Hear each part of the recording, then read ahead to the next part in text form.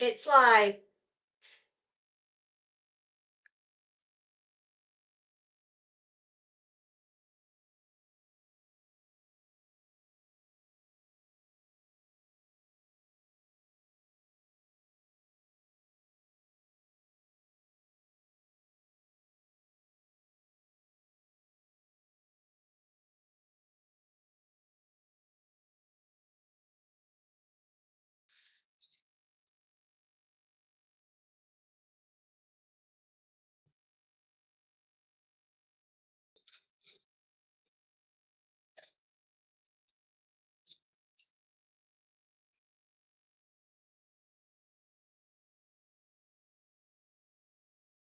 hello, hello, hello.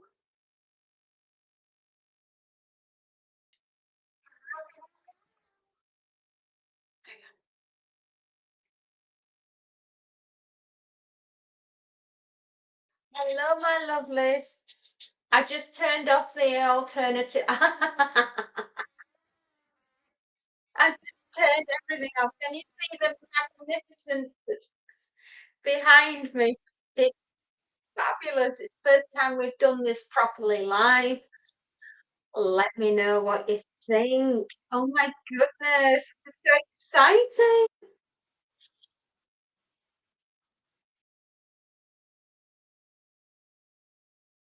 Hello, Skull. What do you think, sweetheart? Is it okay? Do you like the new background? Is it a bit strange?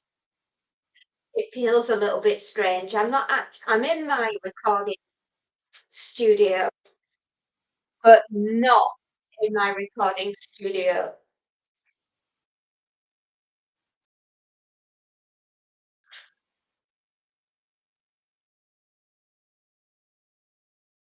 You like my castle? It's where I want to live. If I could pick anywhere to live, I'd live in that castle. It will feel a little strange for me at first because although I'm in my room, I'm not in my room. I'm somewhere else. I'm in a castle. It's perfect for the spooky vibes. Oh, I do love it. I loves. I really do. I want Halloween this year to be extra special for all of you. I really do. Especially you kids.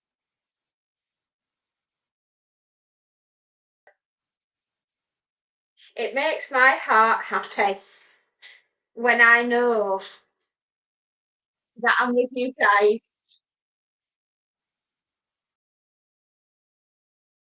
I love the artwork as well yesterday, Skull. It's beautiful. And I keep going back to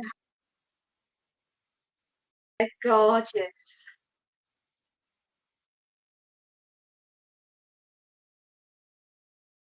You are the remote producer, my darling. Oh, this is Madcap. Hello, Madcap. This is this is all new. So if I seem a little bit like I'm getting used to something new, I thought we'd have a trial run practice because obviously next week being start of spooky season. Are you all excited for spooky season? I know I am. I can't wait to do all the exciting things that we're going to do. Ricky Ibrahim. Hello. I don't oh, thank you, Scott. They are absolutely gorgeous. Madcap. I see you're all you. The only one that's missing is Raccoon.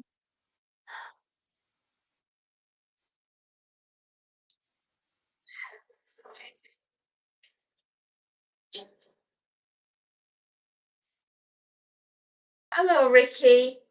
I can't understand, but good morning.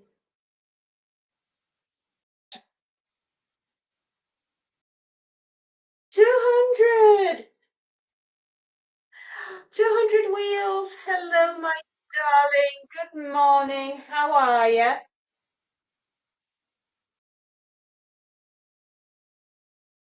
There we are. Sorry, just had to get those trouser shorts sorted. Not the easiest of things. Do you like it? Do you really? Oh, thank you. This is a collaboration of another space note, Cladders, and my brain. A little bit of it. That's my dream castle. You know that Cindy and Barbie had the dream house? Well, that's mine. I want to live in a spooky castle in the middle of a dark forest. That's where you'll find me. That's where my heart is happiest.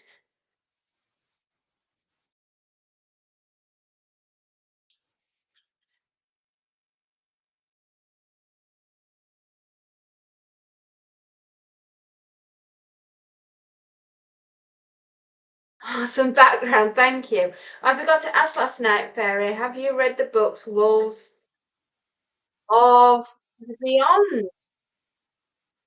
No, I have not. I didn't. That is sweetheart.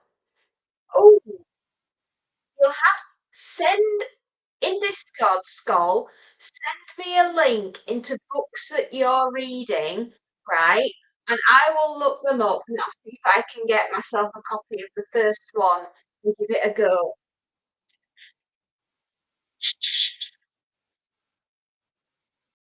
Oh, Madcap, I am here. It's just taken me a little bit longer to get going this morning. But you know what? Quarter to 11, so it's the usual time I try to get on. And I had to iron my green screen. You can't see my green screen, but I have a green screen behind me. And I had to iron it this morning because it got really scruffy. So I had to get all that. Then I had to get the step ladders out because I couldn't float all the way to the ceiling. My wings are in the washing machine. So I had to go up the step ladder instead today. And then I had to pin it to the wall behind me and make sure it covered the radiator that's behind where I am. Can't really tell, but and then of course you can see the clothing behind me. Sort that to the customer, and I had to get a load of washing on, and then I had to back up. So it's been one of those random mornings where I've had quite a bit to sort.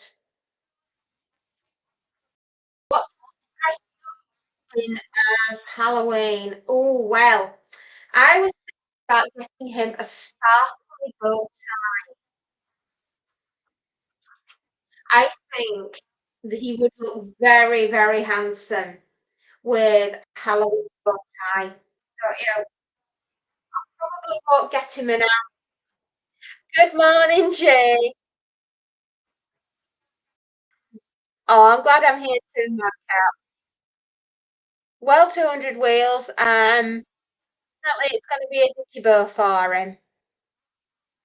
I've got 3.9 impressions overall. Very good for a starting off. You know how long it got me to get there? I still haven't managed it.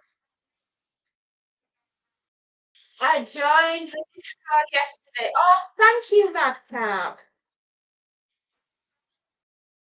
God bless you, sweetheart. Thank you. Well, that's the Discord is there for you guys. So you can all talk to each other, and then when I pop on, I can say hello and wave your way and all the rest of it.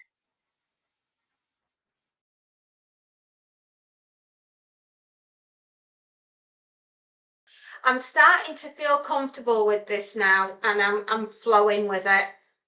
It just seems a bit different for me because I've got the ironing board positioned differently.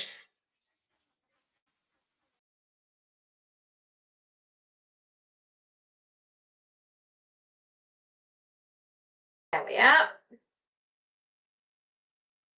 So, Jay, what do you think to the new background?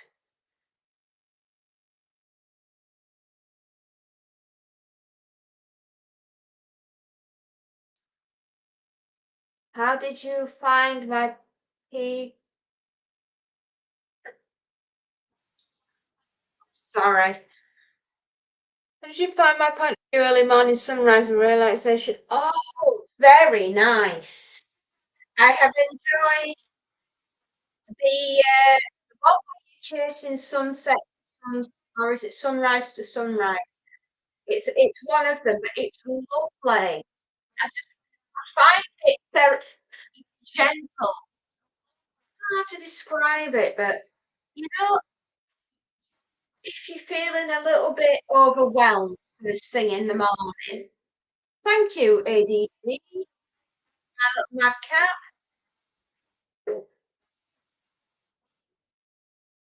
That's my perfect castle. That's what I want to live in.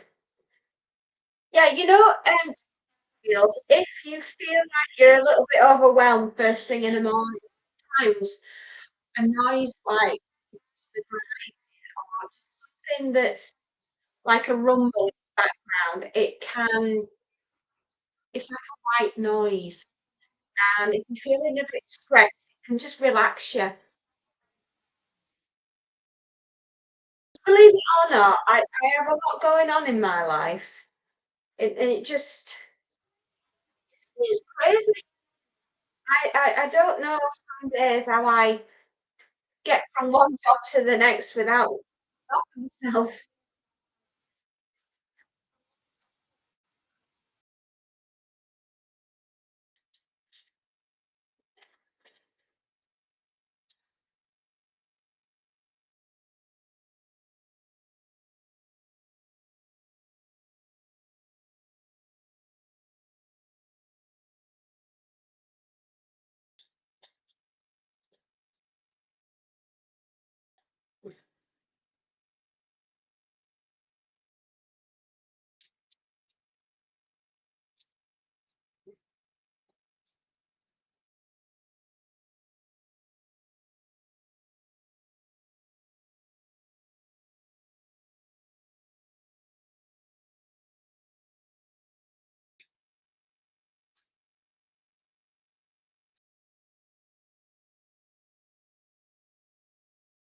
Yeah, it's a wonderful feeling.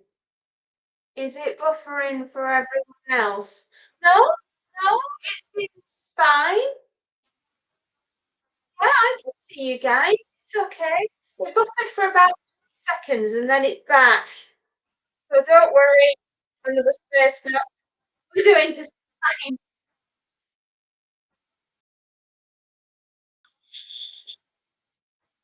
Oh, just think about all the crazy things we can do. It's come back, it's fine. We're here, we're all right. The internet's still up and running my side. Hmm? No, no, no, I'm fine my side. Cara, thank you, darling. Glad you like it. That's my castle. That's my dream castle.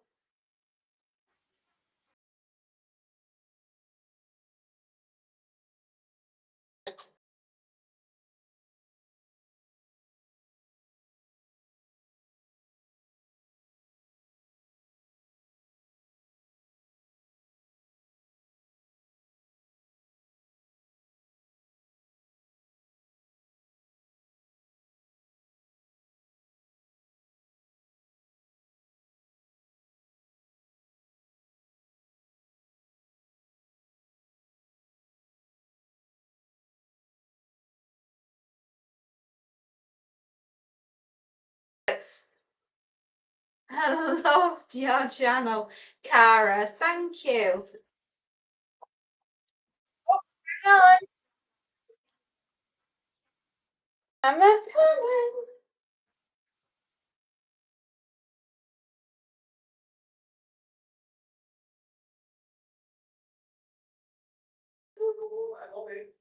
Why?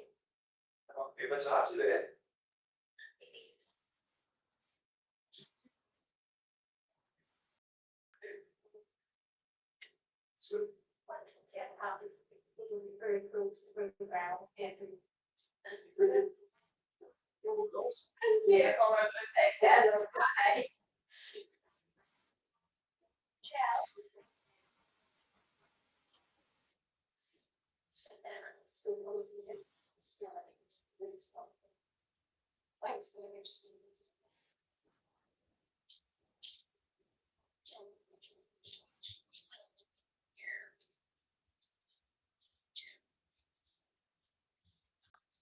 I'm sorry. It was the postman. Oh, no, no, Scott, I'm so sorry. Honestly, I say it's the phones today. It seems like the newer phones get worse. Do they? Oh, Cara, thank you.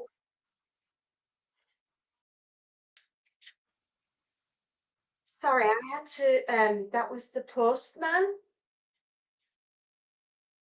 He was dropping off some equipment.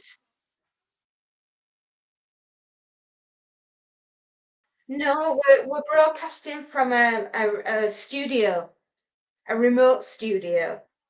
It's rather exciting, isn't it? Like we've all gone on a little adventure and we're all, zooming around the universe electronically. I feel as though I'm doing Star Trek, to be honest, and I've just beamed up somewhere.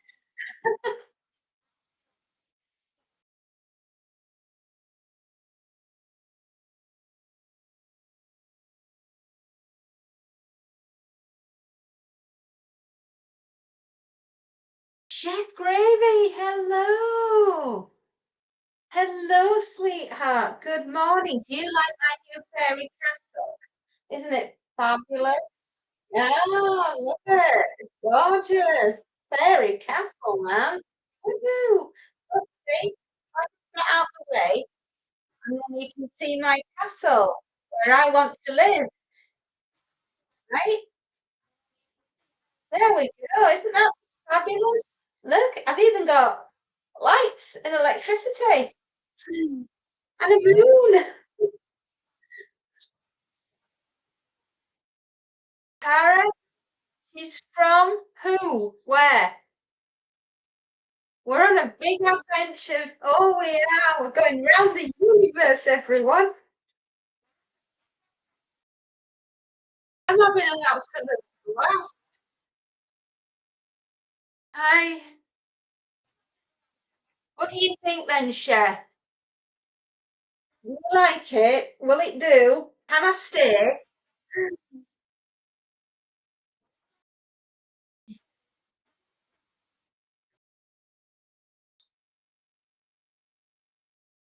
Oh, thank you, darling. I thought you'd like my castle. That's where I want to live. My heart is set on living there. It will be so cool. I could roommate with Dracula. In fact, my roommate could be Draculaura, because she'd be my girly, my bestie, one of the girlies.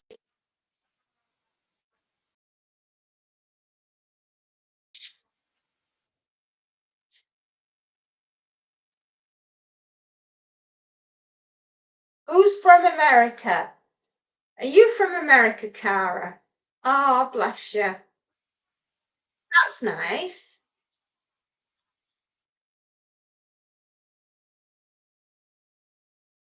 Oh, somebody sending me love hearts. Thank you. That's so sweet. Me and Mad.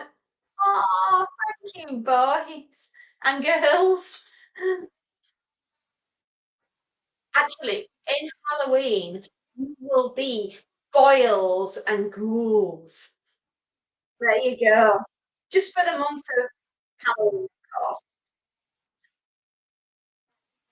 I know. It first thing I thought of was a vampire castle. Yeah, mind you, if you were a vampire, everybody would say you'd be a pain in the neck.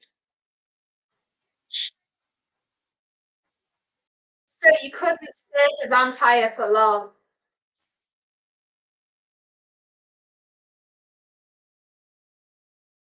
I know it first thing. Yeah. I like it. We're doing incredibly well with it. We're almost through all the shorts. And then we've got the t-shirts and stuff that are all behind me. Happy to take suggestions for fairies back. Oh, wow. Yes, of course. All right, kids. The floor is over to you. Oh, you're from Iraq. All right. Sorry, Cara. I didn't realise. Yes, of course, kids. As you're here for a short period of time because you're really supposed to be going to sleep and going to school in the morning, would you like to pick a background that you'd like to see? Keep it clean. No naughty.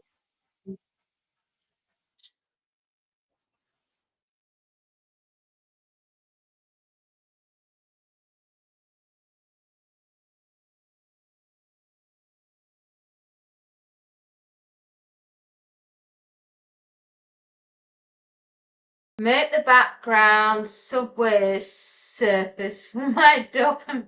Subway Surface? What's Subway Surface? Can anyone educate me on what a Subway Surfer is? I have no idea what one of those is.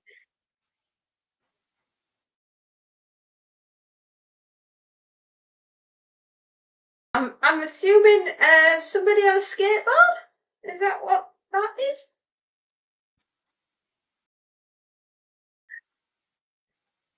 Digital voodoo. Good morning, my lovely.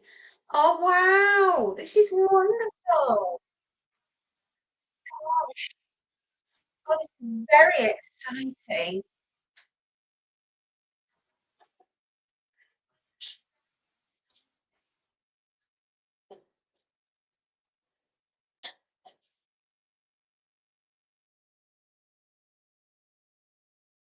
Both mods, yes, indeed. Sadly, Raccoon is out cold. Oh, you're just gonna have to tell Raccoon about this, and and maybe next time, less. Tell Raccoon it's okay, and I'm sorry they've missed me this time.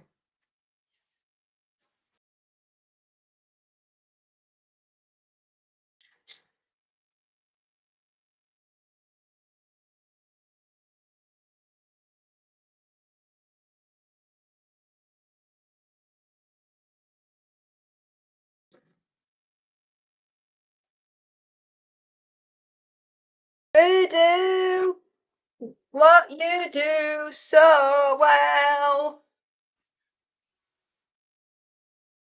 Oh, I'm just having to power my phone up because my phone's dead.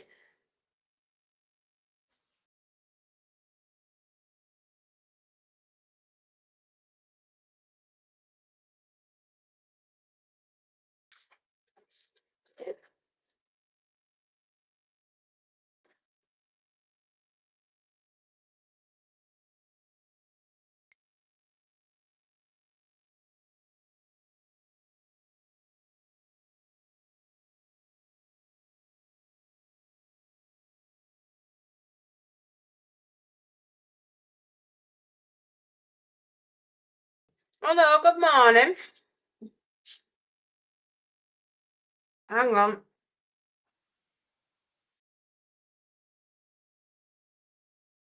I'm just starting my phone out.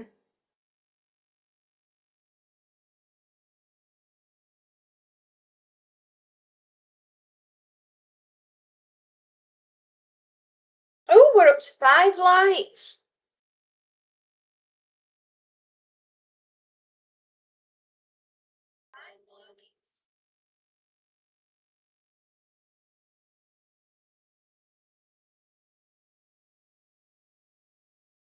Make the background an inferno tower, so I can be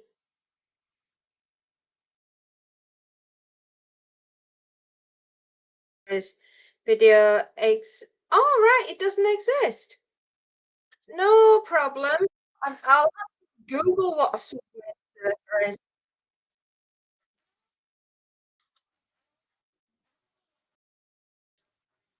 No good Subway Surfer video exists, Chef.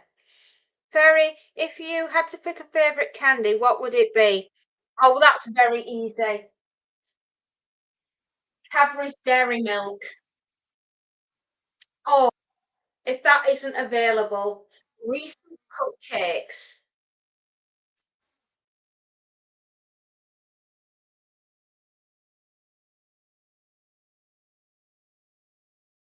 It's a mobile game. Oh, right. Okay. Got you. Does it have gold coins in it by any chance? Because if it does, then I think my kids play it.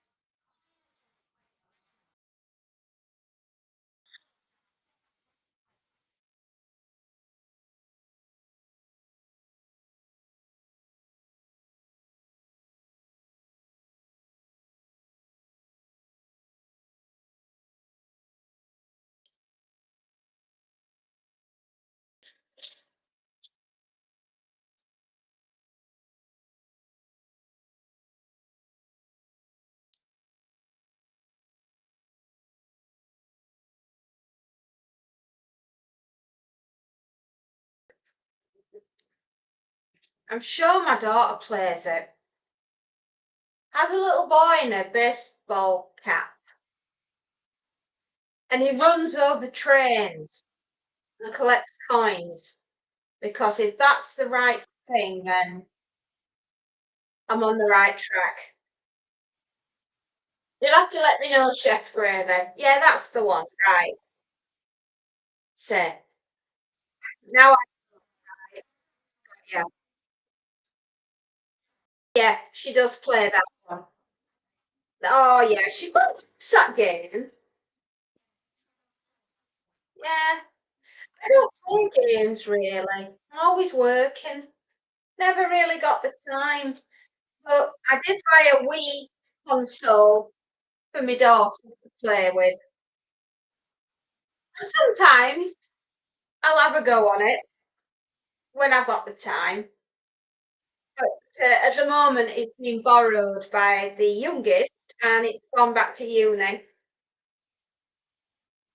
So that'll be the last we see of that for some time. I don't mind, to be fair. They, apart from the clubs that they're associated with at uni, it costs so damn much to go out um, for a night out these days. They don't tend to do that, so they all hang out at the flat and play on the Wii. There's even Super Mario, and I suppose you all know what Super Mario is. And all the rest of it. Yeah, they like to do the Super Mario. It's not the racing one; it's the one where they're in fairyland and they're trying to rescue the princess.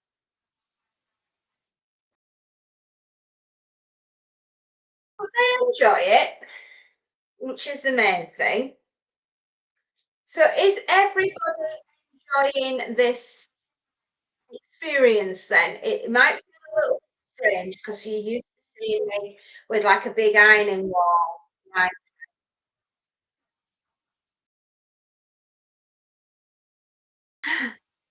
oh, bless you, Chef. Are you starting out doing editing and stuff? Well done. Another string to your bow.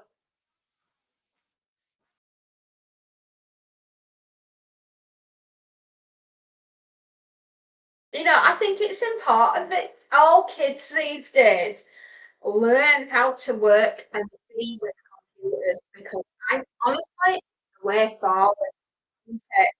Going into the world of work and all that. You see, when I were growing up, right, I learned how to be, we had to learn to use typewriters because computers as we know them now just weren't there, sweethearts. I know it seems weird, doesn't it? Mario, yeah, Mario 64. Well, no, if it's called that. It's got a fairy castle in it, and there's a frog. a giant frog goblin. Anyway, should be able to tell you what it was. I'm afraid it's a bit beyond my mind. When I was growing up, we had and ZX84 and Amstrad, right? And they were that was the computers that we got to play with. And then the Sega Mega Drive came along, game changer. And then of course the Nintendo Game Boy, which was phenomenal. From that, obviously, got to the PlayStation, the Xboxes, and all the other things you guys have got today. But it blows my mind how much gaming stuff you guys have got. Opportunities that we never had when we were growing up, to play with these things.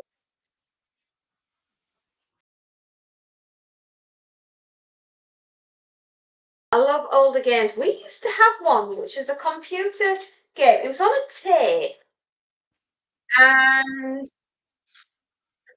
called Faster Than Light, and it was you were the spaceship, and you had to blow up the alien. It was very, very basic. The aliens would come down, and you would go up the screen, and joystick, and you'd move left to right, and you'd blast away, getting rid of the aliens, and then it just get faster and faster and faster until you either crashed or you beat the aliens. It's basic, right, at best, but it was a game that I loved, and I used to play it on my ZX81, which was my version computer, and it had 1 RAM memory or 1 gigabyte of memory or something. It was really, really unbelievable for its day, but it was £100. I remember that, and my mum and dad bought it me for one Christmas, and I just thought I'd been given Oh, the most exciting thing I've ever had.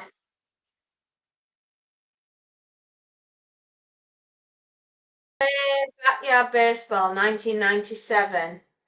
Oh, really? Complex. Is that one that you would have loaded up on a floppy disk or a chip or on a tape?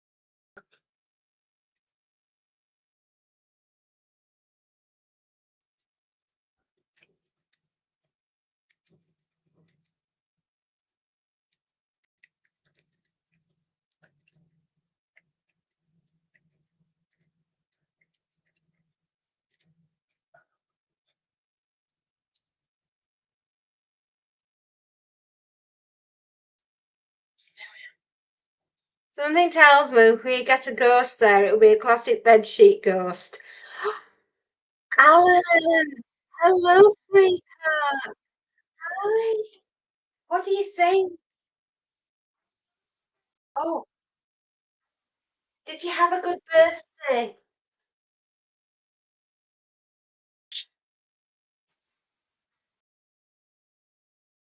Yes, that's exactly what it needs. A bed sheet ghost with cat ears on it. Yeah. And we need two of them because it will be Dexter and Monty messing around with bed sheets.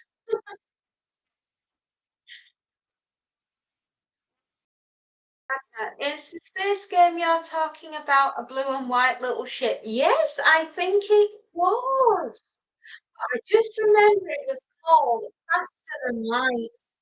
And it really was faster than light. It looks amazing, and you did have a good birthday. Oh, well, that's all right, my darling, as long as you did. I'm trying to when when anyone tells me that it's their birthday or something major is happening in their life, it would be really cool if Monty and Dexter could make a little bit of a thing about it and, do you a little short, you know? So I'm trying to do that for everyone. So if you just like let me know in advance if you've got something that's happening in your lives or something exciting like birthday, maybe you've got something exciting happening, somebody's getting married or there's a baby on the way or whatever, you know, let me know so that I can do something in a little mini short form. I got distracted with a drawing once you mentioned Monty in a bow tie for Halloween. It's posted. Oh, sweet, thank you. Oh, do you like cooking? It's Jack.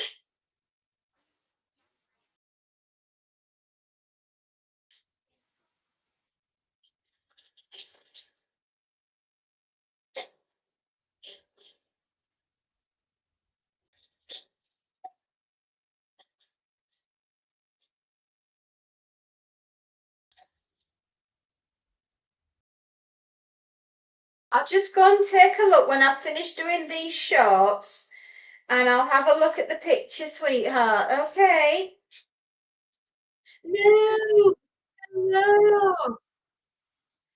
hello. Hello, Mrs. Perry. How are you? Happy Halloween.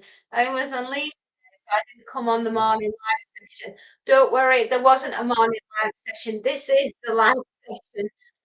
The pumpkins are out again, Fairy, and it's not even that well, I know, but I mean, I've got some fantastic pumpkins. I had to show them off. And the background is sick too. It's sick. Does that mean you don't like it or it looks cool? Is that I'm trying to get it hanging and, you know, down with the kids, right? Sick means cool. Yes. I know, moving around.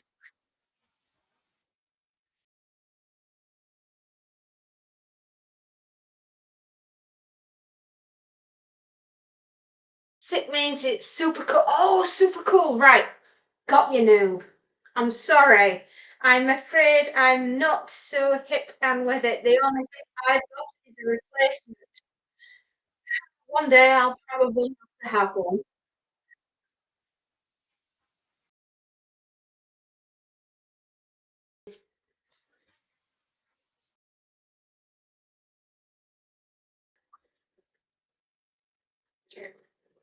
Okay, we got one, two, three, four, five, six, seven, eight, nine, 10,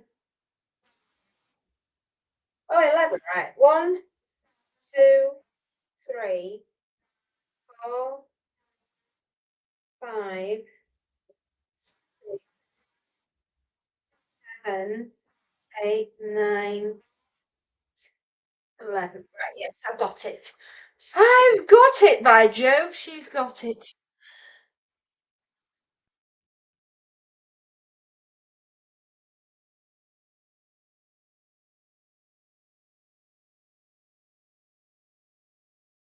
Right, that's that first bag. Done and dusted. Just gonna go pop this in the corner.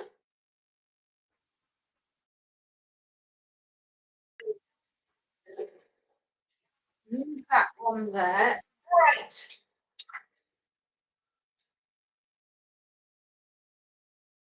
I like to confuse people. Keep moving things around. I think space, not this today.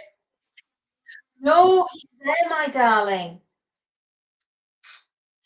Back. Got. No, no, no, space here. I might have played that space game on Pac-Man joystick to hook you in. Mm.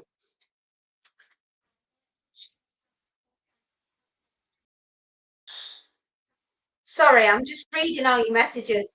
He's always busy, but he's always there. And I think Space Note is feeling a little bit better today.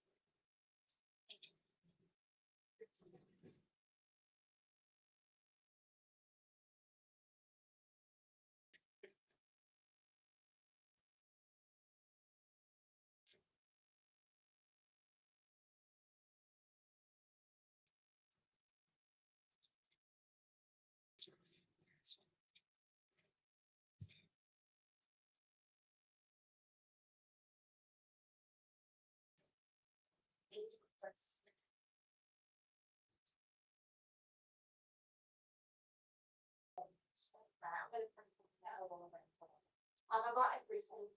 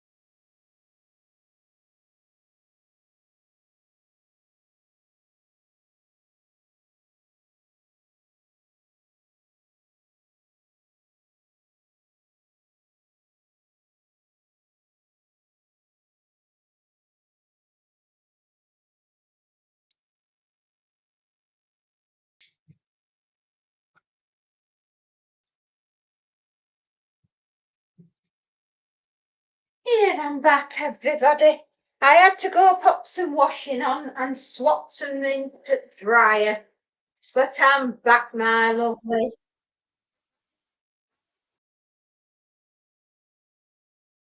Y'all heard of the new game, Woolly Mammoth Rising? No, I've not heard of that. Like I say, I'm not really in with the game season. I can only remember the stuff that I played when I was younger. I used to get the girls playing Pebbles Palace or Pebbles Place or whatever it was. You know the one where you made cakes? That was quite cute. I used to play Mappy and Pac-Man with my mum and dad. Oh yeah, Mappy was so fun. Big Dog too. We all played hide and seek. Rally X. You all heard of a new game called Woolly Mammoth? No, not heard of that one. To be honest, no. I think it ended up at 600,000 BC, so you can't access it anymore. Scientists are working on remaking that. Yeah, oh, right. Yeah, sorry. You know the one that gets me is the woolly mammoths that they found that had eaten something and then were quite frozen. Is she? Hello. What do you think about the new setup, Richard? Are you happy?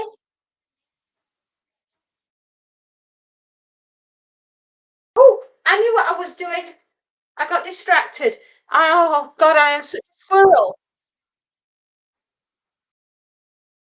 Oh,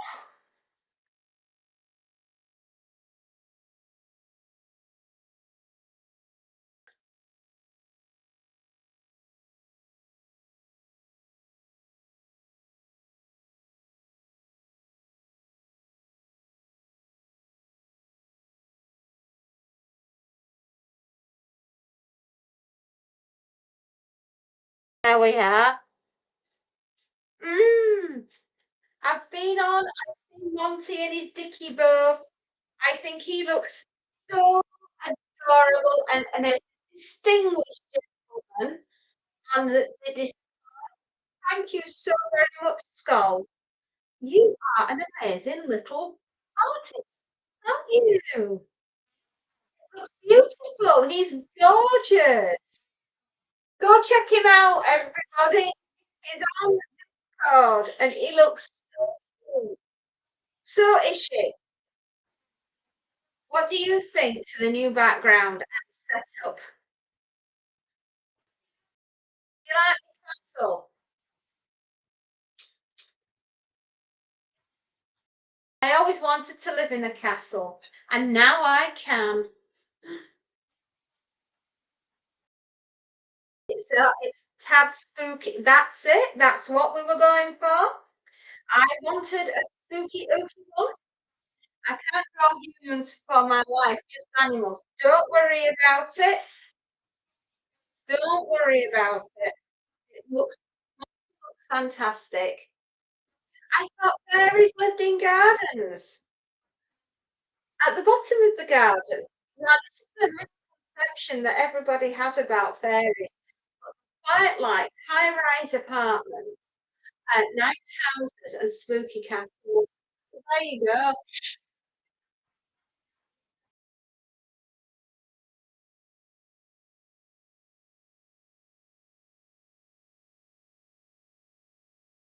We also like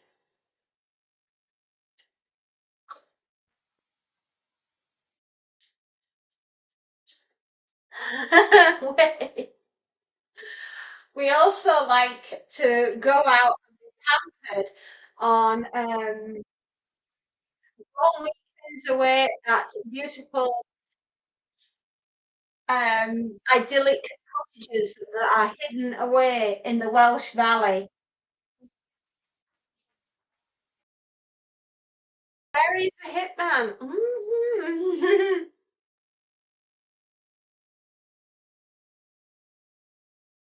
Knit. Space knit. Space knot.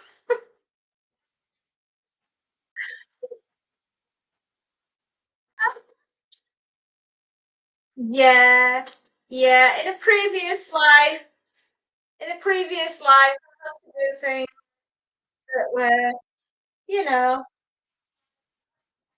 a queen and country in a previous life. Yeah, not the woman I am now. No, no, no. Don't start that. That was an awful thing to happen.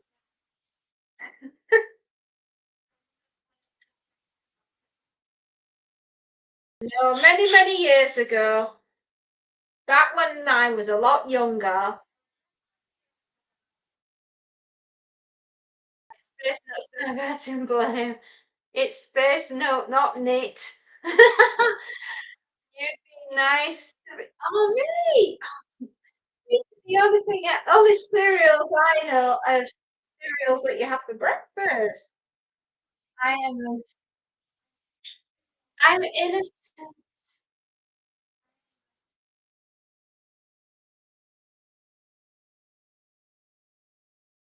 I'm a good mama. You probably apologize. Yes, I would.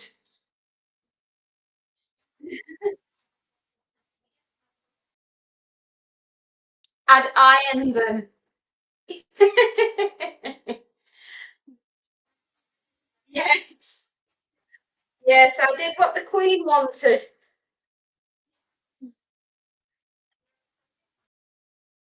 as did many of us when we were all in her employ all those years ago. I'm an old woman now. I don't think I could do what I did anymore. I'm just too old.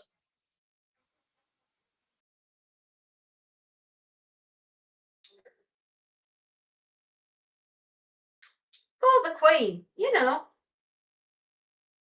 if Mary was an assassin in this her life, her victims will all be taken out with an iron. Yeah. Oh,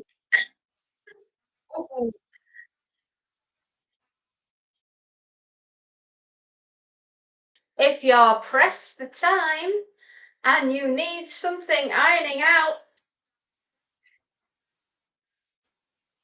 but you're up against it.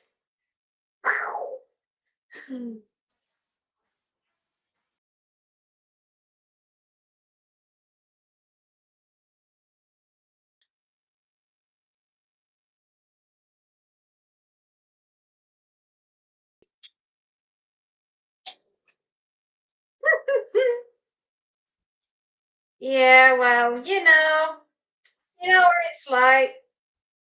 A girl's gonna do what a girl's gonna do. A girl's gotta eat, right? And she's gotta get employed.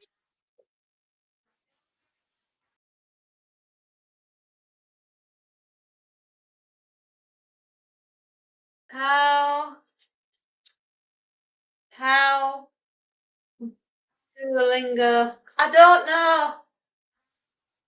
The iron passenger.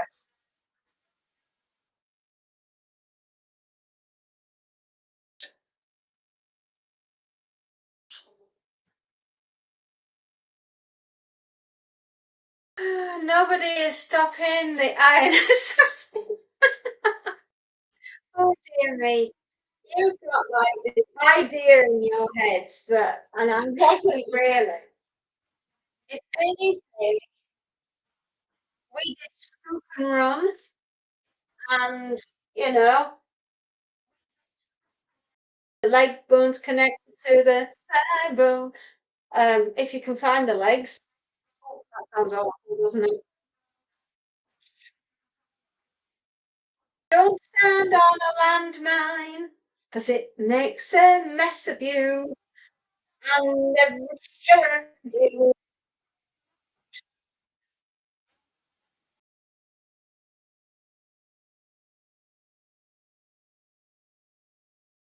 There we are. You leave a trail of bodies with ironing marks on them. Yeah, like, phew.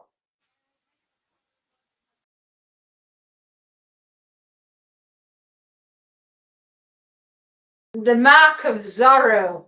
No, it will be the mark of Pharaoh.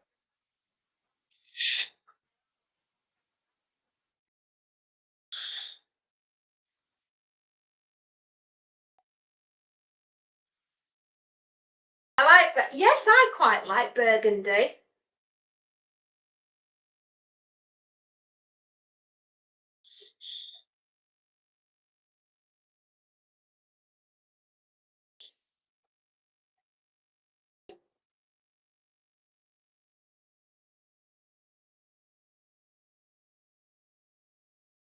Don't stand in a landmine is generally good advice. It's the best advice.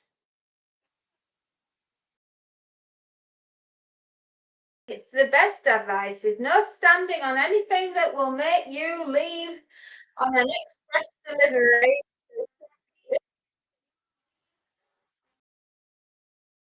I like that. Yeah, black and white design is cool. Yes,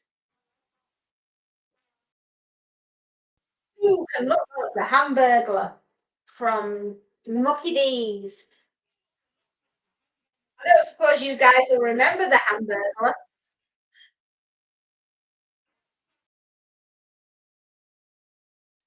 Do you know what I guilty pleasure time here? But you know what I like to watch on YouTube is adverts from the 1970s, 80s, and 90s of when I was a child, when I was a teenager, and when I was in my early 20s, right? I absolutely love to pretend I'm going back in time, and I like to watch the adverts on the telly in England and in the States, you know, to be fair, I like them both. And it's usually around about Halloween and Christmas time that I like to do it because I need that little bit of my past with me because it's something that you kids are not will not experience, but it's something I've enjoyed growing up. How many of you go to the mall, go to a shopping centre and shop and go from store to store these days, right? How many of you buy whatever you want and have it delivered on Amazon?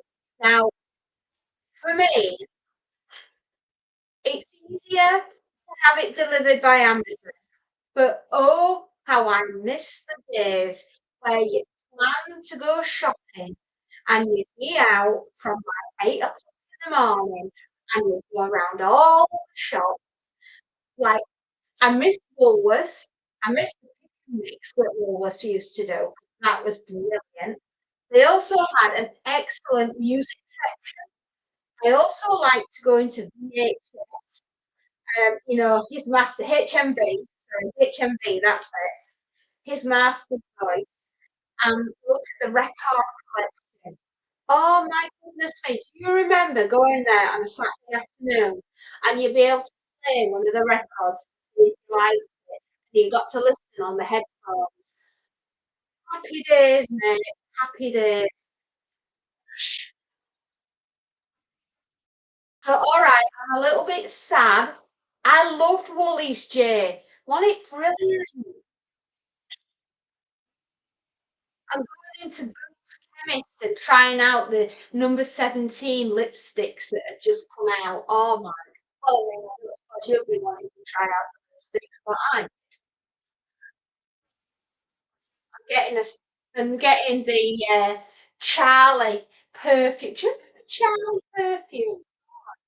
Now, Tom, go on reminiscing with you. Wendy's is better in Australia. Well, at least you've still got your Wendy's. We used to have this little burger place called Big Mac, McDonald's and before Burger King came along, and it was called Wimpy.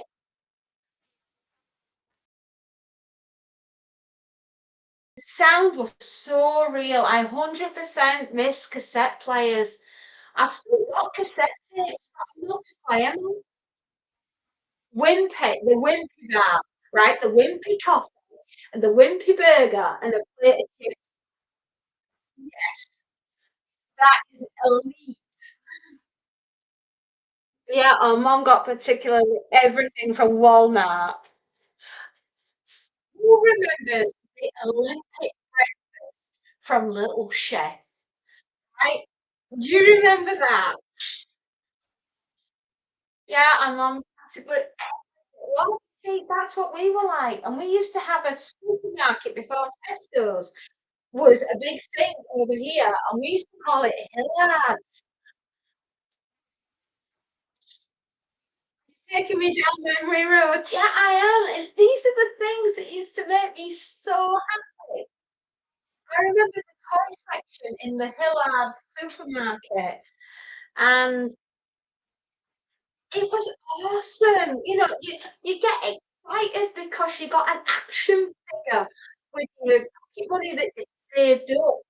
And I used to collect Golden Girl. It's the battle of used to be called one called the Dragon Queen, who was on the bad side, and then there was Golden Girl, who was on the good side. And do you know what? I still got my dollies.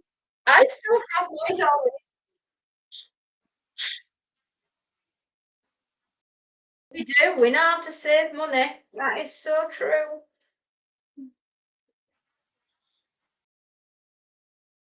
Do you remember the tango drink ads? Yes, I do remember the tango drink. But the orange man running around giving everybody a kiss. Oh my God. Sorry, I've got to go back through some of these memories that you've got. You leave the trailer bodies with ironing marks on them. I would, yeah.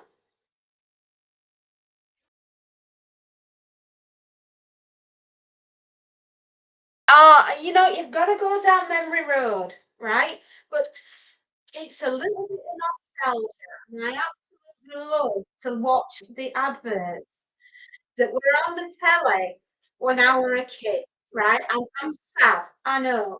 But it's a part of my life that I loved, and I know I'll never get to see adverts like that ever again. The stuff that they advertise these days, it's not a patch on what we grew up with. I remember getting excited. Do you remember a company at the back of the moment?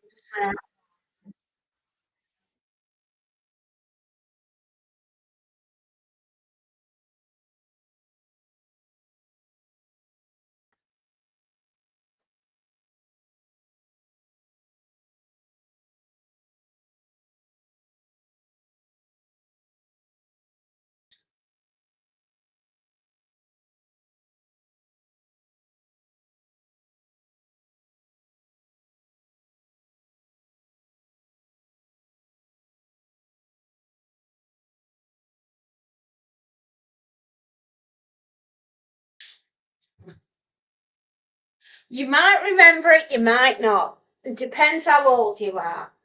But we used to have that sold tapes and record video players and televisions and stuff.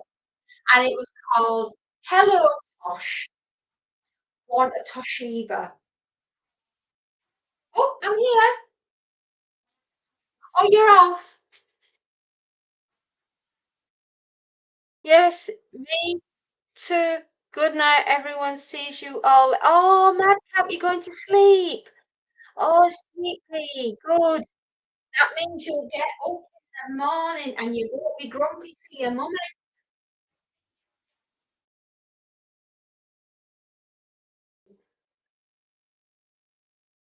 That's a good thing.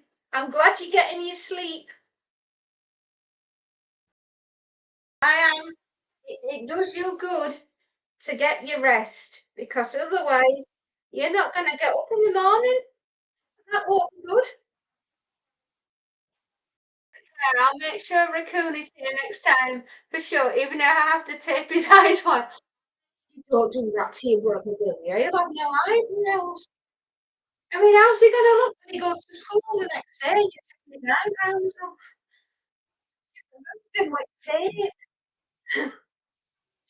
He's gonna have an expression on his face that's gonna make him look like surprised all the time.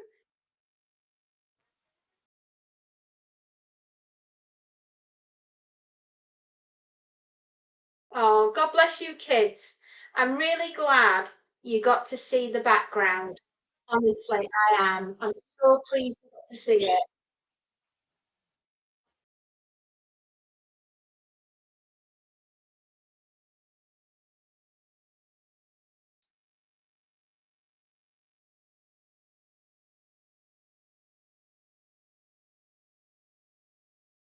But yeah, there used to be a an advert that was on the television and it used to say, "Hello, Tosh, want a fever?" It sounds bonkers, but that's part of what my childhood, and those are the daftest things that I remember, and they make me happy. They're really taking us back in time with the Tosh song. Yeah, I am, aren't I? 1980s. Good morning, lights and joys.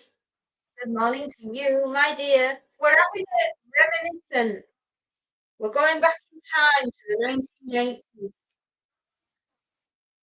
How are you, my lovely? Did you sleep well? Does anybody remember my name? Fame! I'm gonna live forever. That TV show was absolute supreme. I loved it. I watched it. I wanted to be part of Fame. But I knew it would never happen. But a little girl can dream, right?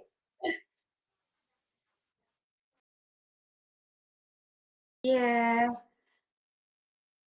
Who remembers Saturday morning cartoons?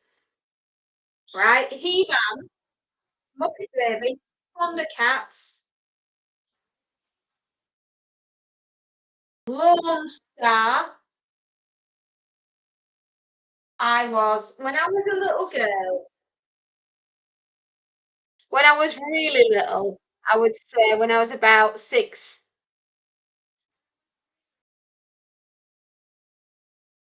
When I was about 6 years old, I just wanted to be a dancer. I was spinning round and pirouetting and I was being a actually back then I wanted to be a fairy. I must have known all my life I was gonna be a fairy. There we are.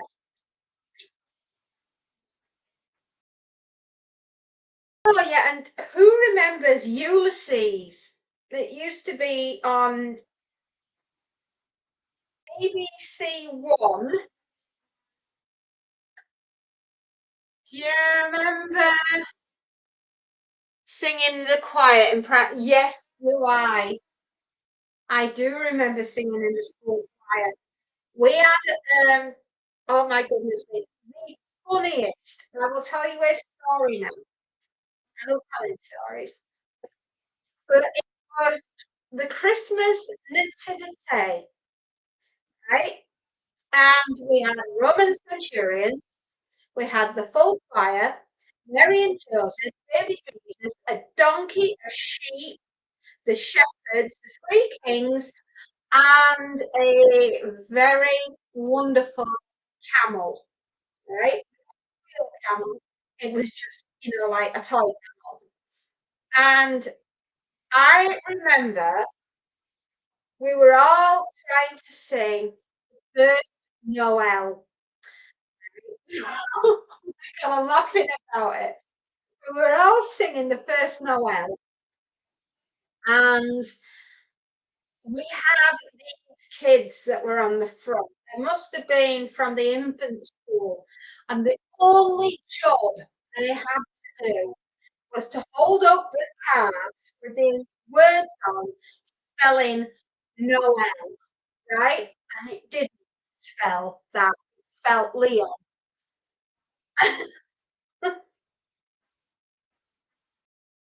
We've gone and sat 'em down and given them the cards in the wrong orders.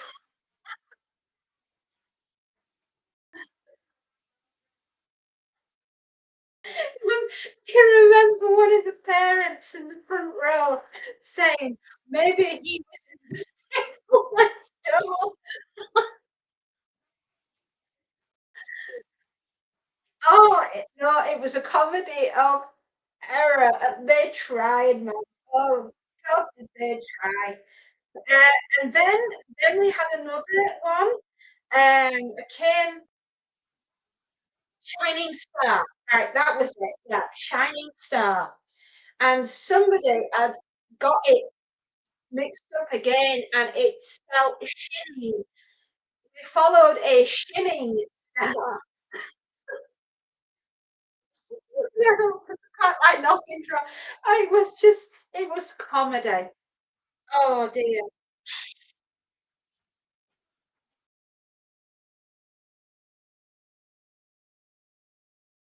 Right? But no, it gets worse. It gets worse.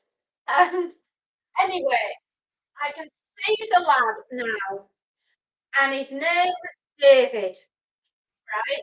And he was in my class, and he had the tightest, curliest hair you've ever seen. And the Roman centurion outfit that he had on was a bit big for him. But he just marched out onto that stage and drew his sword, and his centurion bottom half of his outfit fell off, right? And everyone could see that he was wearing Superman pants. It was absolutely, I mean, at this point, everybody, including the headmaster, was laughing.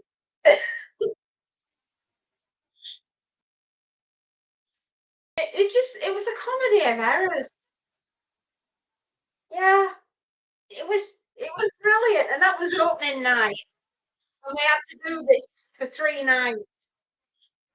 This was all on opening night, and it was just the funniest thing because we had, a lot of people that went to the school, and all the parents all had to see the, you know, the nativity, so we did it over 3 nights.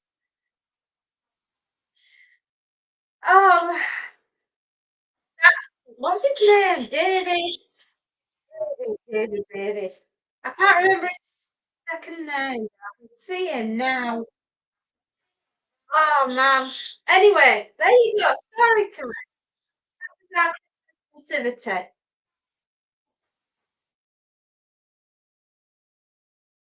I mean, well, he'll be in his 50s now, like me, won't he? I wonder if he ever thinks about his underpants being Superman. But it's so well Superman underpants, you never know. Oh, gosh. Happy days, everyone. Back when things were a little bit more innocent than they are now.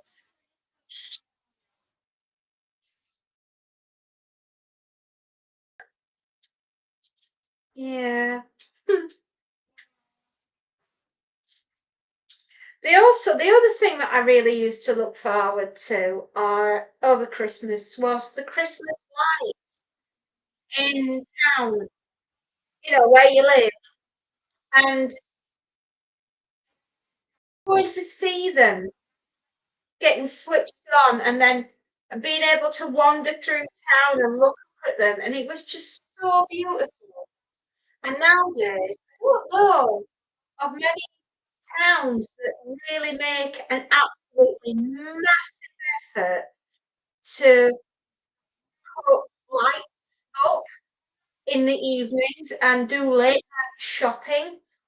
You know, Thursdays used to be the late night shopping night, and all the stores stayed open till 9 o'clock, so you could go out and do your shopping like 2 weeks, 3 weeks before Christmas. Oh, those are the days. And everybody seemed excited and happy.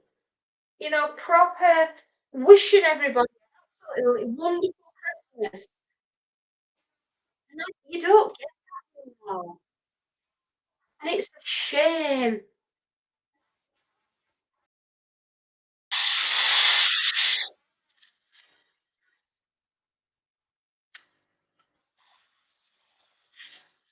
I'm wanting a time that can't be anymore, aren't I? How's Betty Four? I haven't got Betty Four on at the moment. She's still waiting to be deployed.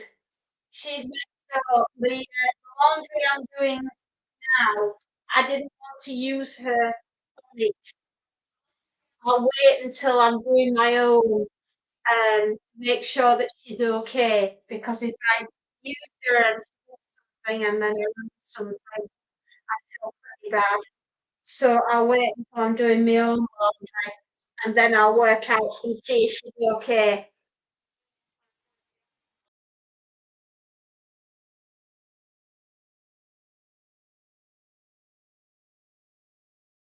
Um, I was raised in the big cities, so Christmas decorations, they used to be everywhere.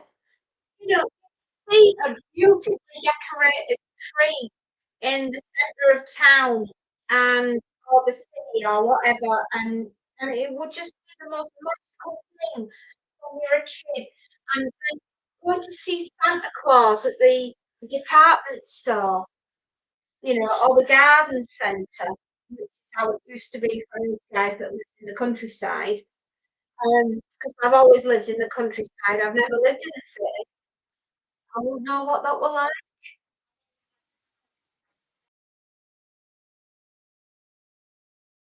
Now, less and less, it's mostly Christmas sale ads. Yeah, you know, I mean, I don't even look forward to the Marks and Spencer's Christmas ad, and I don't like the John Lewis ones because they're just not. It's just not the same. You know, they spend all this money doing an advert, and it's like the one that Marks and Spencer did a few years ago, and then threw the Christmas cards in a paper shredder, and I was like, huh? It was the most un-Christmas advert I've ever seen. It didn't tell me that it was like everybody hated Christmas. And I mean, it might just be me, but I got the message that they were all laughing at us at, you know, Marks and Spencer's, that they thought we were all a bunch of morons.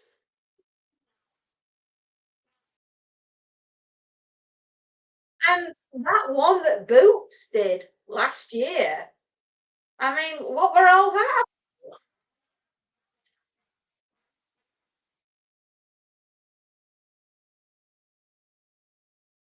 You know, if they want to put a Christmas advert out this year, I'd like them to remember that the people that they're wanting to sell their wares to want it to actually be about Christmas.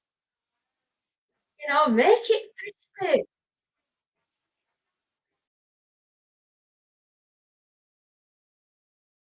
Make it like it used to be, you know, when it used to be a little bit mysterious and a little bit magical and wondering whether or not we're actually going to get the hopes and dreams present. You know, the one thing that you knew you couldn't wait to get.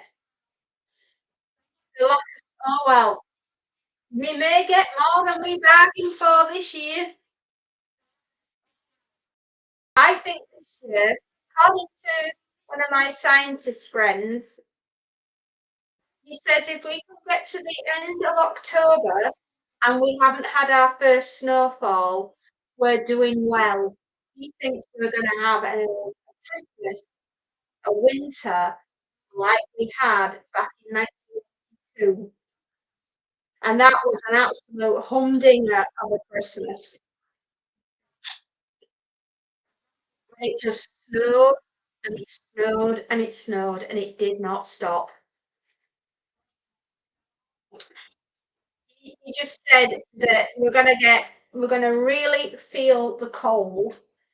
He says he got alarm bells ringing back in July when he noticed that, and from his readings that he was doing, because he watches the weather, obviously, it was what he did when he worked.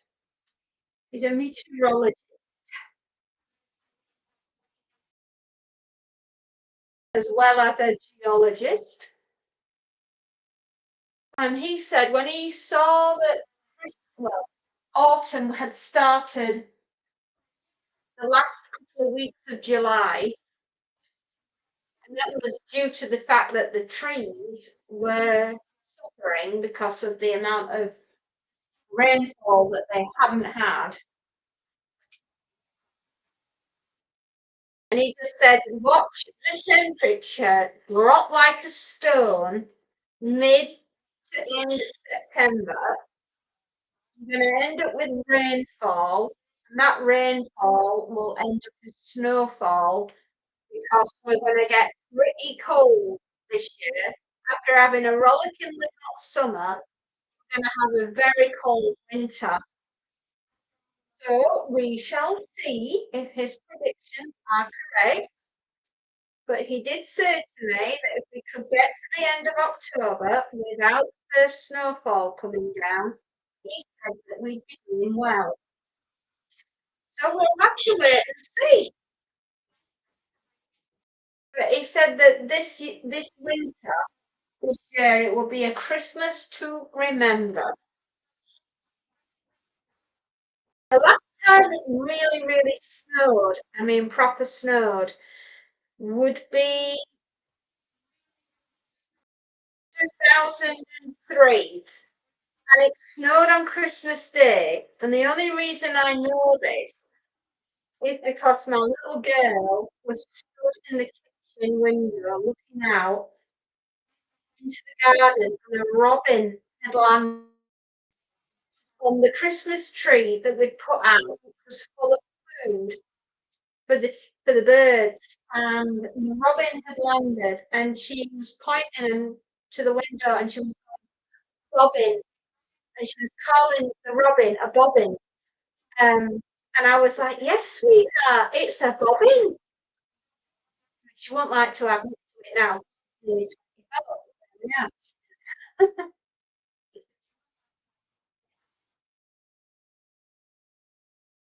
You better be getting paid to iron all these clothes. I am. I am indeed. Hello, Cher.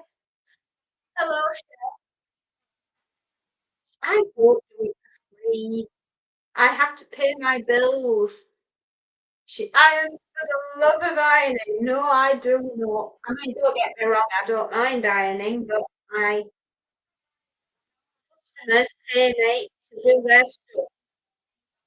How you doing, Tom? You all right, sweetheart? Are you having a break in between doing your work?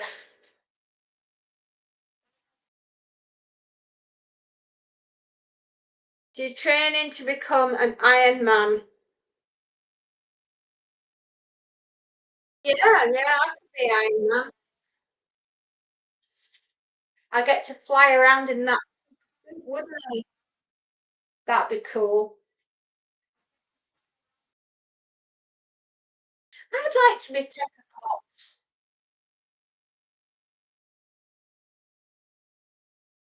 She was a cool character.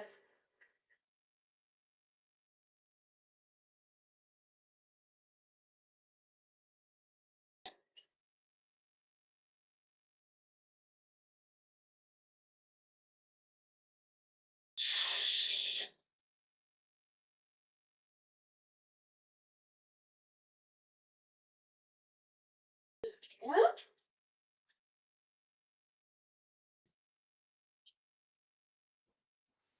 try to pop onto your stream every now and then. Tom, I appreciate you being there, sweetheart.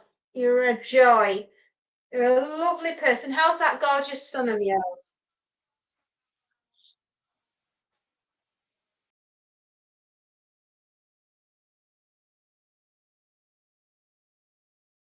Well, the last time I properly chatted with you, properly, was when you were going off to Blackpool for the week. And I hope you had an absolutely lovely time.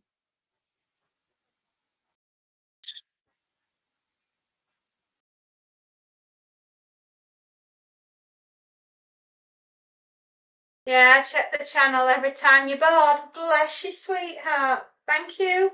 I'm glad I alleviate the boredom. No, I can't think of anything more boring than watching me do the ironing.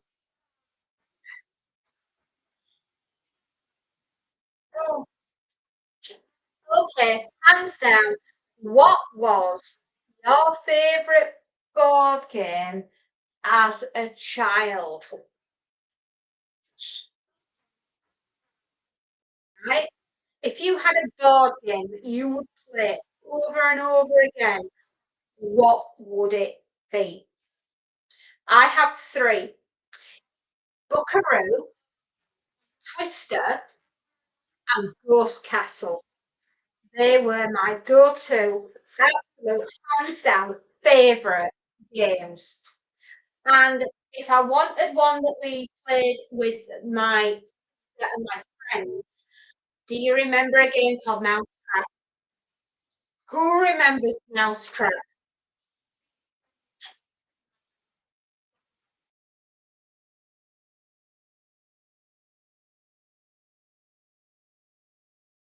I grew up on Ludo and Monopoly. Again, classic, and those are games I played with my own children. I love Monopoly.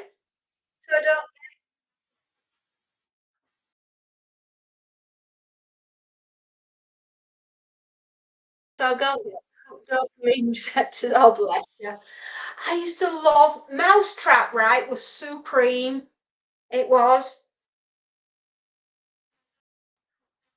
What a game. What an absolutely mental game that was. With the actual little trap cage that falls and goes, yeah. I am trying to get a vintage version of Mousetrap for the kids for Christmas. Well, kids, they're grown up now. But I'm getting us a the game Mousetrap. Oh my goodness, mate! If I can find a one, might disconnect you. I can't find your charger. Oh, no, somewhere in your bedroom. Still, if you go looking for your charger, it might enable you to tidy your bedroom, in which case you'll find it a lot easier. Just a thought.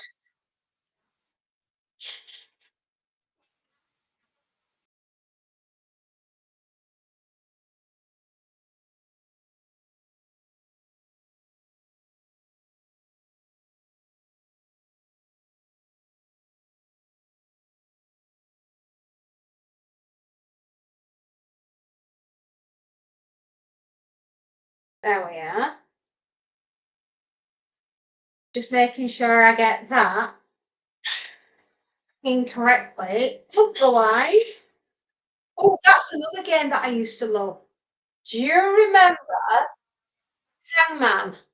There was a blue and a red case, and you turn the dial, right?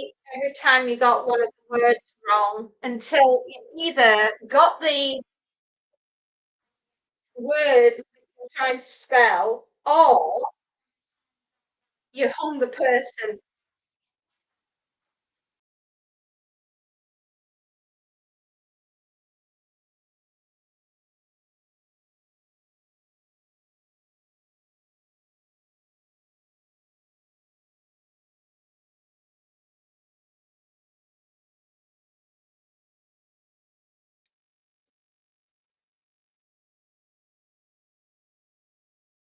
The bit sticking off the top. Yes. I checked my room and the laundry room, so it might be on the couch. Oh, it didn't go in the washer, did it? On the lightning cord charger we own is for me, and I lose it all the time. Okay, so what we're saying is we've got to tie it to you so you don't lose. Got ya.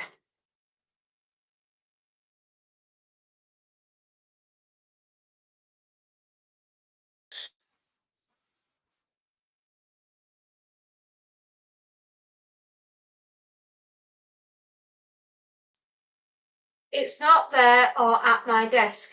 Did you put it in your trout? You didn't put it in the washing machine, did you? With the bit sticking off the top. Yes, that's the bit. That's the one. Hang on. I can see I'm gonna have to do a little video with all games that we used to play when we were younger. Oh my goodness. Oh, what's your top that you used to play with? I haven't seen it since I was a kid though. I know, me too. Right. What was your absolute ultimate favorite toy that you played with over and over again as a child? I'll go first.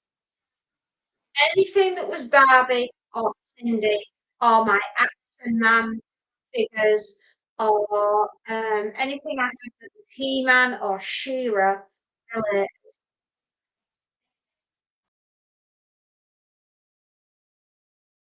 And retracing your steps. That's probably a good idea. Try your school coat. You might have left it in there.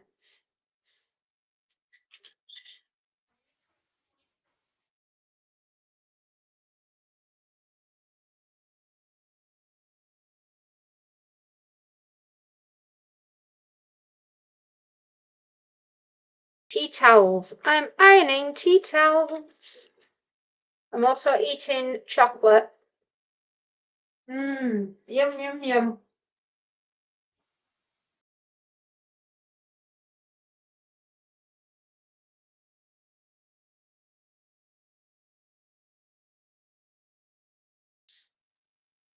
We ought to have, it's in my brother's room from hide and seek. Oh,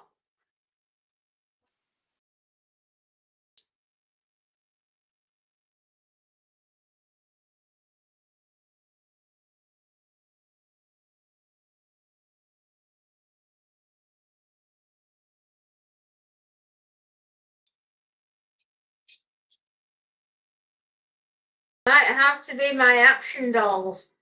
Yeah, with me, it was my action dolls. You know, my Cindy's, Barbies, all stuff like that. Like G.I. Joe. No, I didn't have G.I. Joe. I had Action Man. I had the parachute Action Man.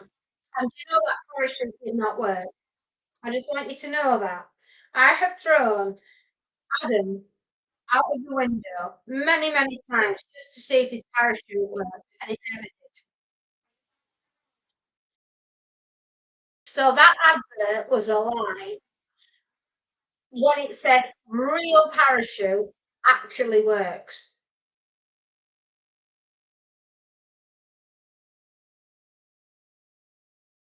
My best friend gave me two packs of deodorant and cologne bottle for my birthday. Is your best friend trying to tell you that you stink?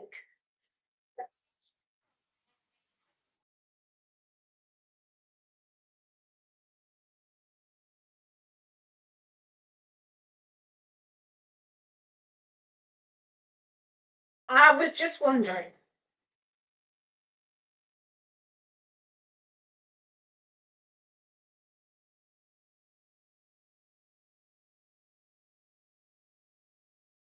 The cologne bottle says eau de toilette. Oh, that doesn't mean toilet water. Just so you know. it said PU, the toilet, then I would be a bit upset.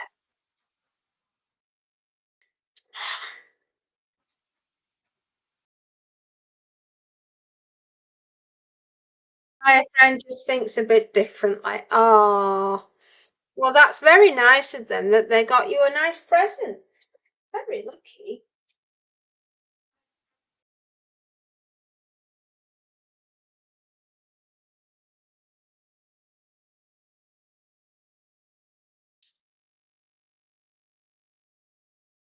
What time are we on? 20 past 12.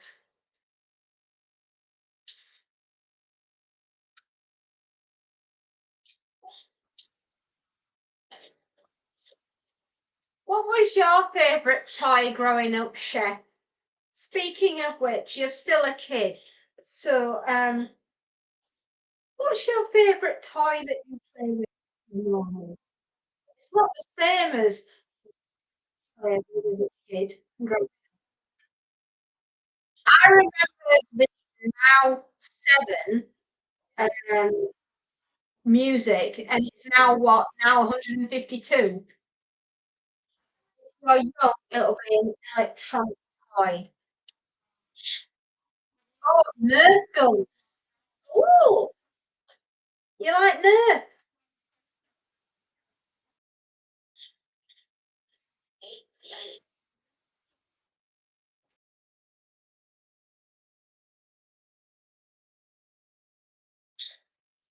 I mean, we liked electronic toys when we were growing up, but there just weren't that many of them.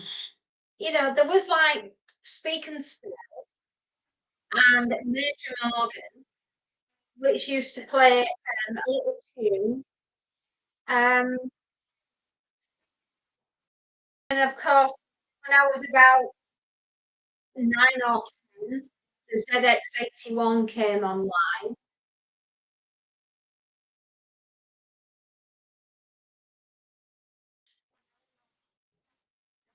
I never got a Cabbage Patch doll because they always used to absolutely terrify me.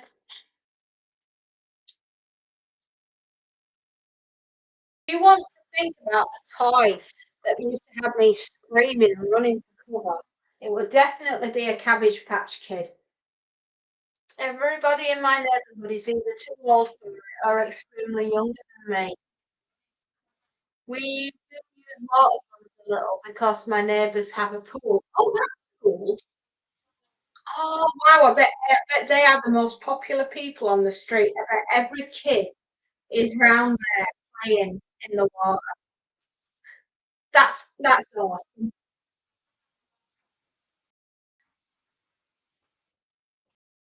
When I was having the fibre optics and everything upgraded last week, so we're now full fibre rather than the old-fashioned broadband. The guys dug a hole in the driveway so that they could put the wires through, and I had a mini pool for about a day because it rained that hard. Do you remember that year that robot dog that used to do backflips came out? Yes, yes, I remember Robot Dog.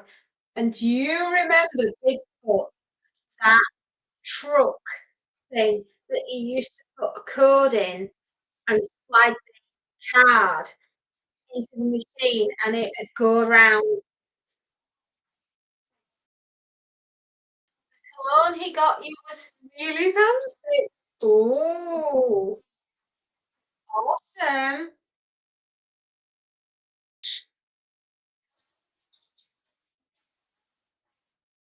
I also got Cherry Links, which looks good. Oh, you'll have all the girls around you, chef. Those adverts, yeah, the Lynx adverts, and then all the girls were falling at your feet.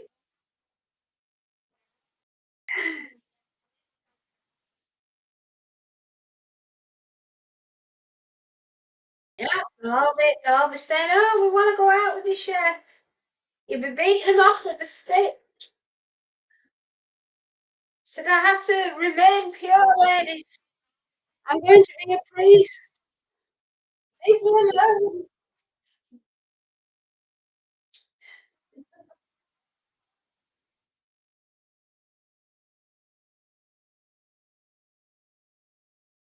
Gosh, yeah, there were so many really cool things.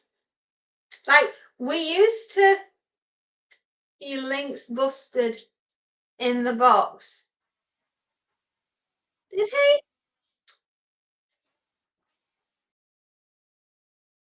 The links is bust in the box. Oh no.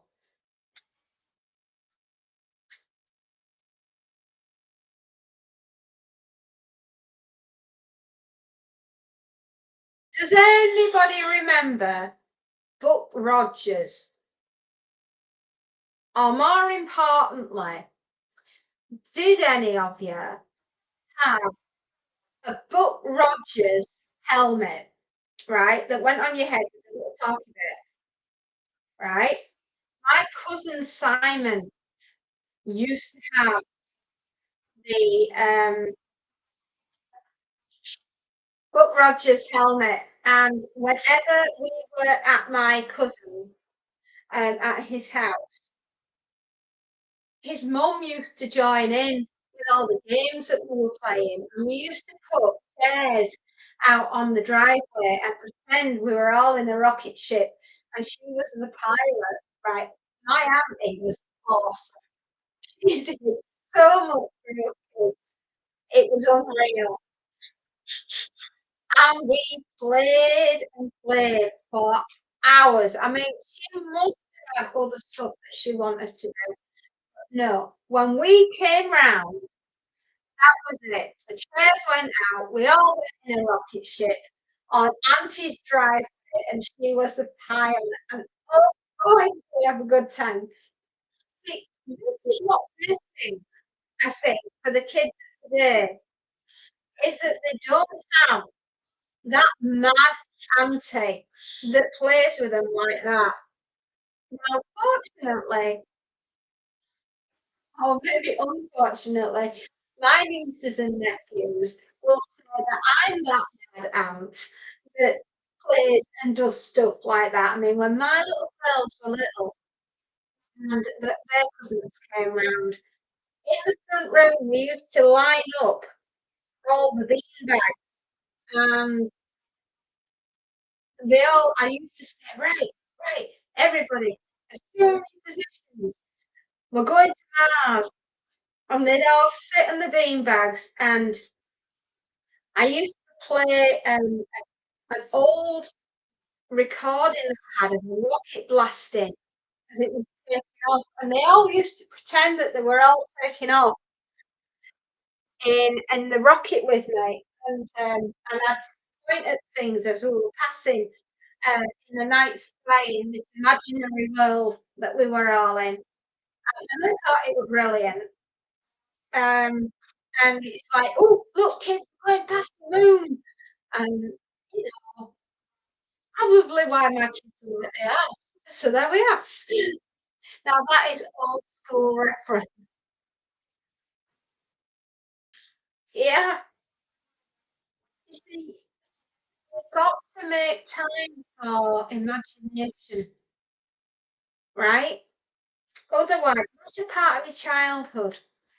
Is you've got to pretend that you're going on a journey into outer space. I will be talking about Flash Gordon because who doesn't remember sitting down and watching Flash Gordon's alive?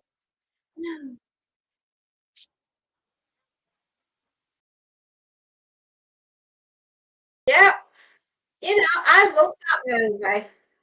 But with my own children, I wanted to have that imaginary place that we could go to, that we could pretend we're being into outer space. And they thought it was awesome. My little nieces and nephews were like, you know, they got to play in this little world that we created for all of us to go into, and it was safe. was fun. And then we'd get out of his bean bags that we were in, and we'd go and explore in the in the back garden, and we pretend it was an alien land, and that there was like aliens around the corner, and we were friendly aliens, of course. And I'd hide things in the garden for them that they could find as like alien treasure, and that they come back, and then by the time the mum and dad obviously were ready to come and pick them up, they were going home with like the stuff that we'd done, like painting or we'd done some training, or they found something in the garden that to get back as treasure. It was just good fun. Mind you, if I asked my kids if they wanted to do that now, they'd probably think I was ready for the nursing home, and there's something really wrong with mother.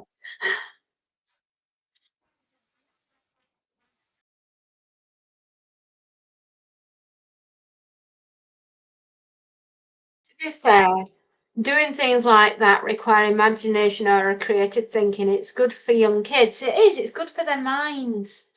I'm back. And Mum's the past cologne is better than a blind sniff test. She also said the other one smells fruity, so I might not use it too. I have a whole collection of deodorants now. Wow. Chef is becoming a grown up. Yes, he is. Don't grow up too fast, Chef, because once you're here, the want and need sometimes to go back to being a kid again.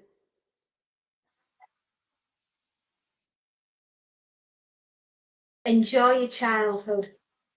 You're a long time as an adult and you have all the responsibilities when you're there.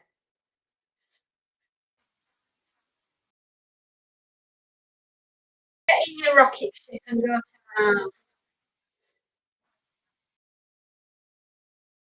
One, two, three, four kilometers.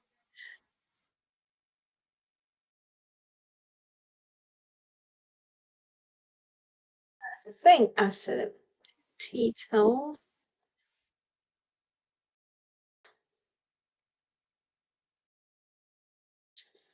Uh, I reckon the ghost could change, but I'm not sure, so we shall find out.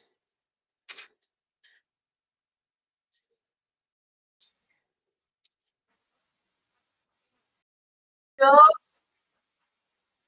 Nivea, Lynx, Manly, and I forgot the other one because it smells bad. Oh, do you know when we were growing up, we used to have this thing called Old Spice Aramis that all the dads used to wear. And any time I smell Old Spice or Aramis, it takes me back to dad. Oh, it was the right way around. That's good. Do you reward Doctor? Do I remember Doctor Who? Yes, I do. I think I've nudged one of the art pieces.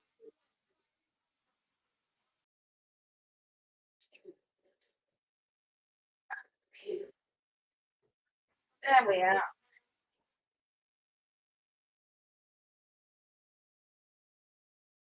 Just need to remember where we are. I remember Doctor Who. Did I grow up? Did I grow up? No, I don't think I did. I don't like the outdoor world. I don't like being an adult. I don't enjoy the responsibilities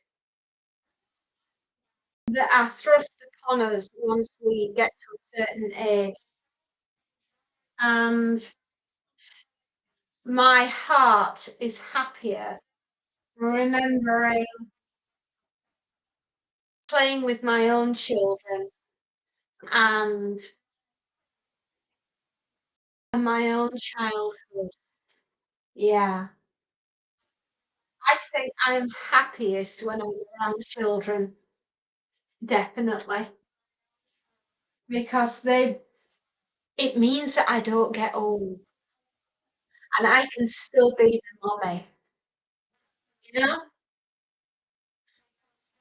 Even though my babies now, obviously they're grown up and they're out there and they're living their lives and they're living their adventures and they're doing all the things which you expect them to do. I still like to think I gave them a pretty awesome childhood. We had copious amounts of guinea pigs, hamsters, goldfish, Mr. and Mrs. Goldstein, the goldfish, that lived in the corridor in a fish tank. And the Goldbergs also lived with them. And there was Fred, who was the catfish. And he used to live at the bottom in the murky water, in the fish tank, or as we used to call it, our own little Loch Ness with our own pet Nessie.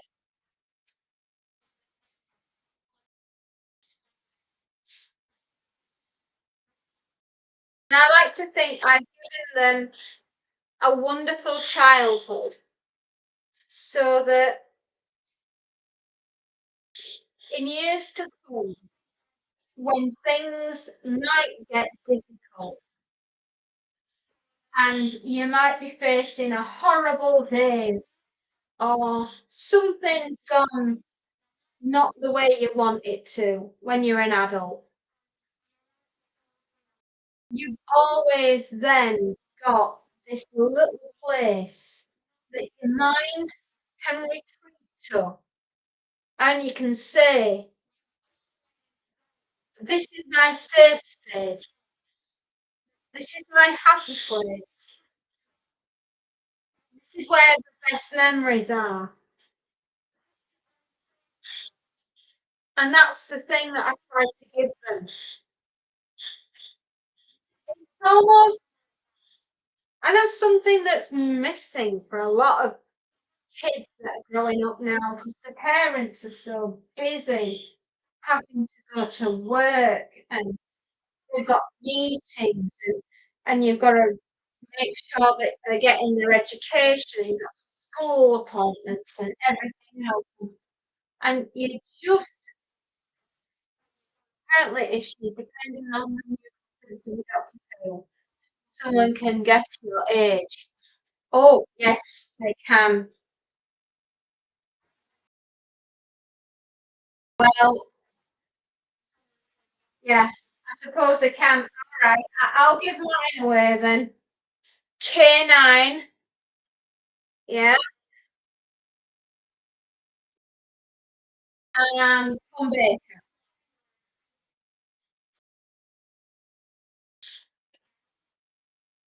It's a long way to go. Hmm, I suppose it is.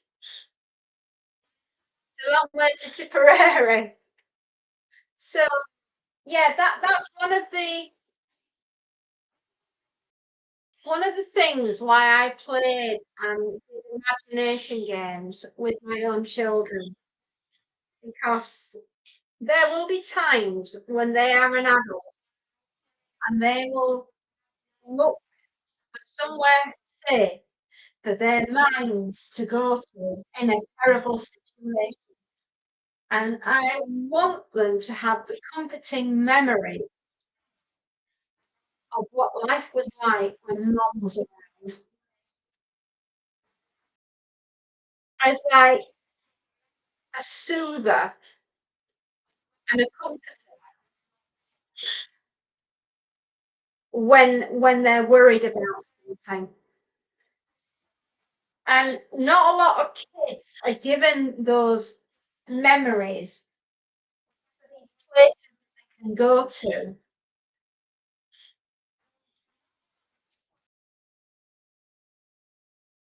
if something got difficult, horrible. And I think it's one of the having an imagination and having a creative childhood gives you the coping mechanisms that you will need when you're an adult.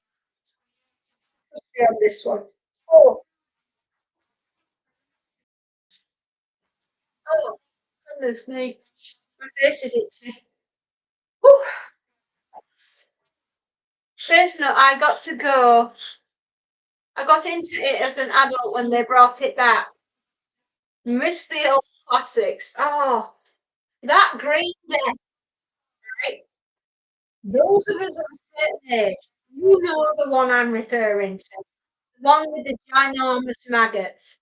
Now, if you didn't go and run and hide behind the sofa, right, when that came on, you're braver than me. I was behind the sofa howling, saying, "I take them away, they're awful."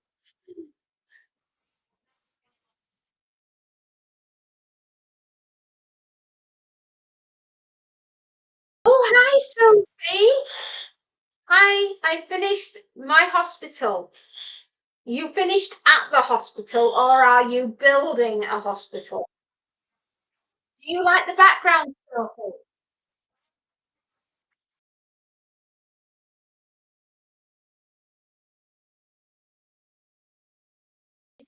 Spooky enough for you?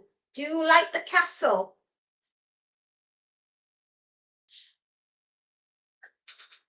Earlier on, Space asked if anybody had a particular spooky background that they might like to see.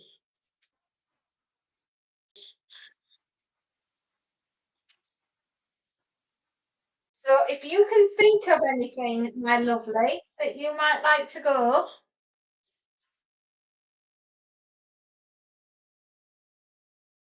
Meanwhile, we are being serenaded by 200 wheels. Oh, that's so sweet of you, 200 wheels.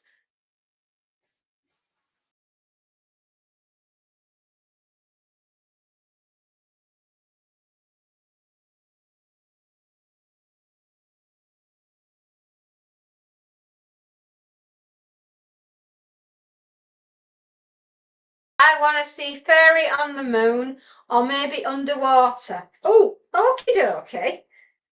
Fair enough. Fair enough.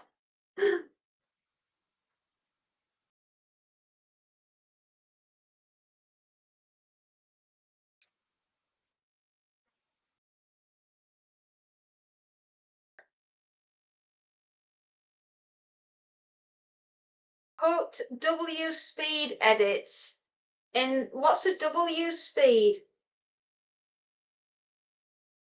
I can likely do on the moon. Oh, okie dokie. Let's have a go then.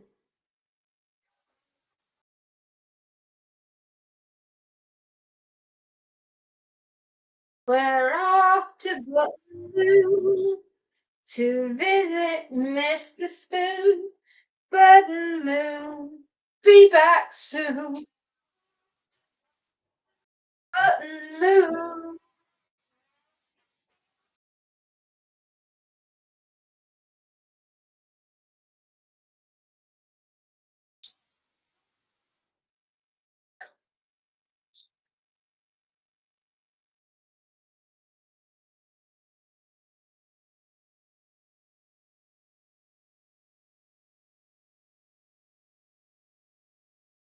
Is she? Are you doing a different background every day? I don't know. I have absolutely no clue. Honestly, I don't know. Oh, here we go. We're off to see the moon. I'm ironing on the moon. Do do do. We're on the moon. There are. Yay! We're on the moon, everybody. Hang out with me on the moon. It's got great atmosphere.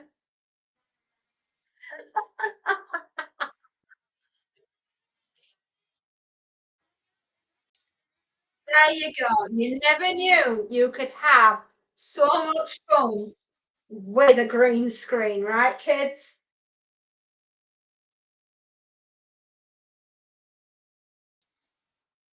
Guys, can you say, guess you cash, you, I guess you can say she's out of this world. Oh, yeah. Well, if it's good enough for the clangers, it's good enough for the dairy.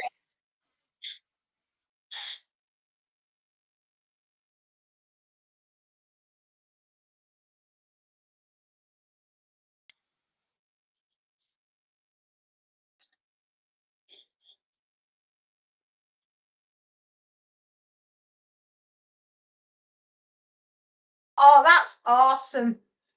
I like being on the moon. I do.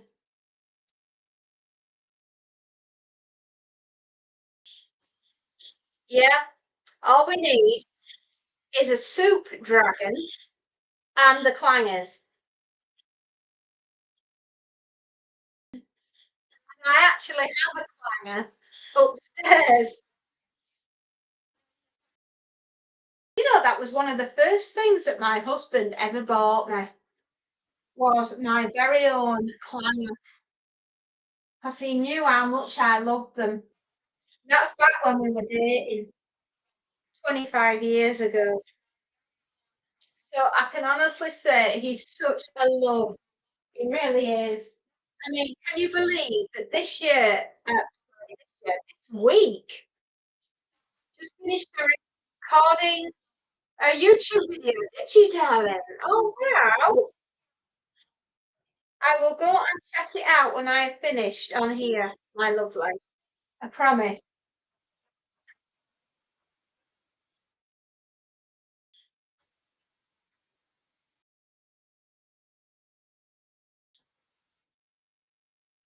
So yeah, I was about to tell you all that this week is very special. On Friday, we, the fairy family, have been living where we're living for 19 years. Believe that, 19 years. Most family post video game content like Clash Royale and Roblox. Oh,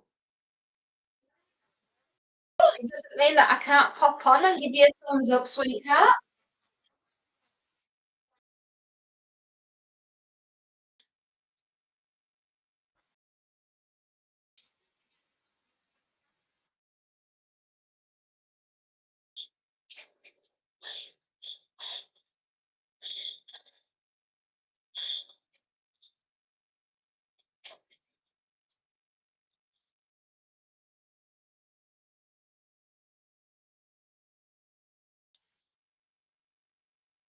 Good grief, have we been going for 2 hours, everybody? Gosh. Well, we're just getting to the end of this duvet cover, and then I have another one to do.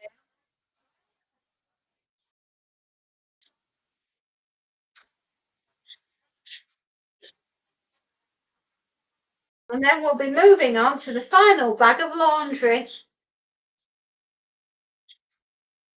Plus, we've got another load that needs to go in the washing machine, and a load that's in the dryer that needs to go in a bag. Tell you this, these are the things that you look forward to as an adult, right? Laundry. Yay! Woohoo! Don't you just love the laundry? 2 hours when I see people being begged for what? Dinosaurs. I'm sorry, I've misunderstood.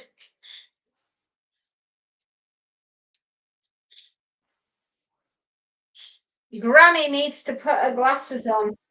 I need to start wearing my glasses. Hello, Sophie.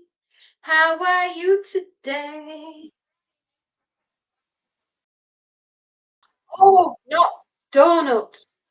Donuts. I'm so sorry. The hospital was fun. Oh my goodness me. What were you doing at the hospital? You are. You've seen a doctor, eh? You spend that much time there.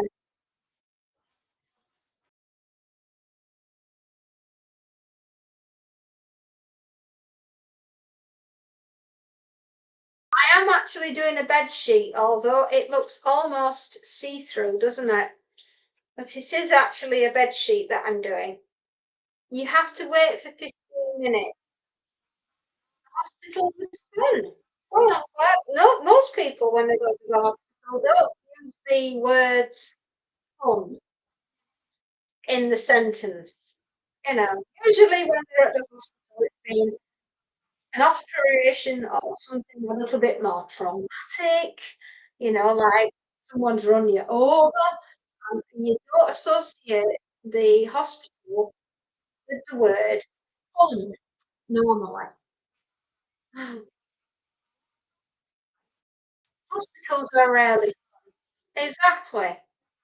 It's like you don't get suddenly leap out of bed one day and go, "Oh boy, I can't wait to go to see the hospital today."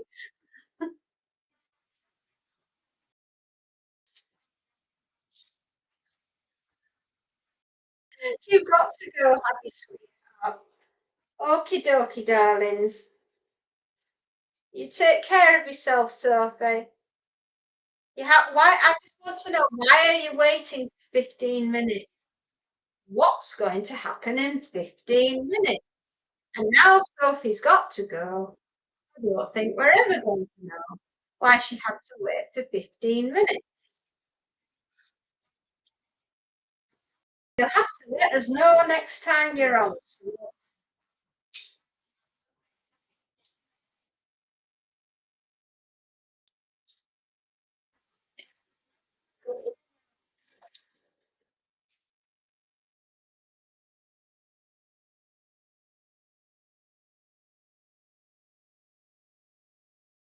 Oh, there we are. Another job done. Here we go. Another duvet cover. Oh, oh, oh, oh, I don't think this is a double. I think this could be a single. Or, no, I think it might. Huh.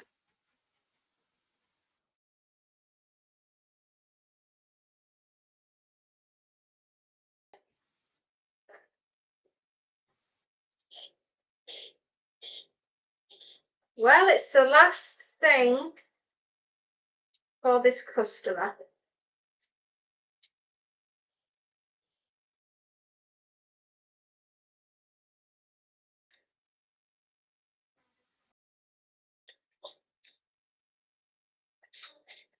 Do you know something, Chef Gravy? That is the one thing I will never, ever do on this channel is that. I just find it weird. I mean, I never want anyone to ever do that on this channel. In fact, it is one of my rules. It will never, ever happen on this channel. I don't understand why people do it. Doing super chats and things like that. I just find it odd. But that's my country. And we don't tend to do, I mean, some may do that, but I just find it a little bit weird. A bit odd.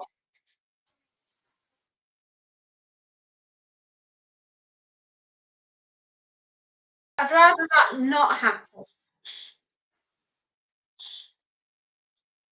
It doesn't sit well with me.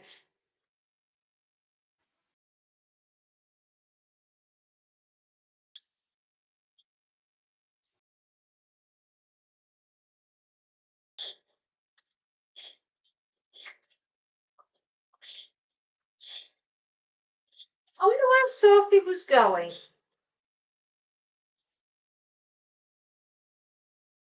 Well, once we've got this little lot sorted and bagged up and tagged and everything, I'll have to get it next door. And then I'll have a little bit of washing that I need to swap, which I'm going to do once I've got this little bit out of the way.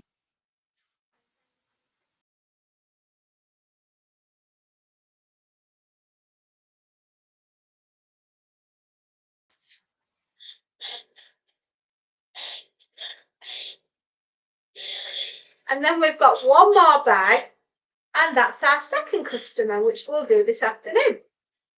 So if you're all up for it and you want to watch a little bit more ironing, then please do hang around. And don't forget to subscribe if you haven't already. If you want to do that, that is, you don't have to, but if you want to, we're more than happy to have you in the fairy family. You will always be welcome here.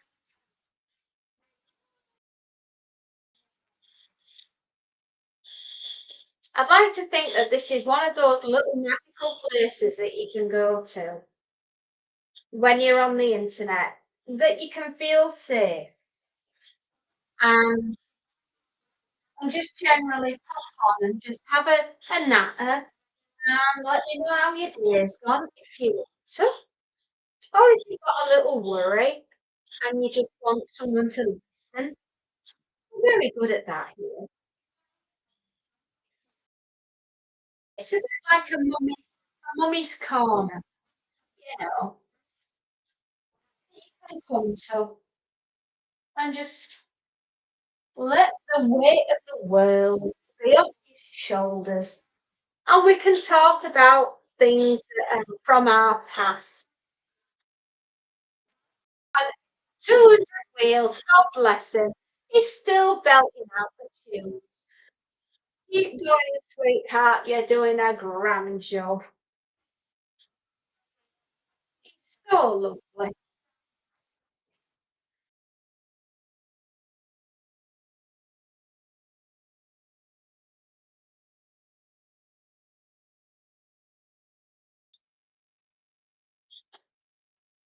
Oh, we're back to Fairy Castle. Well, everybody, we did have a trip to the moon and it was awesome. But as you can see, we are now back at the Fairy Castle night. Do you like that tree that I've got growing in the garden? It's an awesome look. I've even got a crow sat in the tree. Do you know that's the one thing, right, that is constant in Edgar Allan Poe? He will always have a raven, right, through his literature or in a film or whatever you're watching to do with Edgar Allan Poe, you will always notice a raven. And Stephen King is no different. Go through his books, TV adaptations, movies, etc., etc. And what's his one constant that he has going through all of his horror? He's either got a crow or a raven in his works. Now, has anybody noticed what I have as a constant in all the work that comes out with the fairy? And I bet you notice it. I bet you know what that is. Apart from me stuffing my face with Humber crisps, Walker's crisps, or dairy milk chocolate. Or sometimes, if I'm feeling frivolous, I will have Reese cups. Auntie Dolores, yes, I'm here, Renata. How are you doing?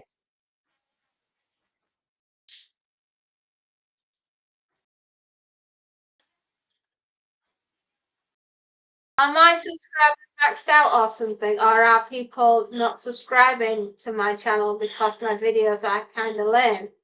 What am I doing wrong? I'm literally sitting here thinking, wait, what? You have got wonderful work that you do, 200 wheels. It's a niche. It's very, very niche what you do, vehicles and transportation and things like that. Have you thought about maybe running another channel that will complement the channel that you're doing and have like reaction videos to movies, plays, books, etc., that are to do with transportation that will go with the channel you've already got? It's like a complementary channel, if you like. What do you think about that, sweet pea? Would that work for you? I'd sure watch it.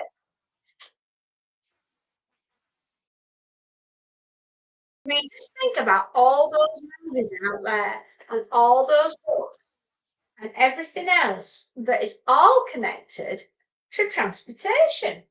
And you could do like reactionary videos, couldn't you? That would be pretty awesome.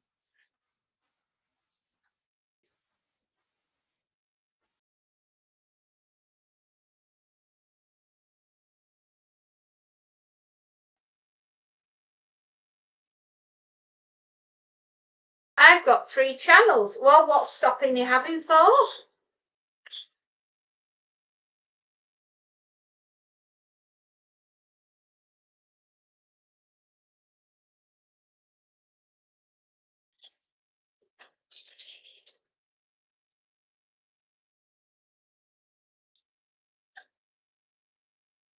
Oh, come on. Oh, it's stuck. Whoop.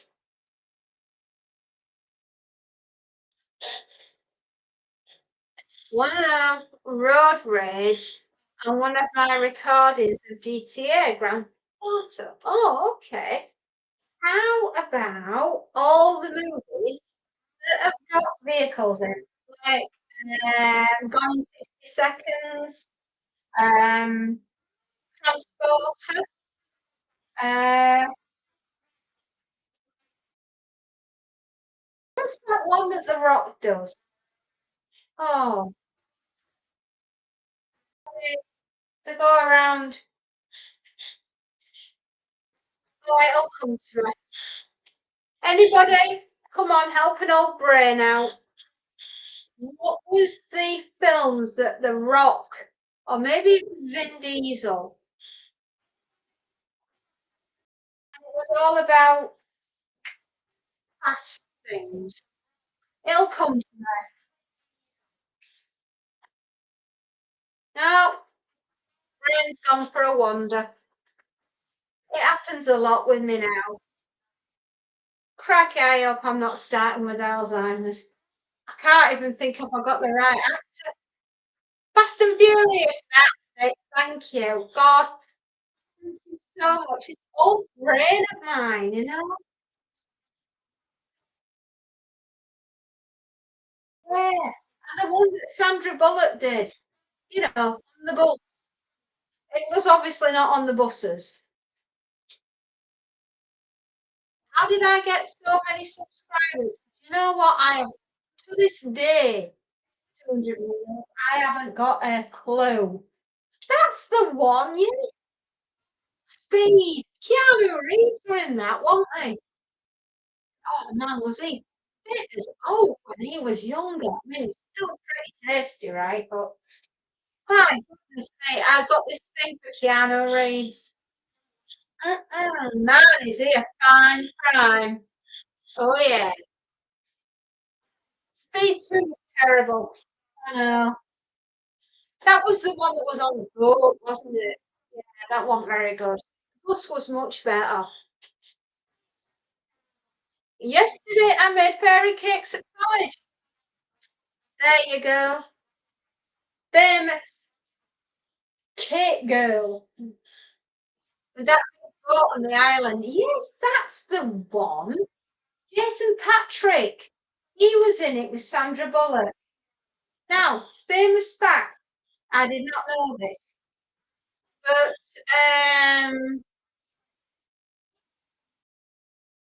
the priest in The Exorcist,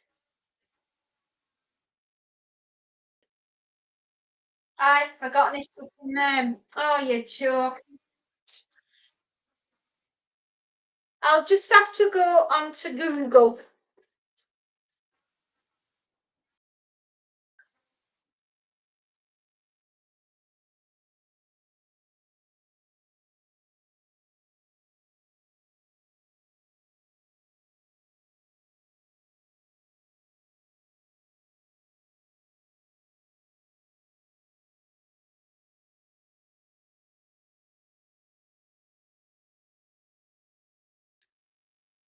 Not Marin.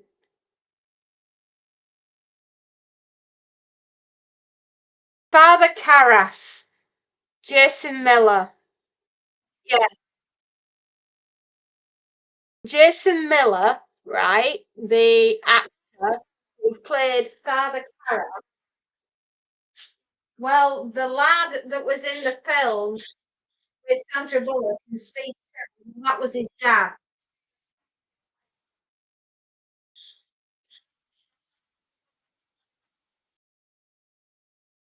Yeah, Jason Miller was the father of the guy that was in the film. Oh no, I forgot. Oh, I tell you, I can't remember these days. I want to say Jason, yeah, Jason Miller, Patrick Miller. That's it, Patrick Miller. It was his dad. Jason Miller was Patrick Miller's dad, and he played the priest, Father Karras, in Exorcist by William Friedkin.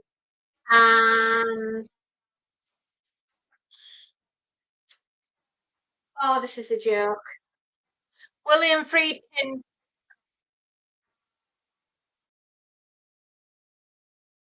William Peter Blatty wrote the book, and William Friedkin did the movie.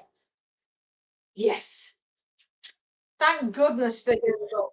That's my brain trying to remember stuff like that. Yeah, it's me. My brain's gone for a wander. Damien. Damien was about that 6-year-old cherubic little boy, you know, Damien Thorne.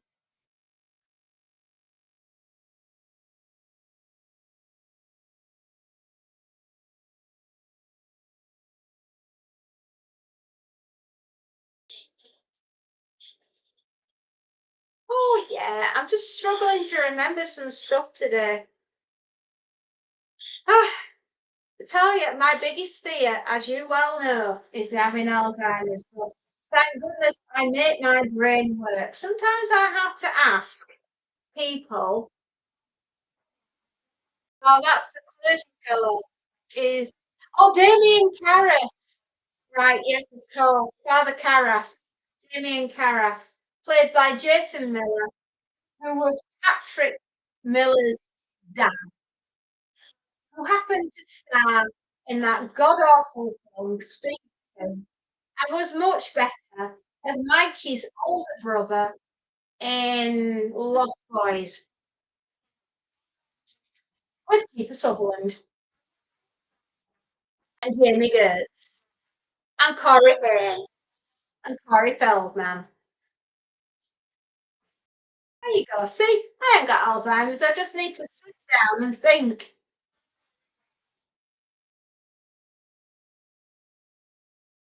But everything feels absolutely fine in the space now. Yeah. Is everything okay your side? I tell you what, you know what? Something I haven't seen today. Another, I don't want to jinx it, but another space has not had any absolutely awful people on here trying to cause a problem like they did yesterday. I don't want to jinx it, but so far everything has been absolutely lovely.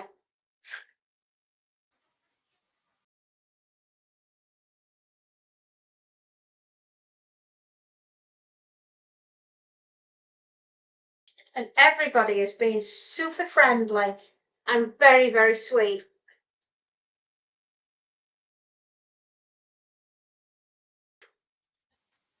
But in answer to your question, 200 Wheels, I have absolutely no idea why so many people have subscribed to me.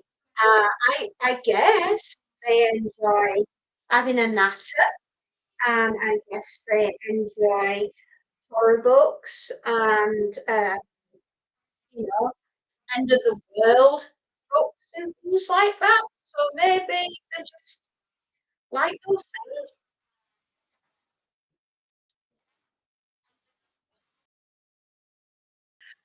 I agree. As the days pass and we grow our core community here, we get less trolls. We're very lucky. No, that's the clergy fella is called in The Exorcist. I'm sure it was Damien Carra. It was. And the other one was Lancaster Merrick. He had a heart attack and died anyway. Mind you, if I were dealing with Reagan, I think I'd probably have one and all.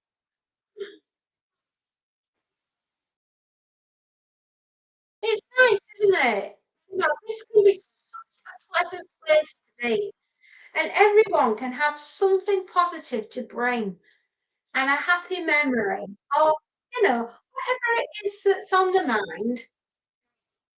It's lovely. It really is a very special thing. Having somewhere lovely to go. I've just got to check something. I'm not entirely sure if that was a king size one or not.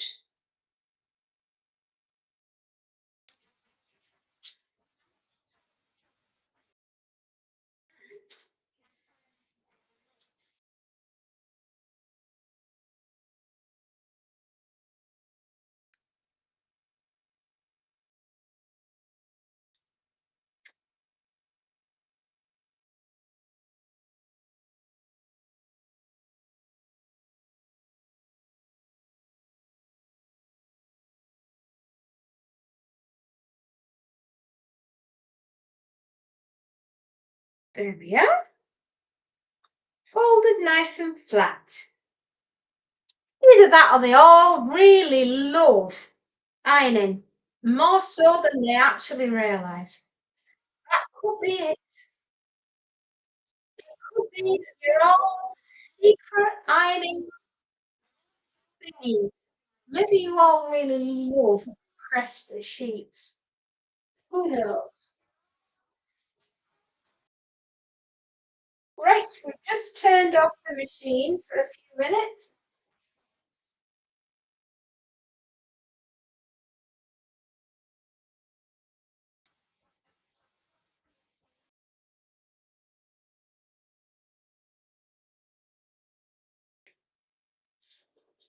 And what we're going to do is move the coil back,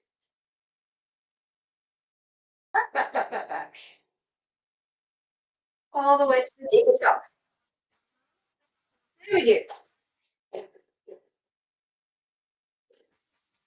Well, they look to be the same size, so I'm going to say that they're both kings. Two kings, and if it isn't right, she'll tell me, won't she?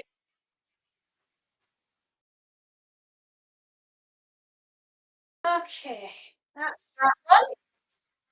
Towels are in there. Super duper party pooper.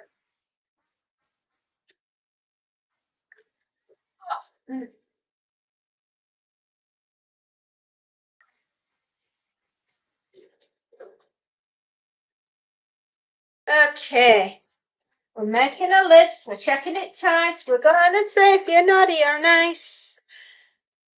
What day is it? 24th. Wednesday. 24th of September 2025. There we go, everybody.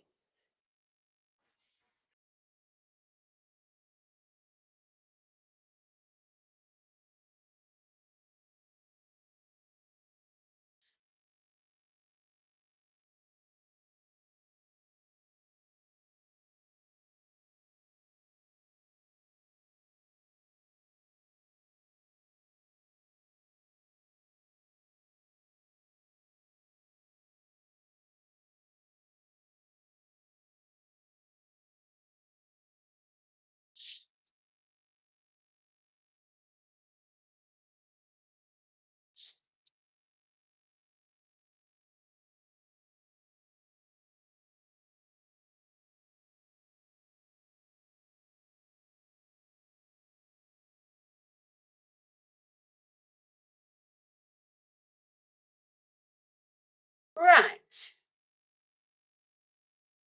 We've got 2 king duvet covers, 4 pillowcases, and 2 tea towels. And we got 11 in the bag. 1, 2, 3, 4, 5, 6, 7, 8, 9, and 9 t-shirts. And 9 plus 11 children is, that's correct, 20. I'm just making sure because I know sometimes I'm an old fart and I don't always remember. So there we are. I need to just go boink with the internet and grab the invoicer and nip onto here, right,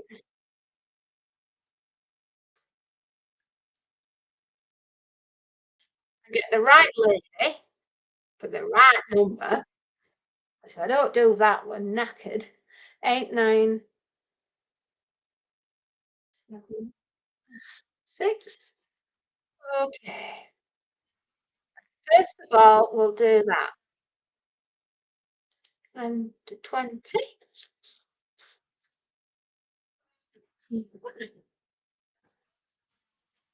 2.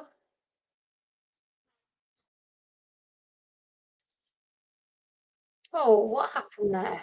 Silly thing. It shouldn't have done that.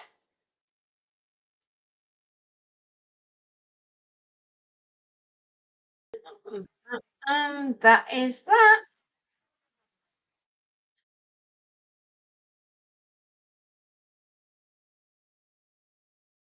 Okay, here we go.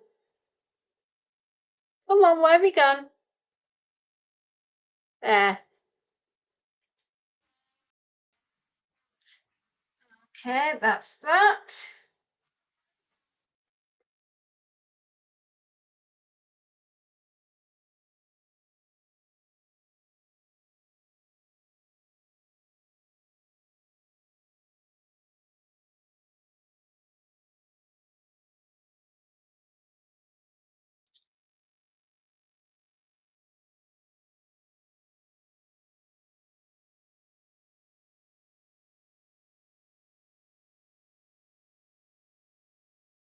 Okay. Right, my lovelies. Now we get to do a fabulous job called put everything in a plastic folder. 1, 2, 3. Okay.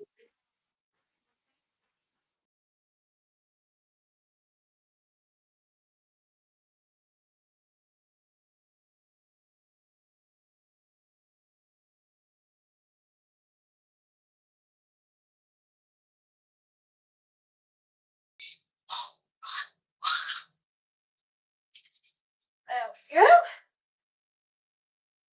For that one.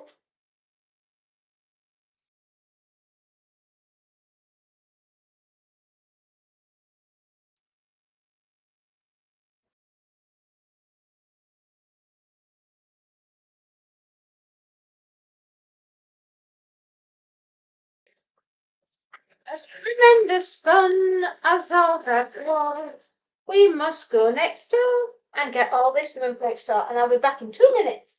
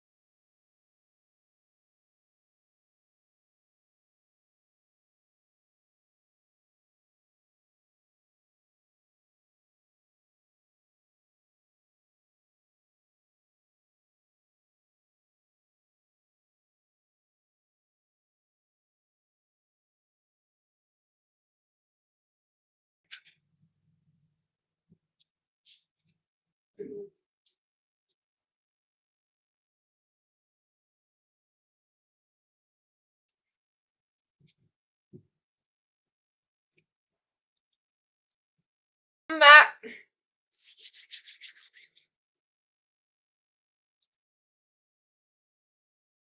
We are ready to print.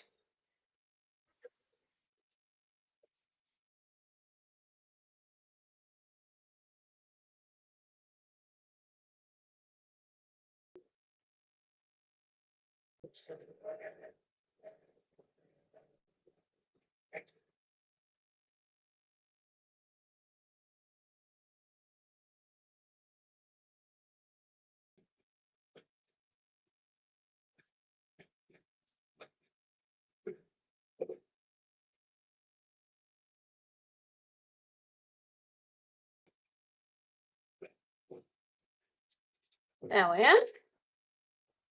And we have printed. Hey, this is awesome.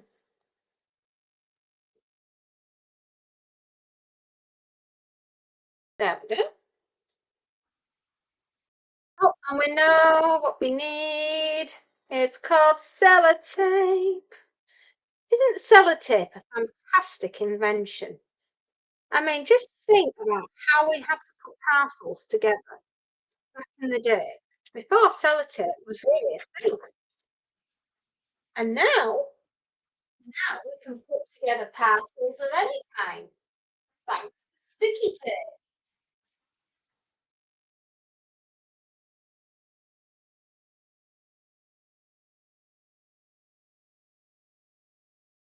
Let's go.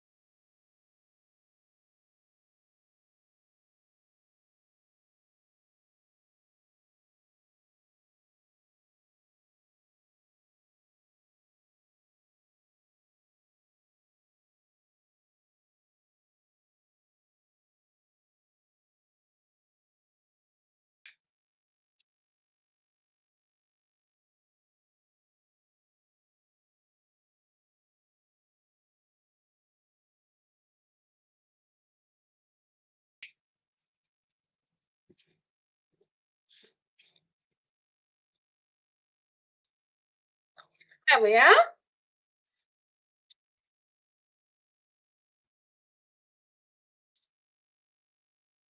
I'm eating crisps, not snacky foods.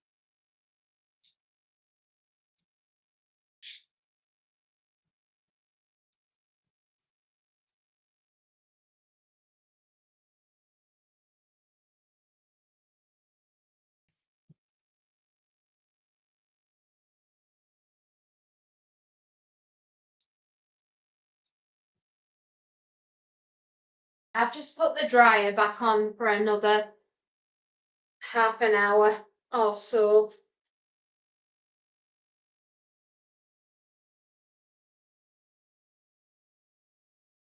Right, we're going to get some clothing out the way, and we've got quite a bit of what looks to be bedding in this bag.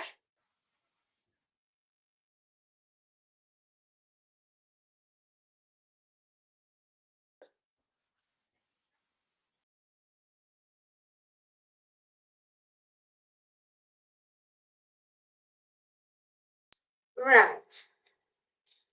Okay, 1, 2, 3, 4, 5, 7 items of clothing and some bedding. So, hit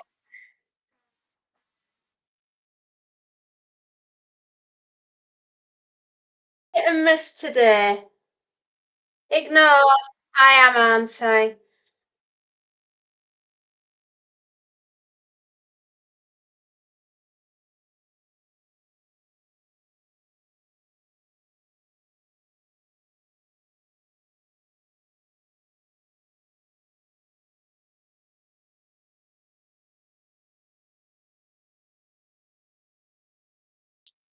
A bit distracted. I'm still here though, but a bit distracted. Oh, bless you. Yeah, I know. We had a day like that yesterday, she. Flipping heck, it was a rough one. What with Betty going on, that wasn't very good.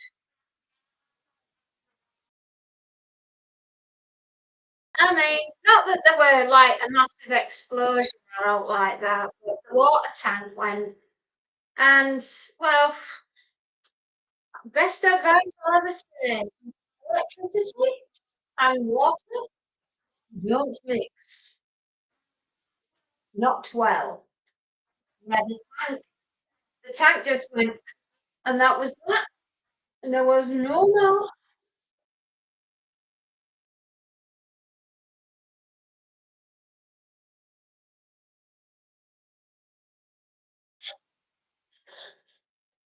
To be fair, I've only seen you 3 times. 3 times doing what? And you've been ace all 3 times. Oh, bless you. Well, it's thank goodness that you've been on when I've been struggling with remembering movies and whatnot. Because, you know, I might not always get the name right, but do point me in the right direction the film is called. So I do appreciate my knowledge.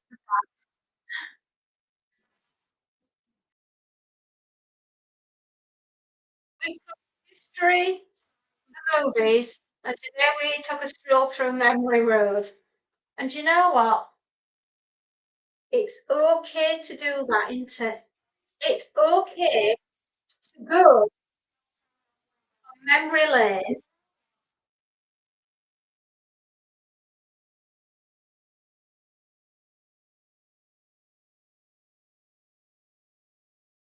It's all right to go through memory lane. It really is. Because you know something?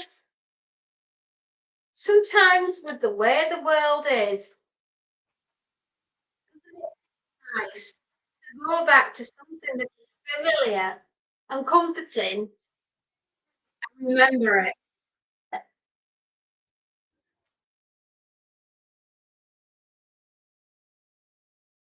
mean, the last time I went to a little chef was when I got married over 23 years ago. And I think that that was probably the last time that little chef was running in this country. And we were up really early and we were going all the way to the Lake District for our honeymoon. Because we were staying up in Langdale. And we went past um, the little chef and I was like, oh, that would be so cool if we could go in and have an Olympic breakfast. Because like when we got all the way to the Lake District, we were dropping the bags off, and we were going for a really long walk. I've got to tell you about this walk.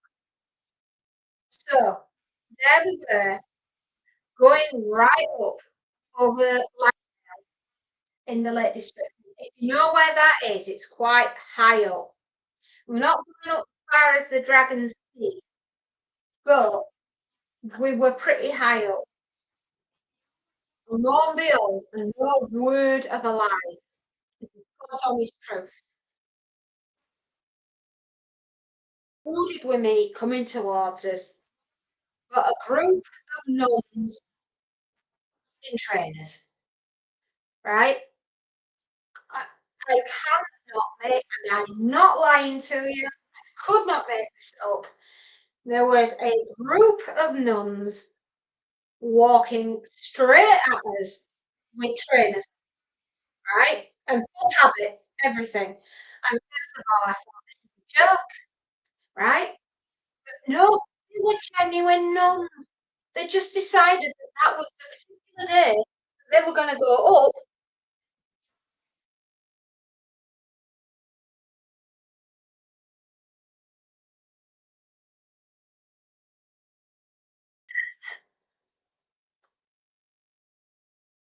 in Nike trainers. Yeah, in Nike trainers, there was a whole group of them, right? There were about 10, I would say there would be about 10 nuns straight at us. And I mean, right there, quite heavily pregnant, walking, doing a walk, obviously. And my husband stood at the side of me, and we're just watching these nuns coming towards us, and it was like, wow, of all the things that I thought I would see in my life would not have been a group of nuns going over the Langdale hike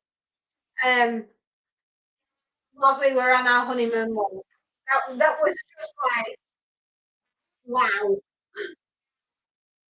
We haven't had the rap happen just now,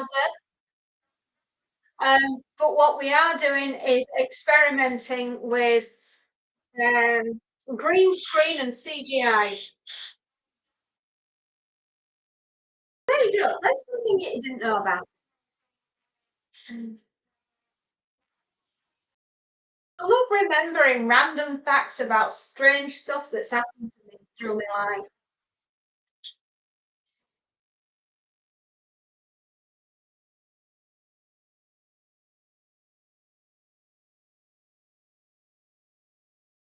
So there you go. Oh, it's 1:30, everybody.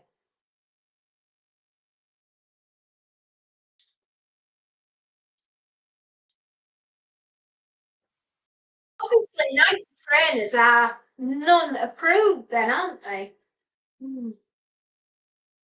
She said, I was not expecting to be on my honeymoon, going up the side of the mountain, heavily pregnant, with a bunch of nuns coming the other way. You know, that wasn't what I had in the playbook for a honeymoon, but there we are.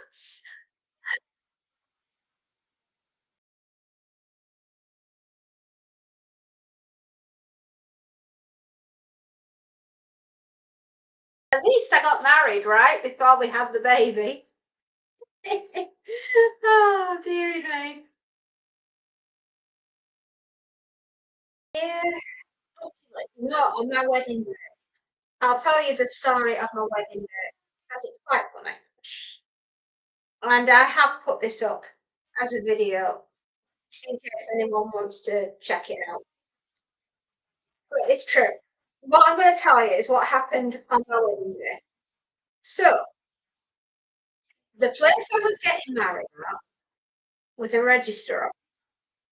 It was some legal bits and bobs.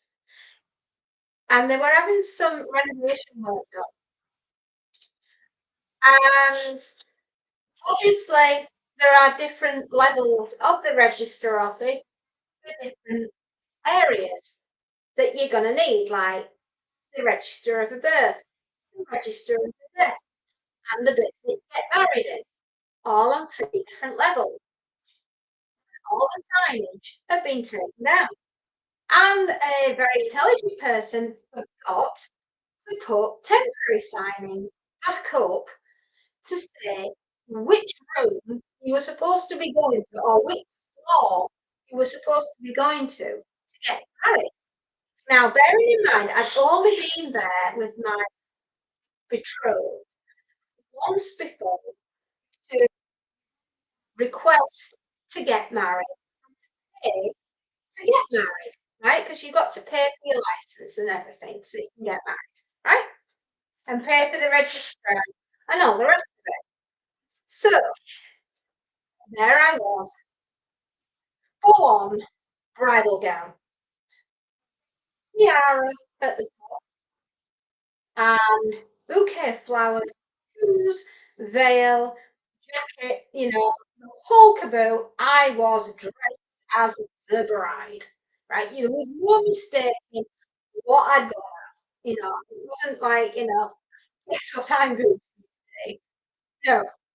And my beloved and the rest of the wedding party were all where they needed to be. Apart from myself and my bridesmaid, who had just turned up because obviously the bride and groom don't go together. The bride obviously turns up with the bridesmaid. My parents were waiting upstairs, right? But I did not know that they were waiting upstairs. And so I thought it's one of three places that we're supposed to be. So since we're on the ground floor, we'll try here first. We're charging in, and the first words out of my mouth are, "Hello, I'm the bride, and I'm looking for my husband, the man I'm about to marry. I'm looking for a man to marry." And the woman that was sat behind burst into tears, and which was not good, right? If somebody bursts into tears in front of you after you just announced that you're looking for a man to marry, any man will do at this point. Um, and I'm like, "Oh no, what have I done now?" I can feel myself getting redder and redder and redder. And I'm mortified at this point. And she's bawling her eyes out. And I thought, well, someone's going to have to explain to me why she's bawling and I'm feeling like I want the earth to open up and just swallow me whole. And she just manages to stammer out, "I'm burying mine today." I'd only gone into this section that was for funerals. Terrible. I felt absolutely I was mortified. And obviously at this point the registrar that was there to do the paperwork that this poor woman needed so that they could obviously send her husband on to the next stage and you know, send him to heaven basically. Um yeah, and I'm like, "Oh God, please, please, please, where am I supposed to be? What's the news?" My bridesmaids behind me, and they're absolutely creased. They can't stand, they can't breathe. They're laughing that hard. I'm feeling terrible. The old lady is bawling her eyes out, and the registrar is desperately trying to get me out the door and the bridesmaid, and she's mimicking, she's doing that, and you think, "Oh, did you have a job working in the airport or something?" And I'm like, "No, no, no.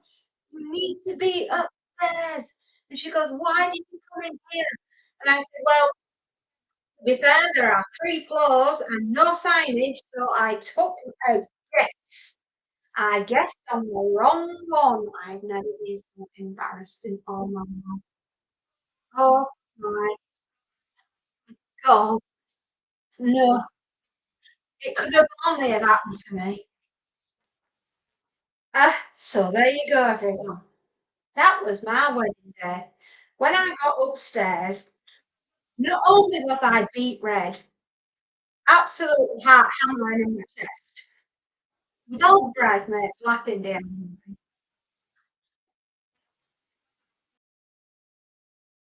my husband to be sees me and goes, "Oh, you look beautiful, Petal. Why are you so red?" And I'm like, "Mate, you've no idea what I've just done or where I've been or what's just happened." I said, "Oh, you know, when it's over." So that was my wedding day, everybody.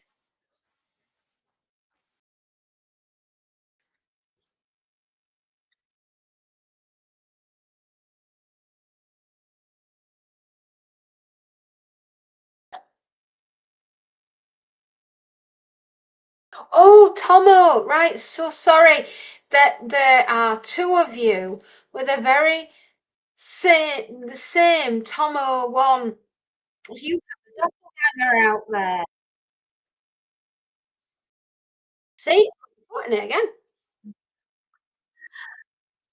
Oh, silly me.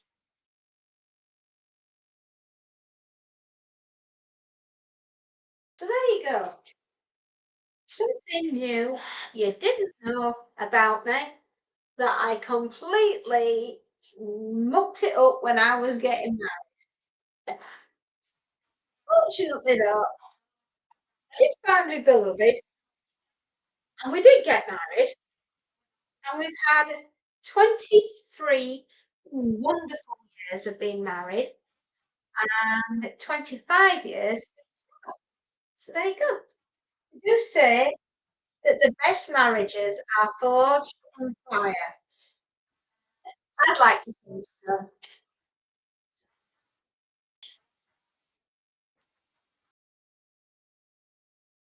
And besides, when it comes down to it, many years later, we can still have a complete giggle about the time I get crashed a funeral on my wedding.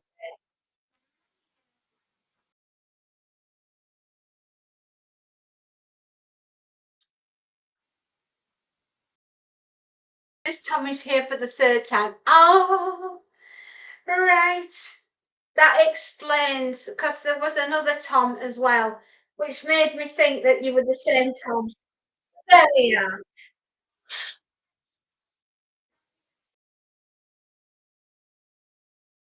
Oh, and I think you've just run out of water, so I shall go to the tank.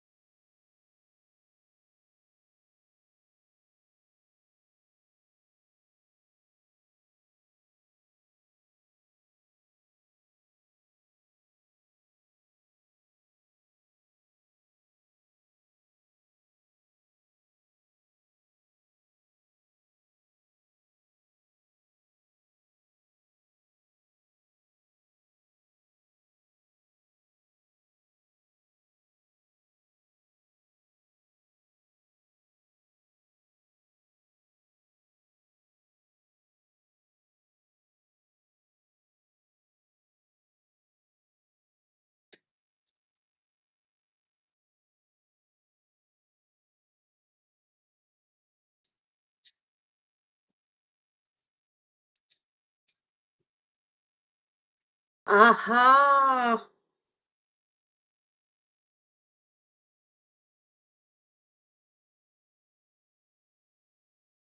Don't mind me, I'm munching. Mm-mm-mm. Yummy.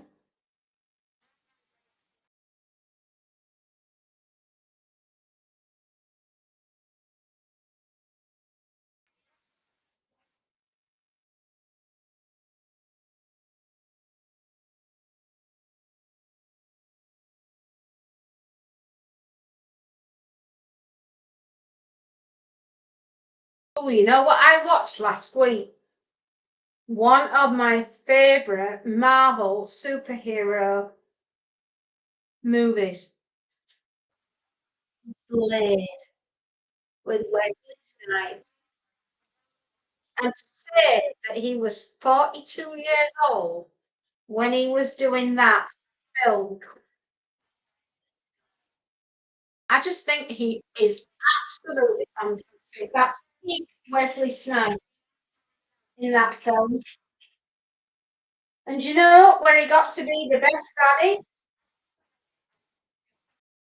The one that he starred in was Sylvester Stallone, called Demolition Man. Oh my goodness me, is that not a cool ass movie? Demolition Man. I love that. I went to the cinema to see that with my dad when it came out. That stars have a look as well.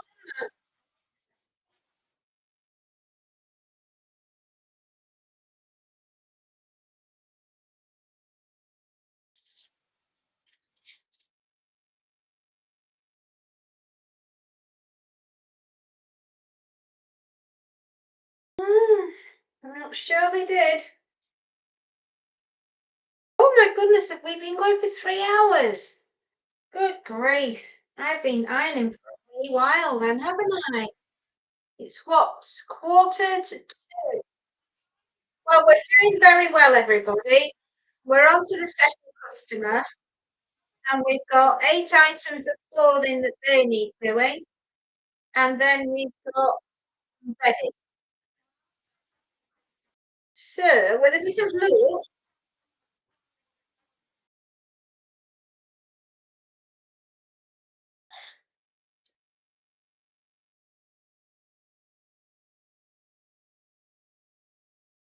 we might be through this for all by 4 o'clock. Wouldn't that be nice? And that includes all the washing as well. Although I've had to put the dryer on again for a second round because the stuff that's inside it was still a bit damp. And nobody wants a soggy towel. Nobody wants a soggy thing, do they?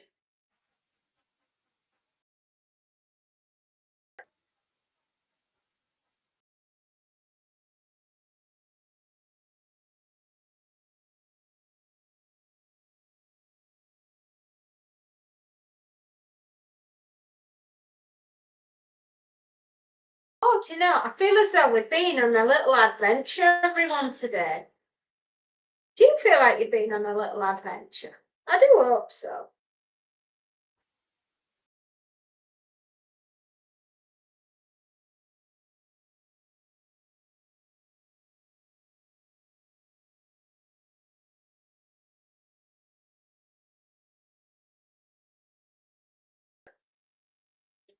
I think what is this the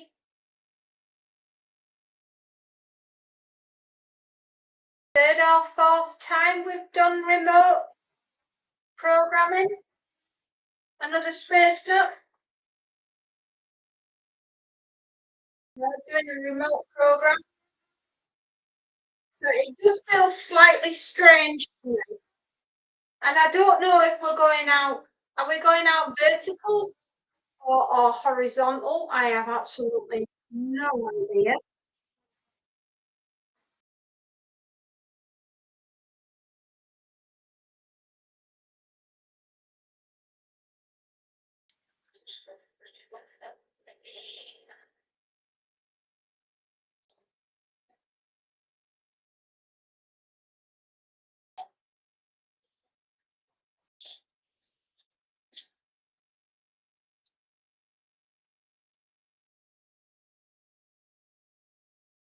But it's certainly been a little adventure, and I have thoroughly enjoyed it.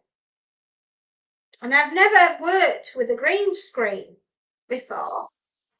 Obviously, this castle you can see behind is my like ultimate, you know, how can I say it? This is ultimate real estate, right? This is ultimate. Right? If I could pick anywhere in the world that I want to live, here. Honestly, it makes my heart happy.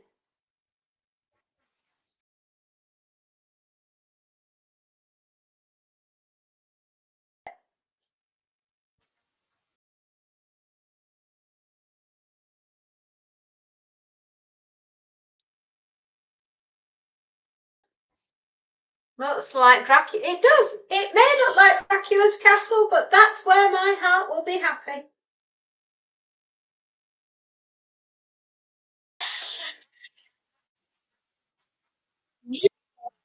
I am Morticia Adams, but unfortunately, I can no longer fit into that glorious black dress, and I will have to wear black leggings instead.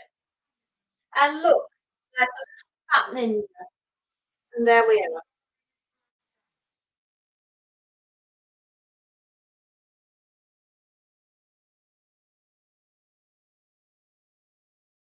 I will be the Bruce Lee of bed sheets. I will kung fu my way through the laundry bag,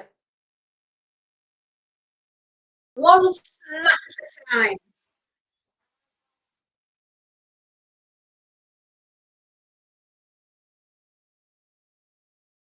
It certainly makes the ironing pass a little bit quicker doing something that you enjoy, all the meanwhile chattering away to you good. And I do appreciate you being around because you do make the day go a lot quicker. Can you imagine how quiet and boring my life was before I found you guys to talk to? I would just stand in this room and I would do the ironing as I have done for the last 15 years, and I never spoke to a soul. And then one day I just said to myself, gosh, I'm lonely. Oh, I'd love to have someone to talk to. I wonder. And you know what? I wondered no more because I met another space nut, and then I met Alan as well, and then I met Voodoo, and then I met all you wonderful people who have come into my life and made my world a better place.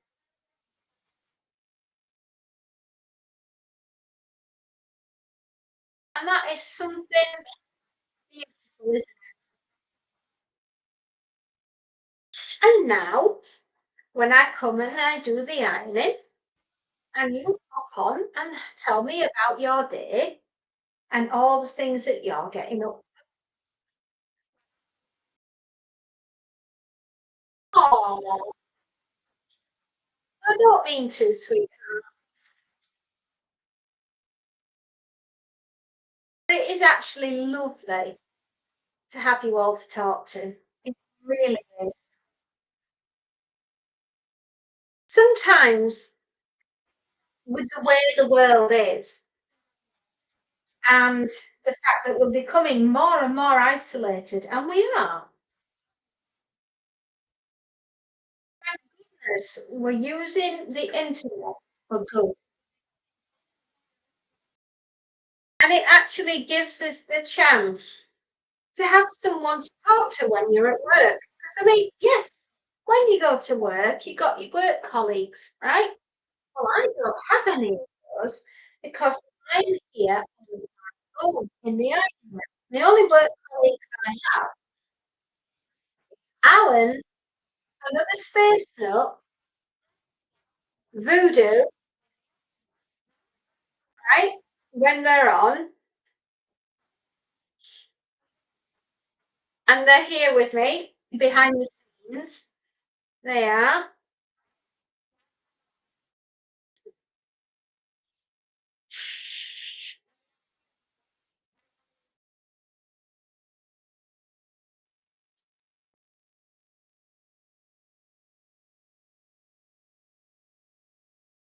And of course, there's Sharky and your selfishy. You're around. And Will, when Will's on, Will's lovely. You've not met Will. Will is another one of my moderators, and he's just a super sweet boy. He really is. And he's all the way down in London. So I bet he's out today. activities that I've not seen him pop on.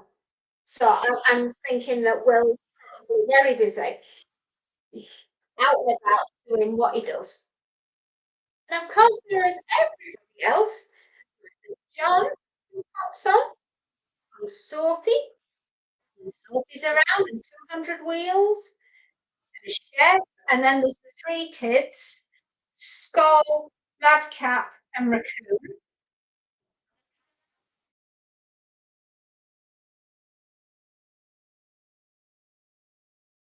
And Mr. 313 when he's around, but he's all the way out in Michigan. So he's got a really, really long way to come when he's popping up.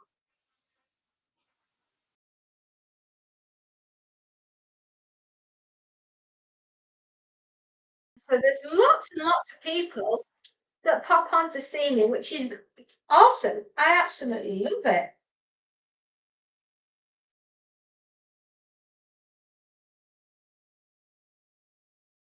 I've worked for myself so long and I've been on my own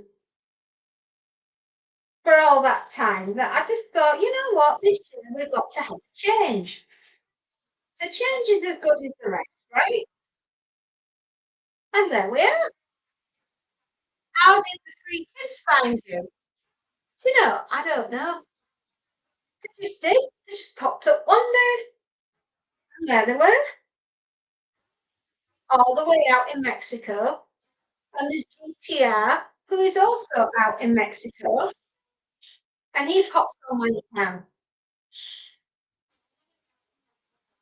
How the three kids found me, I have absolutely no idea.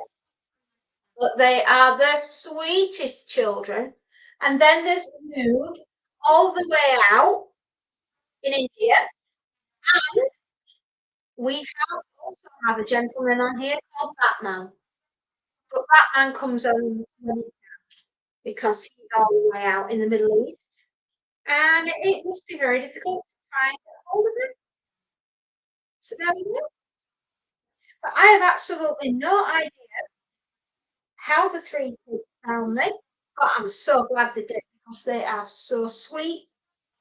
And of course, the chef, but I think chef might have gone to bed now because it's quite late. And I should imagine he's gone to sleep.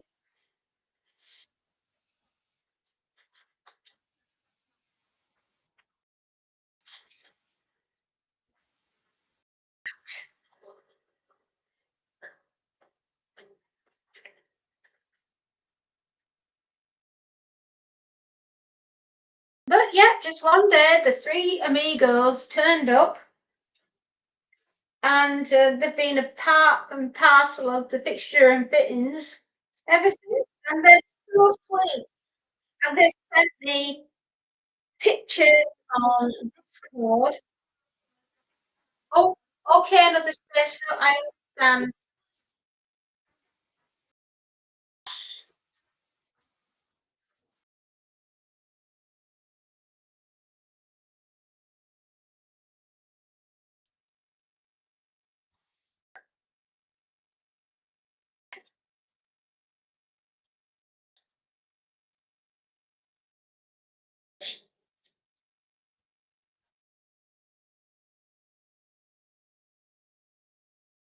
So yeah, they just one day they randomly found my live and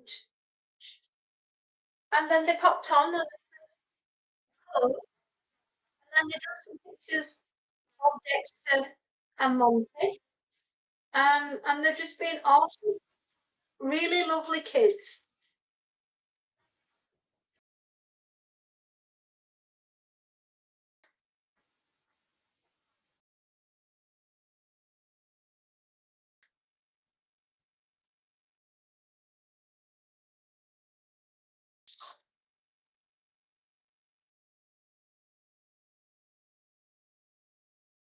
There we are.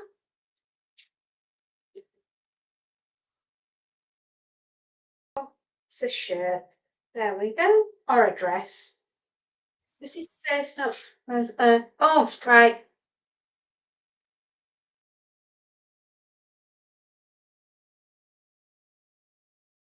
Oh, oh, hey, hang on.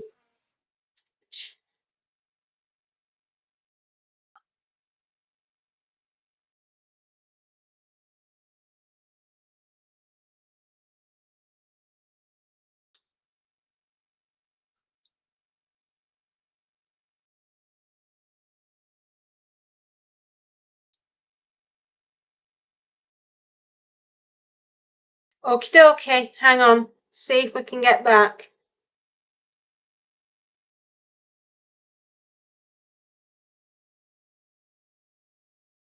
Okay, I can't contact you through Discord at the moment because it's having a disco. So I hope everything is okay. Please give my love to Miss Face Note and tell her good luck and God willing, everything's going to be just fine at the vet. Okay.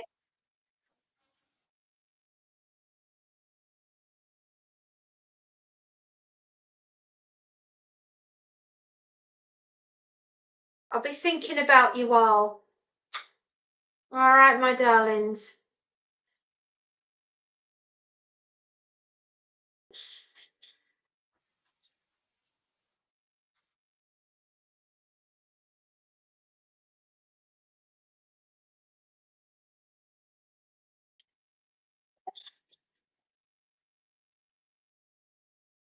Oh dear. There we are. I've been rabbiting away for hours.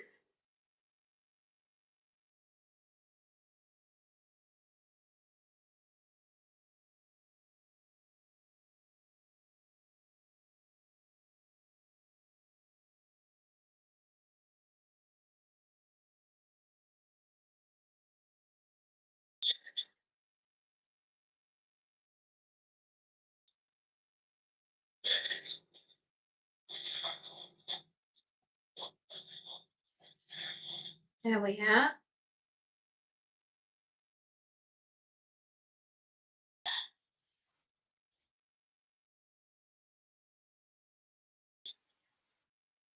To be honest, I hadn't realised how quickly today had gone. It's 3 minutes past 2 in the afternoon. So that's quite a ways into doing the ironing, isn't it?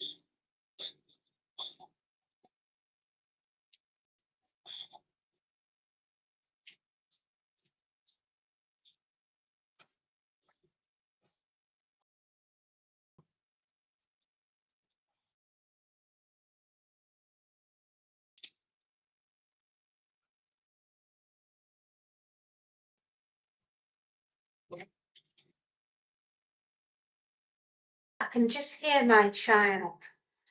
She's going out, so I'm just listening out for her.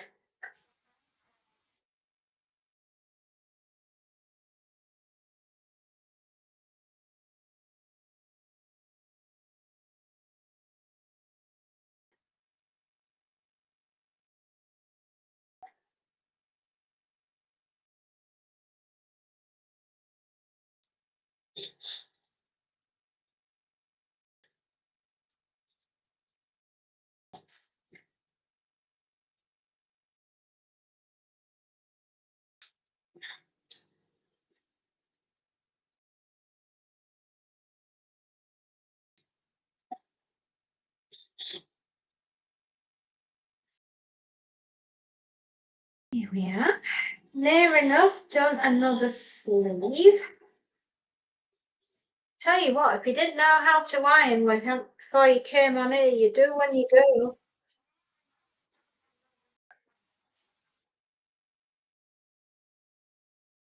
To be fair, ironing is actually very, very easy.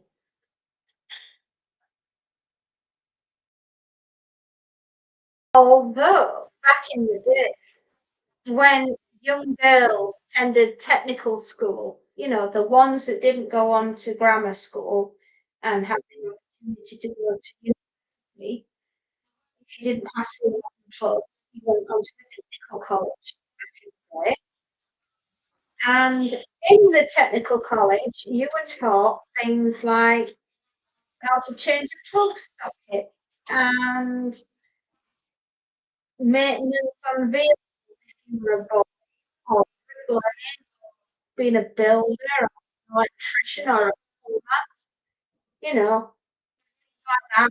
Girls were taught how to keep home and how to do housework and how to do ironing and washing and how to be a good housewife. Yes, these genuinely were things that you would in college. Alongside, you know, and writing and arithmetic and how to build it and things like that. Yeah, you were taught those at school. They don't teach the functional skills in life. No, not anymore. Wouldn't it be lovely if they did? Instead, they're relying on the parents to teach the kids how to do, well, I mean, you don't really these days have to plug or anything like that, plug socket, because most of them are molded and they become attached to the machine, and then after a while, if the machine breaks down, you usually throw the machine out rather than repair it because there isn't anywhere to send the repair to.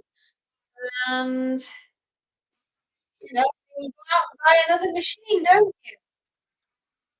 And, if we spent more time fixing and repairing and doing rather than, just putting it in the bin and buying another one, first of all, wouldn't that be better for the environment?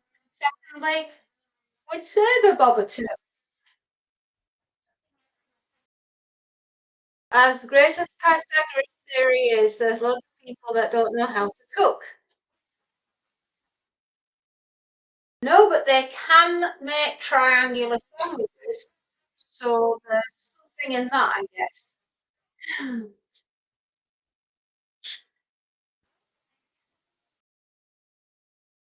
I think one of the greatest disservices that they ever did was take cookery lessons out of schools. I was probably one of the last generations that learned how to cook at school and learned like proper home economics, budgeting, how to iron, how to wash, how to cook, how to clean. Sandwiches don't count as cooking. It's more like assembling stuff together. Yep. But if you can teach a 5-year-old how to make a sandwich, right, then you can teach an 8-year-old how to fry mince and put a bolognese together. I don't think there should be a child on the planet that can't make spaghetti bolognese by the time they're 10 years old. Right? If it's the one meal a week that that child does, then, great, because when they go to university and you're not there, you're going to get phone calls like I once did. How do you cook a jacket potato? No word of a lie. That was what I got. And I just put my head in my hands and I thought, I don't know, where did I go wrong?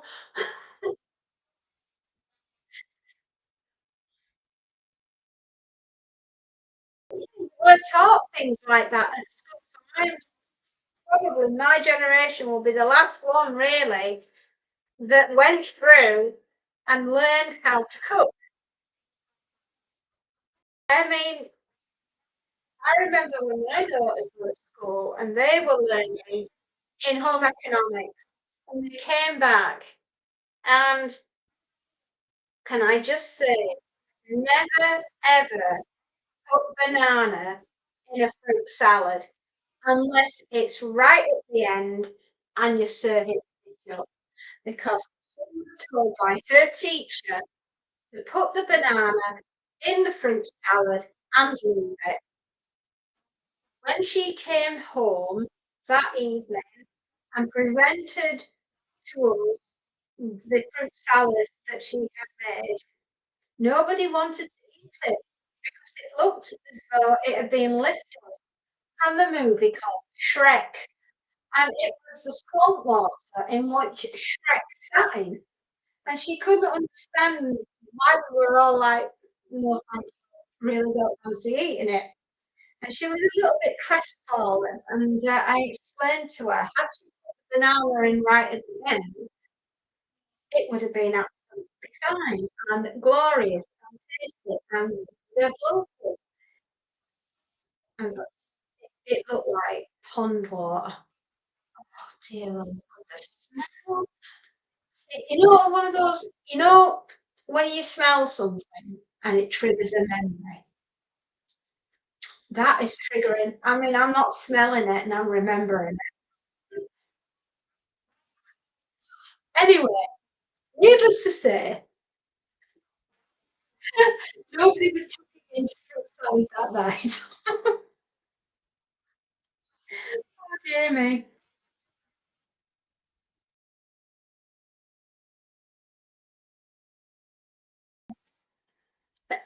But yeah, they had the most bizarre home ec teacher in there. And they used to call her the dinosaur because, and I asked why. And when I met her, I understood. There was parents evening, and I thought I have to meet this home ec teacher. And when I saw her, I thought, oh my goodness, what does it call her the dinosaur? I mean, the woman, she could have retired years ago. And she was trying to teach them how to cook. This poor old lady was trying to teach these kids how to cook. And the curriculum as it was meant that you couldn't do anything at heat. And they were so risk averse with the school about cooking things with actual cooking knives, like a paring knife, carving knife, and things like that because they were having so many issues, and we were at the time, we still are, with knife crime, which is another reason why knives have been taken out of the kids' kitchen. I mean, I don't know what they were planning on having at the school. I mean, for my mind, battle royale is not really on the curriculum.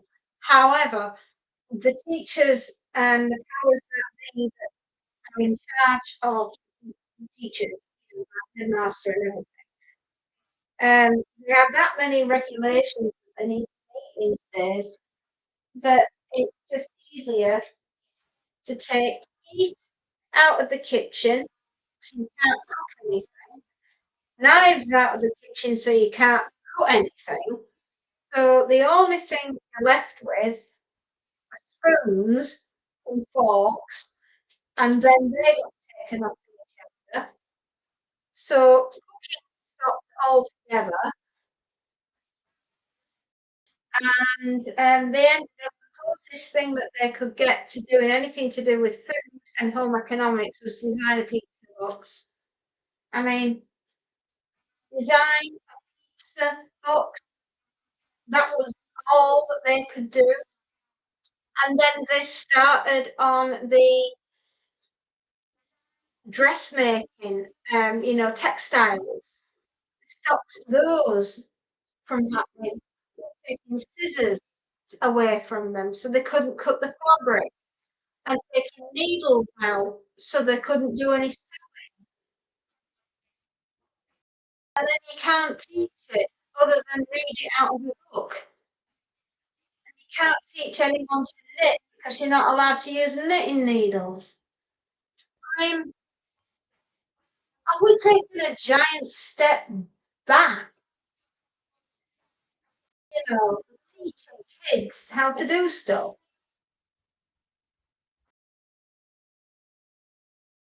And then they started in the science classrooms where, like when we were at school, we were holding bottles of flipping acid and alkaline and bobs in science room, chemistry, so we could do the experiments and see what happens. Now you have to watch the teacher do the experiment and you've got to write it down in a book. So that's been taken away from you. The UK is a bit of a nanny state. All those things that we used to do at school, I mean, craft, design, and technology. We were taught to use files and saws and lathes, know, and stemmer knives and things like that. Yeah, you've got to protect the kids, but, at what cost?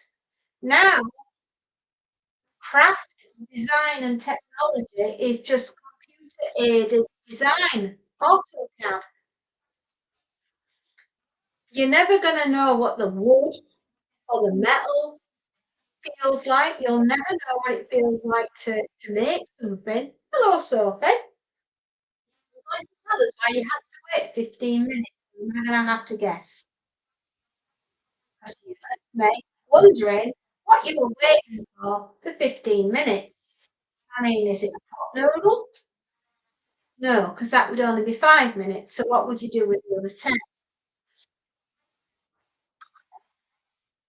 How long's it gonna be anyway before you take books out of the classroom, for English, for literature? Because, oh, we can't have the kids reading those books now, can we? Because, they're not really what we want them reading. Yes, and I use an X-ray. X-ray gun, X-ray vision, or an X-ray on somewhere on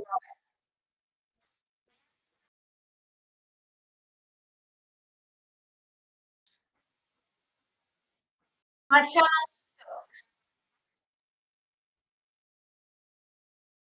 It doesn't 200 wheels. Honest to God, it doesn't, right?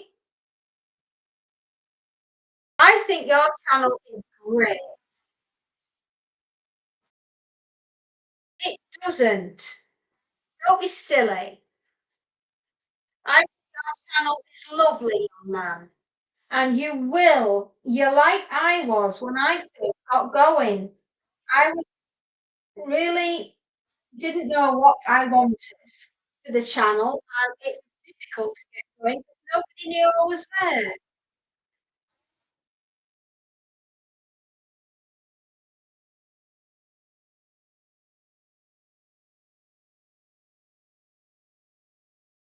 There we go. Another pair of trousers. Freshly pressed. There we are. Lovely.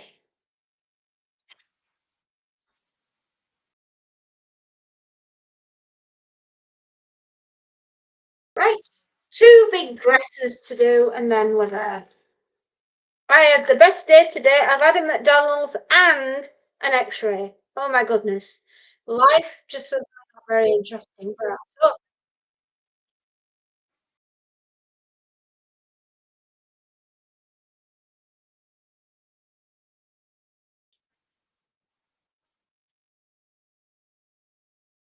92.2 new viewers.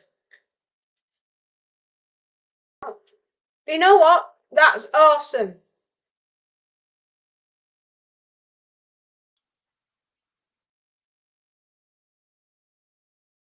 Oh, did you bring back a burger for Riley?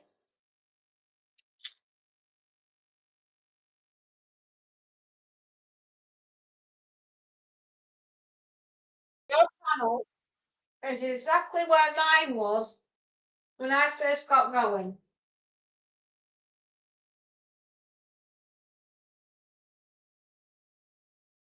Oh,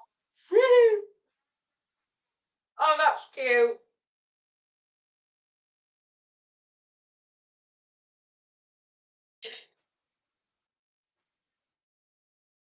You got him a puppuccino. Oh, that is so cute.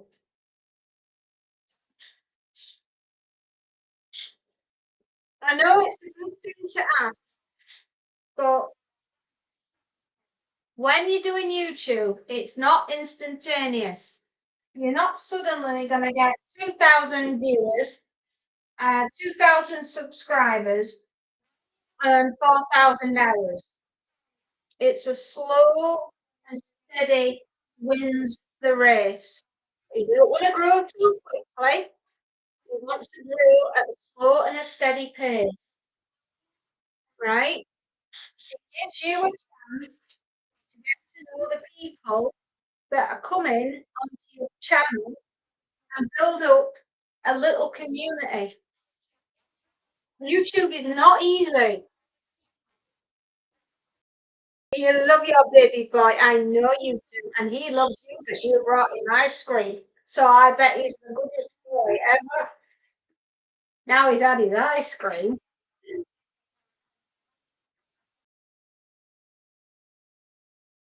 Patience, patience, more patience.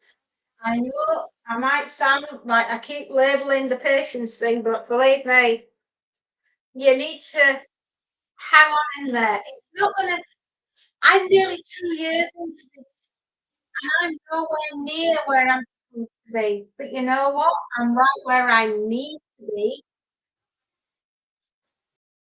right now.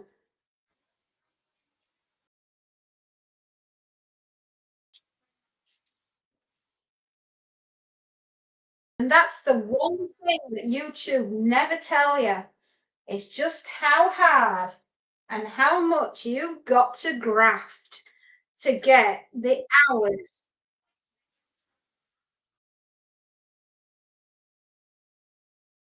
It's just a really long journey.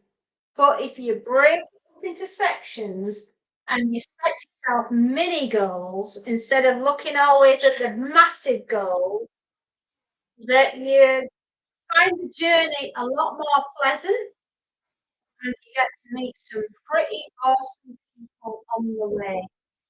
Look at it like Lord of the Rings or Lord of the Watchtowers and break it into a little journey. One of my subscribers got 1,000 subscribers in 4 days. Like, is that possible? And they only started yes, yes, it is possible, but it's rare. It is very rare that that happens. And I'll tell you why.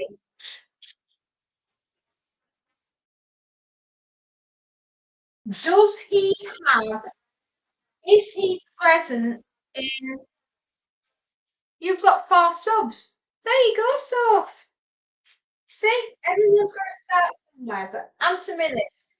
The lad that, or girl or boy that got the 1,000 subscribers in 4 days, are they front facing and talking to the camera, or are they off the screen? 'Cause give me an idea of what they do as well, and then I'll tell you why. I don't use YouTube that much. Only when you're on here, darling, and telling me about your day, which I'm always pleasantly happy to know that you're okay and that everything's going really well in Sophie's world.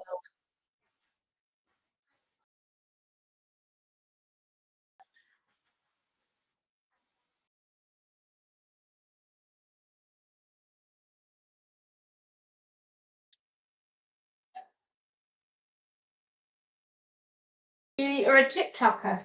Mhm.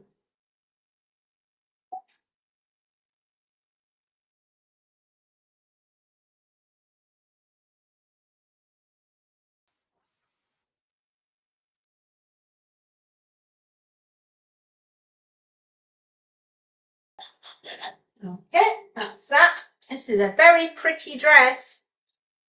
Daily vlogs with their dogs.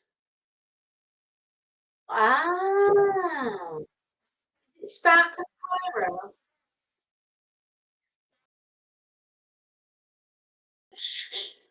Is that the channel?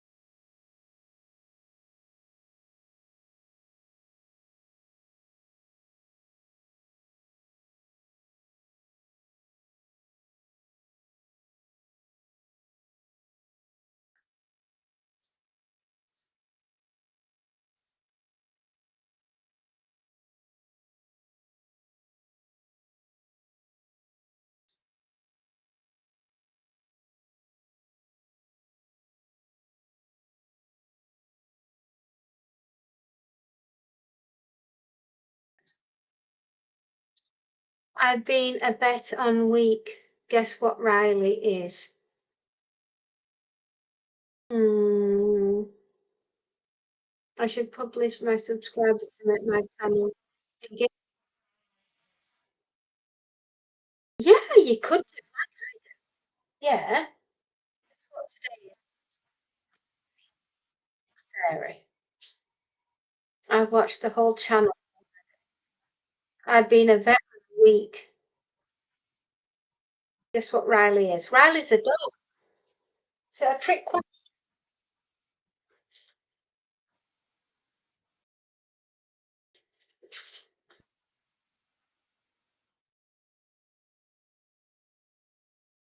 Guess gender is Riley. Well, a boy is a boy, right? Because he's going to be a daddy.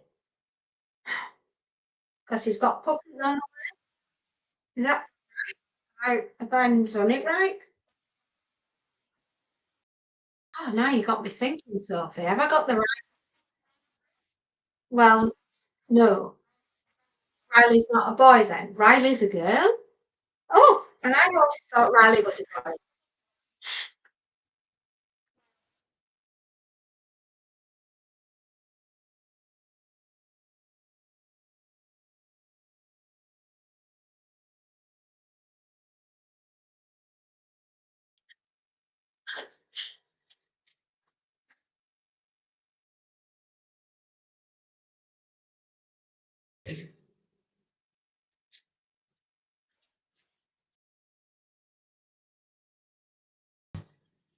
Riley is a girl. I'm using chat GPT. Right. Sorry, I can concentrate now. The daughter's gone. I've just nipped out to see her. She's off in a driving license. So if anybody's on the road right now, I do apologise. My daughter is also on the road, and if she runs you over, I apologise profusely. Hello, Montes. How are you doing? Bet you're here looking for snacks. Hmm? What do you want, little man? Eh? What does my little man want?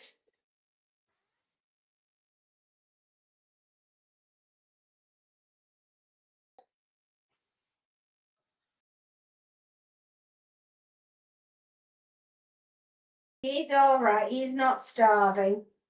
I know he's down here asking for me for food, but no, fatty bum bums.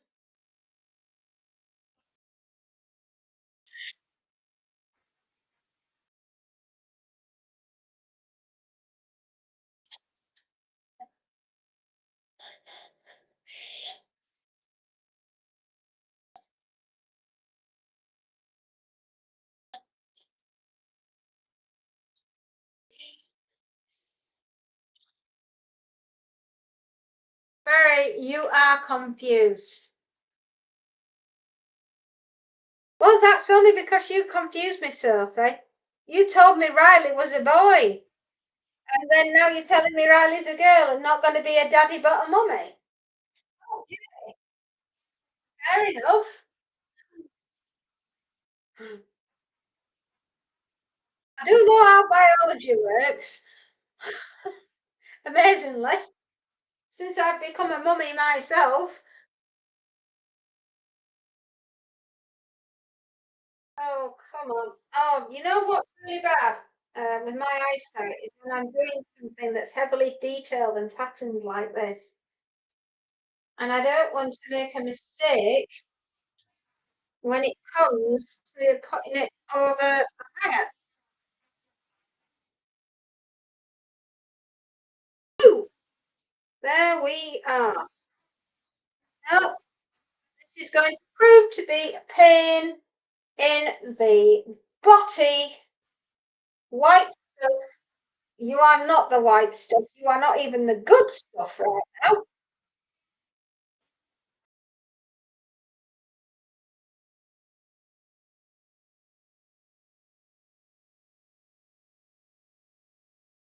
Why, Sophie? What a funny thing to write. What's the matter, sweetheart? What's got into you? Why are you upset, my darling? Never, ever, ever do I ever want to hear those words uttered from your beautiful little face. Never hate yourself, ever. God put you on this planet for a reason, my darling, and that was to make this world a better place. And always remember that you being here, my darling, indeed makes this world a better place.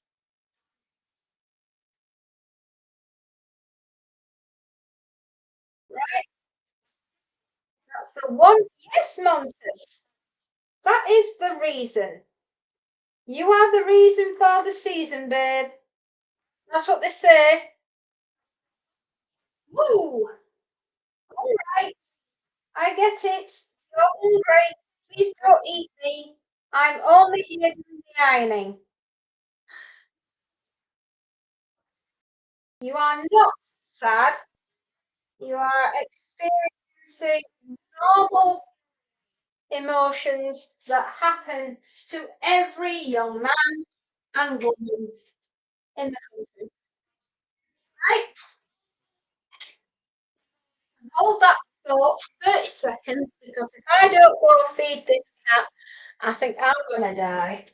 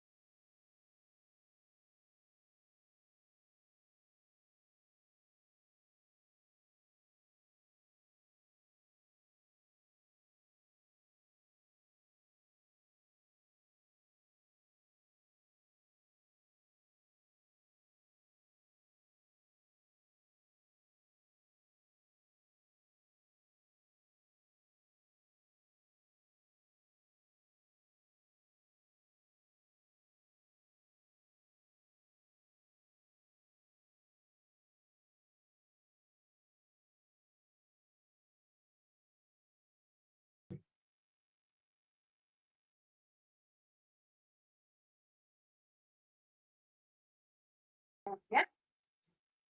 The cat has had his dinners. The vacuum cleaner has vacked out the dryer. The dryer is now full of the next load of washing. And the washer has got a new load to wash. What's got you so upset, sweetheart? Come on, come on, Soph. Tell us what's on your mind. I'm sorry I had to nip upstairs and see to the cat, but it was in danger of eating me. I gave him some biscuits. I gave him some biscuits, and he'll be all right for the next couple of hours. God willing, nobody else goes in the kitchen, or else they will be eaten alive by the cat. Now, I do know that you, Sophie, have recently split up with your boyfriend Hunter. So, I'm assuming that a little bit of this being upset is to do with that. But you must never, ever say you hate Eve. Will! Hello, babes. Burt Reynolds. Awesome. That's what I wanted to hear. Burt Reynolds is here. Awesome. You, my man. What a sense of humor. What an awesome guy you are.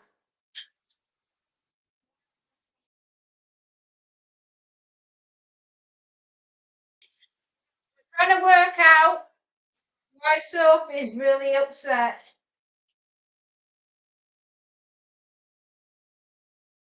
I think it's because she split up with a boyfriend, but I'm not sure, so I'm waiting for her to come back and let us know she's all right. Oh, do you like the draft? Oh my goodness me, I've got so much to catch you up on, Will. Also known as the Burt Reynolds. My heart is so happy right now. I've got Burt Reynolds on here. Woo! There we go. The green screen that you can see behind me. Yeah, this wonderful castle that I am now living in. Yeah, my absolutely adorable adobe where I live. Hang on, let me move them out the way so you can see it in its entirety. Is that just not magnificent? We finally got the green screen. The green screen arrived yesterday. Breakups can be tough for sure, almost like a grief. I hope, yes, exactly. Sophie, if you're listening, we hope that you know that you're bigger than the breakup and that you're an awesome young lady who has her whole future in front of her, right? Do what I did. You gotta kiss a frogs before you find your prince or your princess, for that matter. Yes, yesterday was a trial run, Will, when it came to getting the green screen working and everything, and it was just phenomenal. And we've got a smoking pumpkin, we've got the fairy castle, and we've been to the moon today. But this is all to do with everything we've got coming up for Halloween. So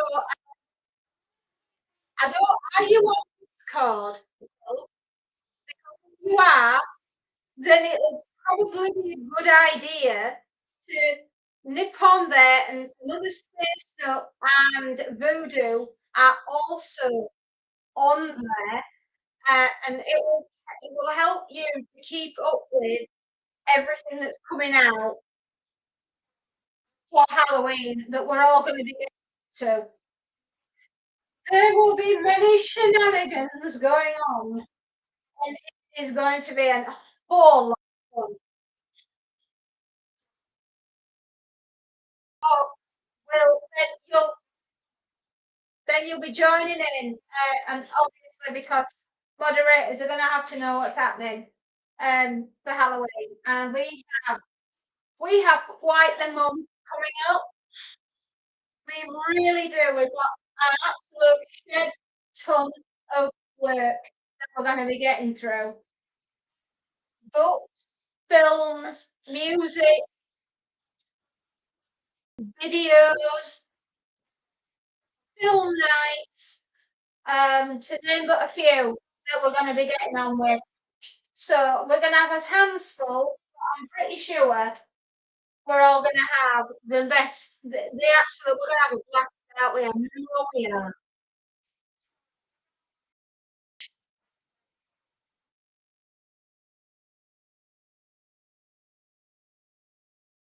How's your day been, Will? Are you all right? The whole of October, we have got 31 days of horror heading everybody's way, and it's going to be a blast. There's going to be something different every single day. I'm going to make myself coming back at this point. Sounds great. Yep, it is. Also, where's 200 wheels gone? I'm doing good, thanks. Being out and about today. I figured you had. You weren't being on earlier. I thought to my little self, I'll bet my Will is running around London doing what he does. And I wasn't wrong.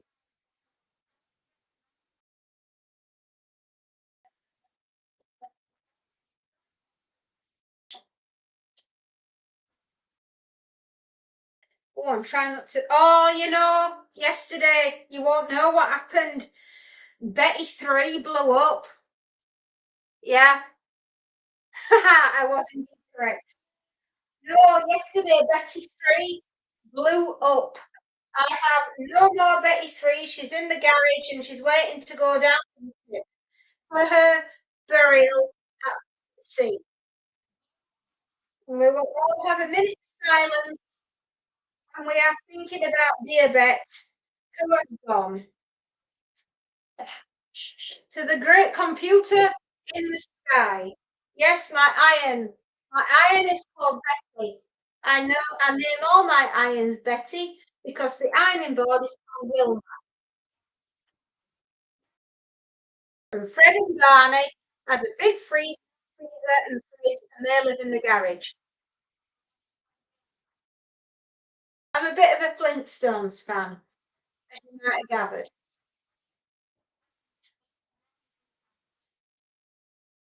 And yeah, she blew up yesterday. I do wear them out good and proper. You're absolutely right. She'd been repaired 3 times. Did you like the Jetsons? I did. I did. George Jetson and his wife Judy. And I forgot what the kids were called. Oh, that's bad, isn't it?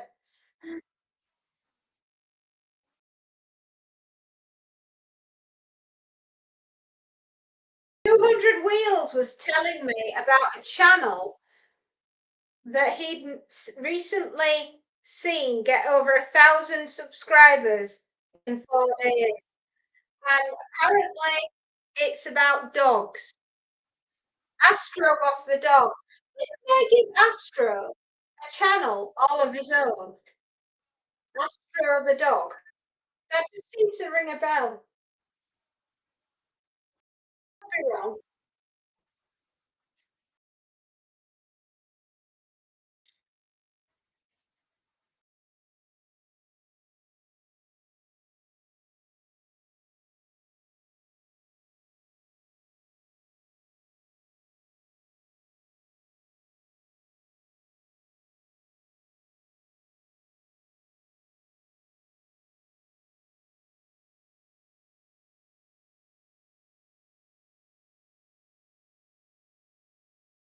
don't remember that. I'm sure there was a dog that had a show called Astro Dog or or something. Hmm, maybe I'm confusing it with another one. I do that sometimes.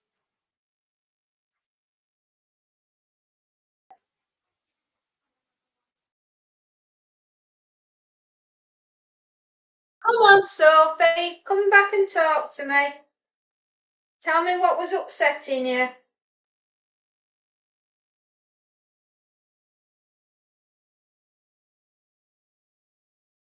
Of all the times the cat wanted feeding, it was right when she needed me. And I am sorry, sweetheart, but I had to nip upstairs and feed Monty. It was either that or he was going to chew my legs off. Nobody wants to see me legless, that's for sure. I'll be able to stand up and iron.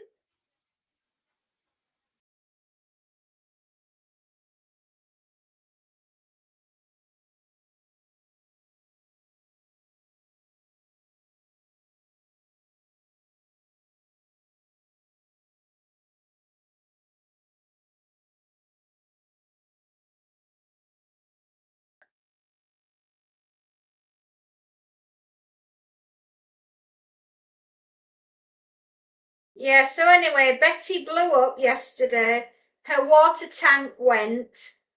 And so consequently, my poor husband had to go and get me a brand new iron and go and collect it last night on his way home from work.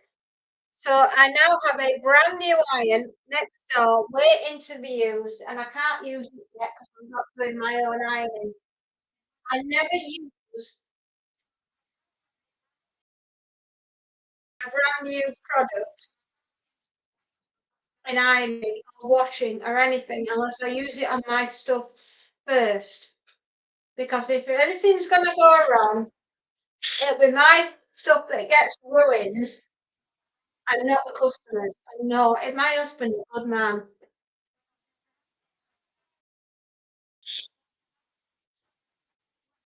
I tell you, Mr. Fairy was running round Curry's last night after work, after he finished his job, to get me an iron so that I can do mine. I tell you, if that ain't true love, I don't know what is.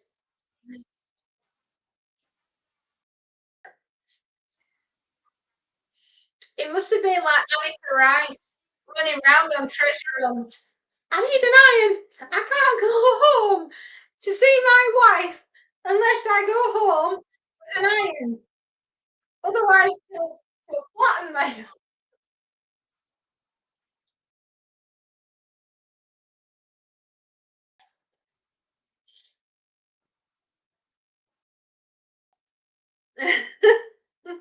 Supermarket. Oh my goodness, yeah. Supermarket sweep. Ironing. Extreme edition. Oh dear me. Oh dear. Oh dear, dear, dear. Do you know, I don't think we have a day where we're not laughing about something.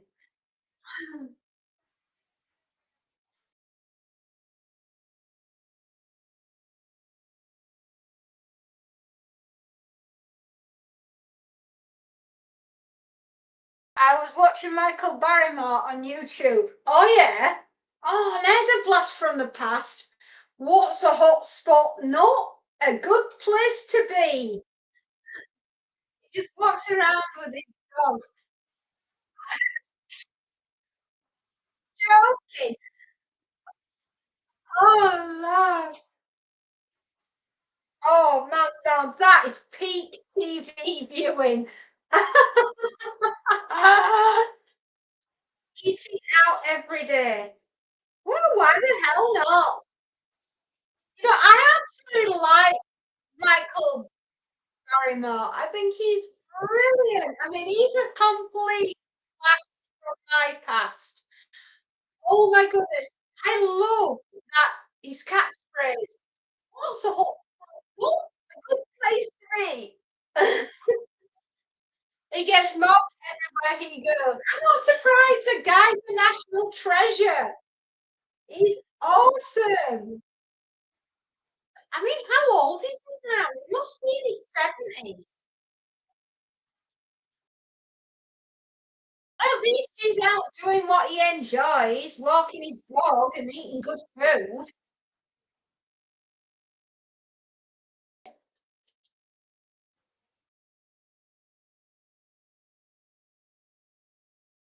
I think 73 or 74. Hey man, he's a national treasure, he really is. He's lovely.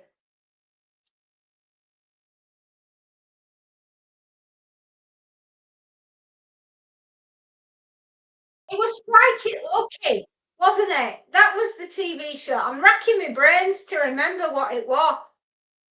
Yes, I'm sure it was Strike It Lucky. Everybody wanted to be on that show anyway.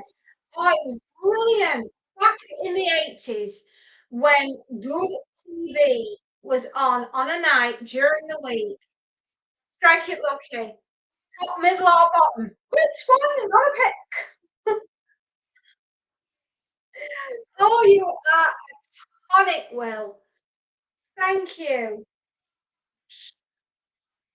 Yeah, it used to be on a weeknight, didn't it? Because I got to watch it before I went to bed, and it was like you knew you were in for a good night with telly when Strike It Lucky were on. Oh my goodness, happy days. Absolutely. Happy days, everybody.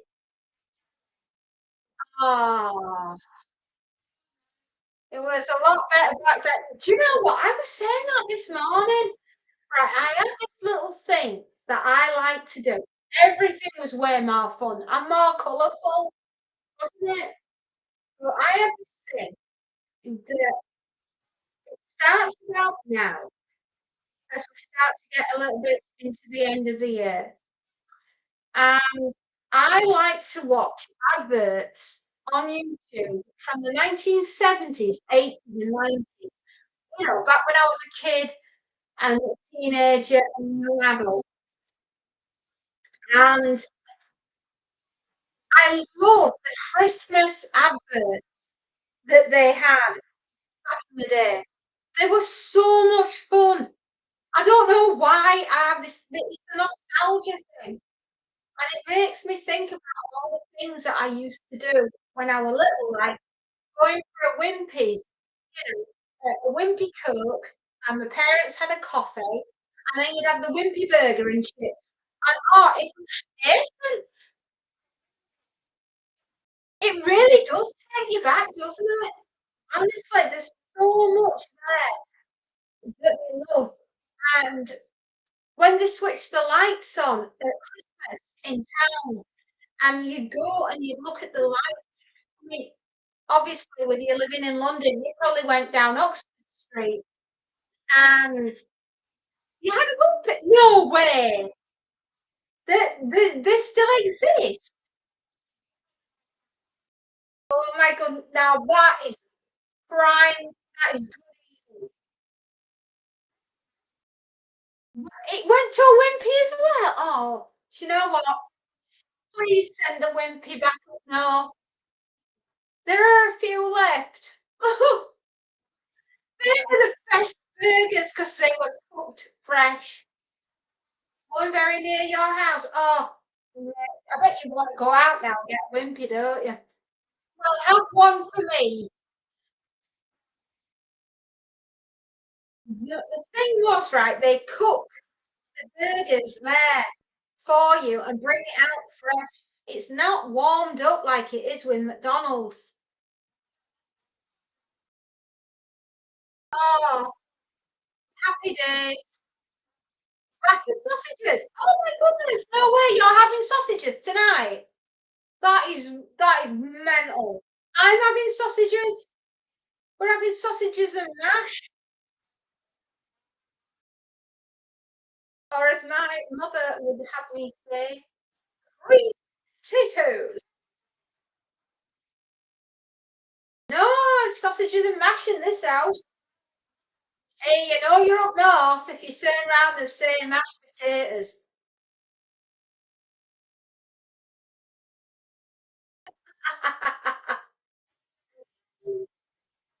Oh no, I was reminiscing about. Do you remember the little chef and the Olympic breakfast that they used to do? Which were epic. I mean, oh, you know what? If you can manage to eat an Olympic breakfast, didn't you get the toast and coffee for free?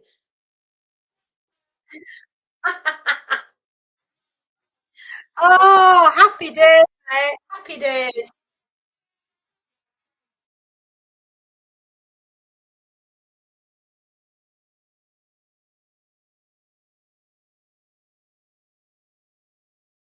Mm,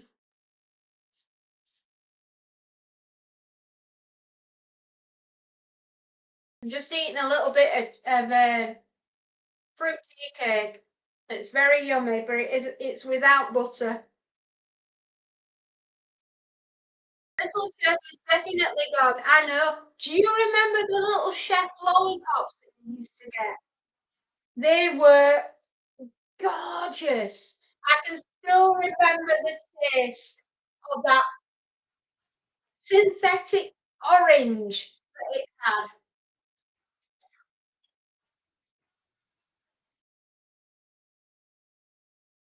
And they always used to make sure the kids got one when they left. And I bet no wonder we were all blooming hyper with all the E numbers that were all in that food.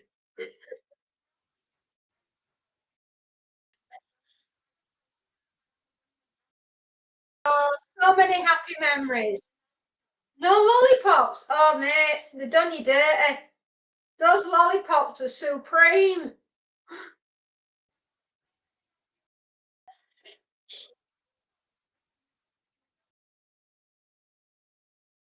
No, we do have a fish and chip restaurant round where we are up north that still do give lollipops when when you leave. Up here, Eden Airport.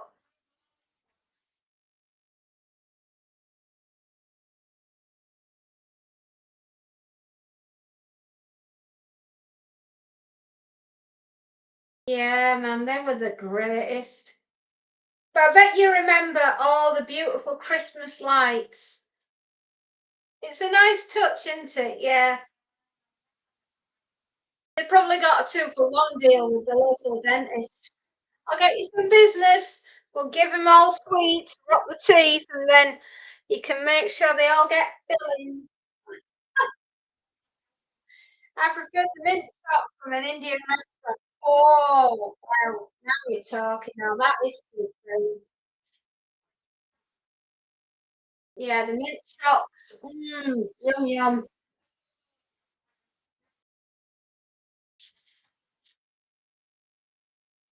So, have you changed your bed sheets? The cynical fairy comes out to play, yes. Ha ha ha. She's in there somewhere.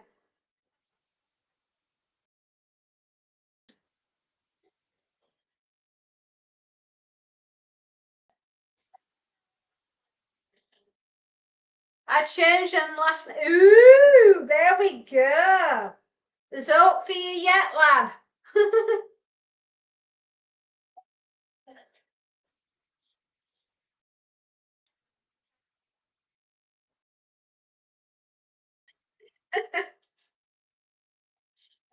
Oh, you are a breath of fresh air and a cheer me up. I was telling Ishi this morning about, we were talking actually about Christmas nativities, and I was telling him about the Christmas nativity that I had to do when I was at school, and they'd let the little kids from infant school, and we had to we were singing the first Noel, right? And all the little kids had to do was hold up the square with the letter on to spell Noel, right? Except they've got them in the wrong order. So it's spelled Leon.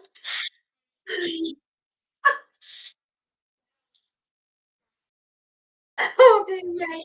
It was so funny. You know, of all the things that could go wrong in a kid's nativity, they were going wrong that night.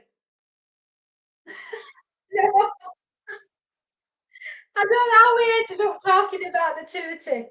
But I mean, like, you'll remember when you were back at school and like the Christmas tree and there were just loads of stuff that went really wrong that night, right? They had other words to hold up. And one of the songs that we were singing was called Shining Star, but they got everything back to front and it spelled Shinning Star. We were following a Shinning Star.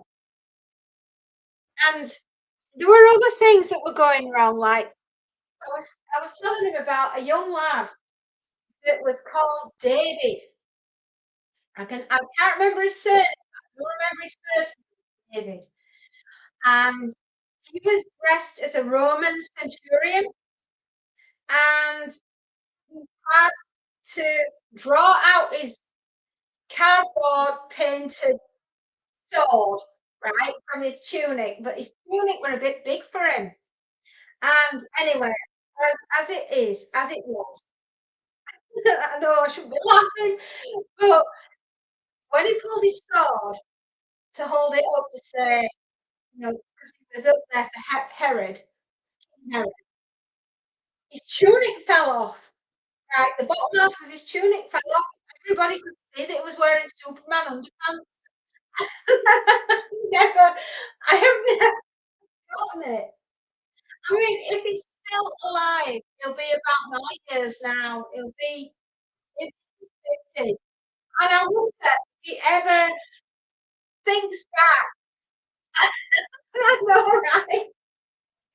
I wonder if he ever thinks back and says to himself, thank God I had underpants on, even if they were Superman.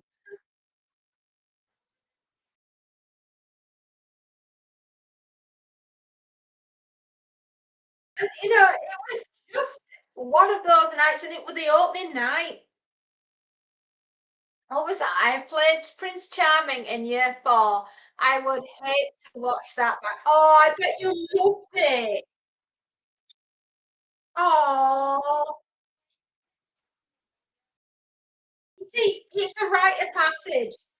I didn't even wash my clothes. No. Yeah, I wonder if he's still alive, bless him. Oh man, what a night. And it was over 3 nights that we had to do this because it was a big school, was my junior school, junior and infants. And we had all the parents that wanted to get in to see. And that all happened on the first night. But by the time we got to the third night, everything was moving pretty good. We got it down to a fine art.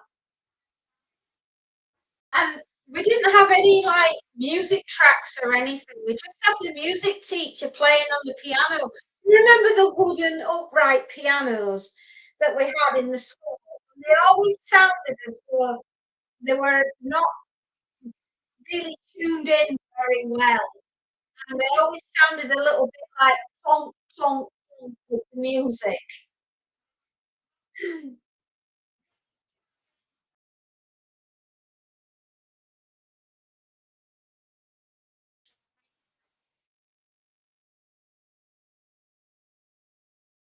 Yes, very true, like something out of the monsters. Yeah, exactly.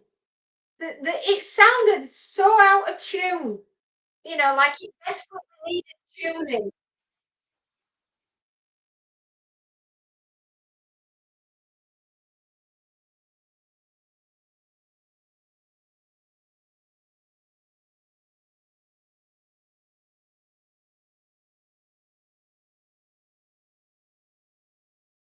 Oh man, they were the days, weren't they?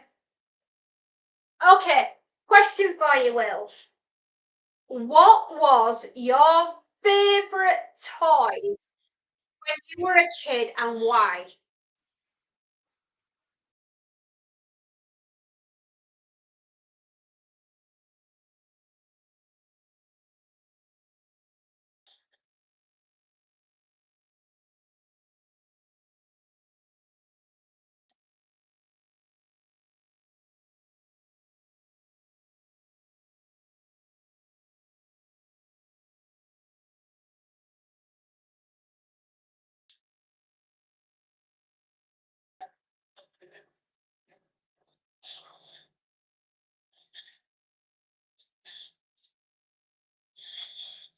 Question.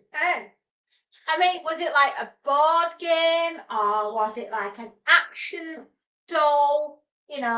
I mean, I don't think you'd be playing with Barbie and Cindy. Probably more action, man. Probably my Sega Drive, purely for the hours entertainment. The Sega Mega Drive. Oh my goodness, I bet you had an original one, Sega Mega Drive, with, was it Columns, Sonic the Hedgehog? Oh, and there was a third game, but I can't remember what that was.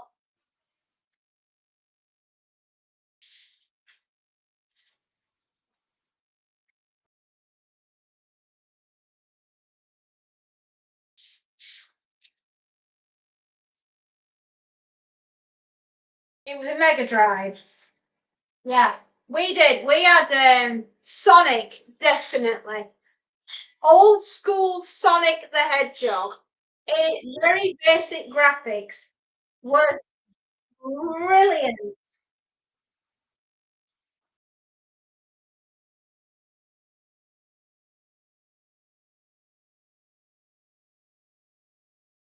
Oh, now you're talking. Well, did you have a toy that was not electronic?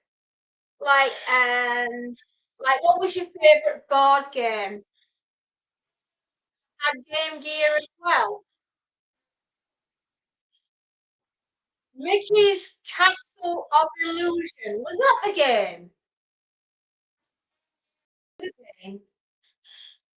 I just remember something about blocks being on it, and you had to get them in like blocks of four, and then they'd disappear, and you'd end up.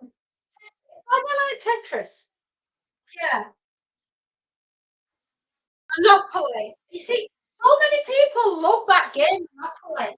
Another one that I right enjoyed, which I'm trying to get a vintage one for the girls for Christmas, is Mousetrap, complete with the basket that comes down. But I love chess. Oh wow! Oh, my husband loves chess. Mousetrap was a banger. Cluedo. Oh yeah. Miss Scarlet on the billiard table with a candlestick. Yeah, we play Cluedo at Christmas.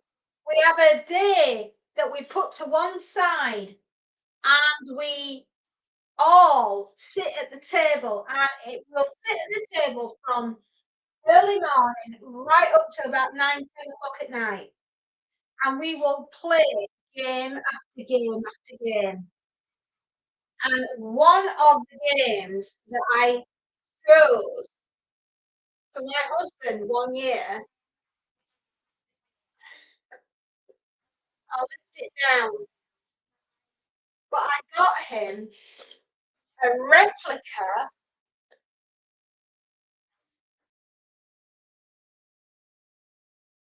You recognise it? Hold it. That is a proper sesh. We play, we play Cold It on that day. My husband insists on being the German. I am always the Brit. My daughter's always Polish. and the other one's always the Americans. And each one of us does our very best to get out of college. Never, it was a game that my husband used to play when he was a young boy back in the 70s. And I just knew one year, I saw that they'd redone it. And I was like, I have to get in. There we are. Oh, hang on. Turn it round. There we go. I have to get him a copy because it's not an original, sadly, but it was for my husband for Christmas a couple of years ago. And I'm so glad that I got it for him.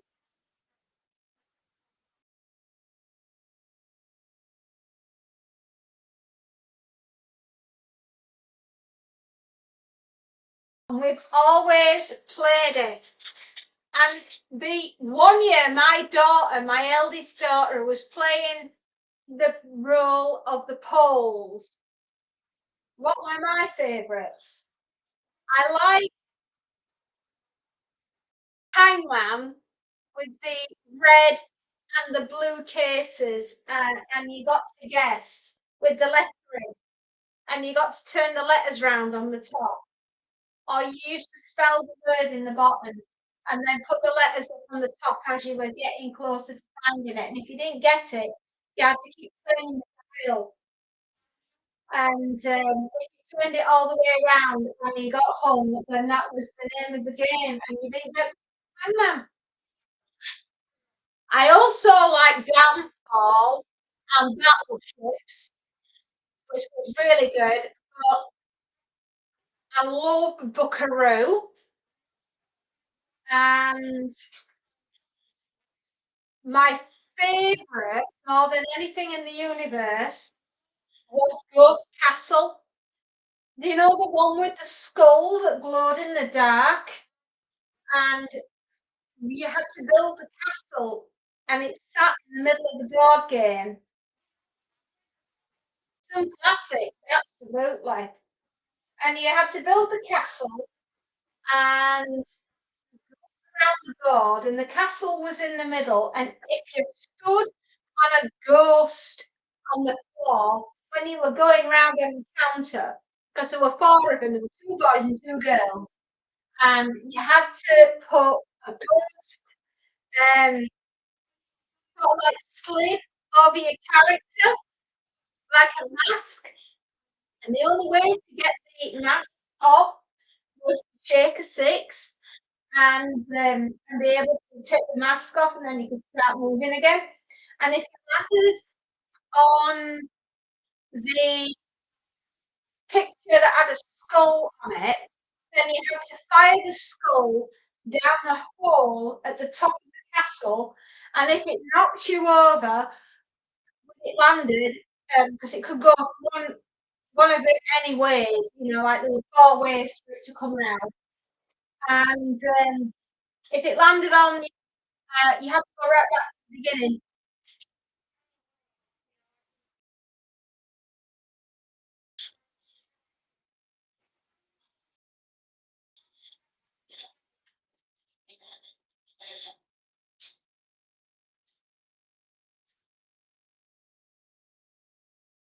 Oh my goodness me. There were some happy days there.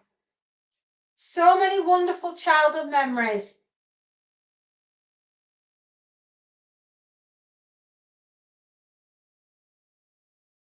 You never played that one, right? We will have to rectify that one, my lovely. That was that was a favourite. Oh, well, I game. It was one of my mates used to play it all the time. We'd finish school and we'd want to hang out. It were awesome. Loved it. I was quite happy with the football in the garden as well. I would listen to the games on the radio and kick it about. Oh, bless you. I were a hula hoop girl. Joyce, how you doing?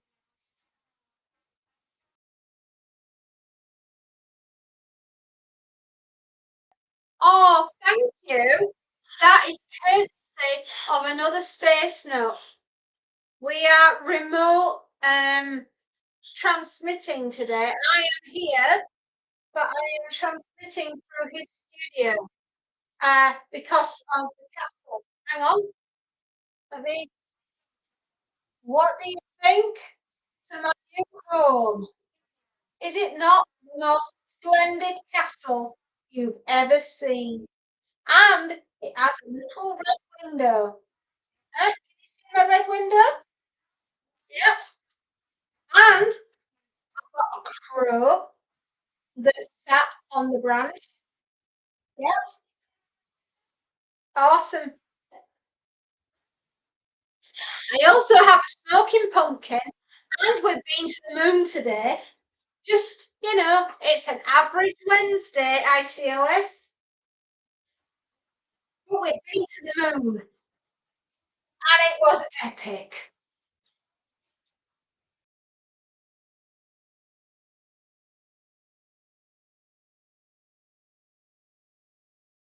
So yeah, we got the green screen arrived yesterday, and we nailed it up this morning after I ironed it.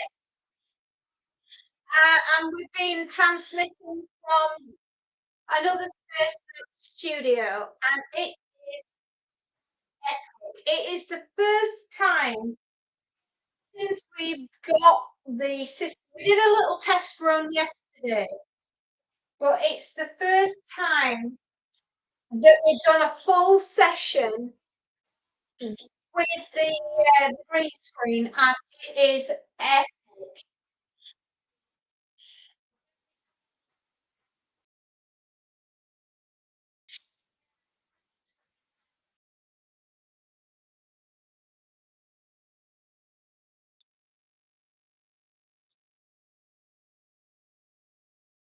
So how's your day been going, ICOS? Since I saw you yesterday as well, I've blown up an iron. Betty 3 is no more. She died yesterday.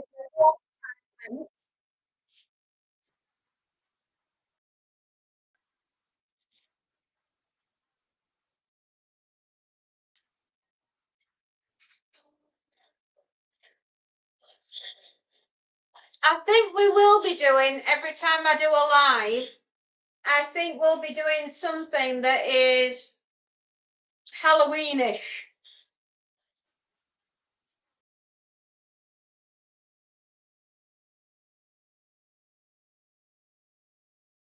To be fair, we've got an awful lot of stuff that we're doing for Halloween.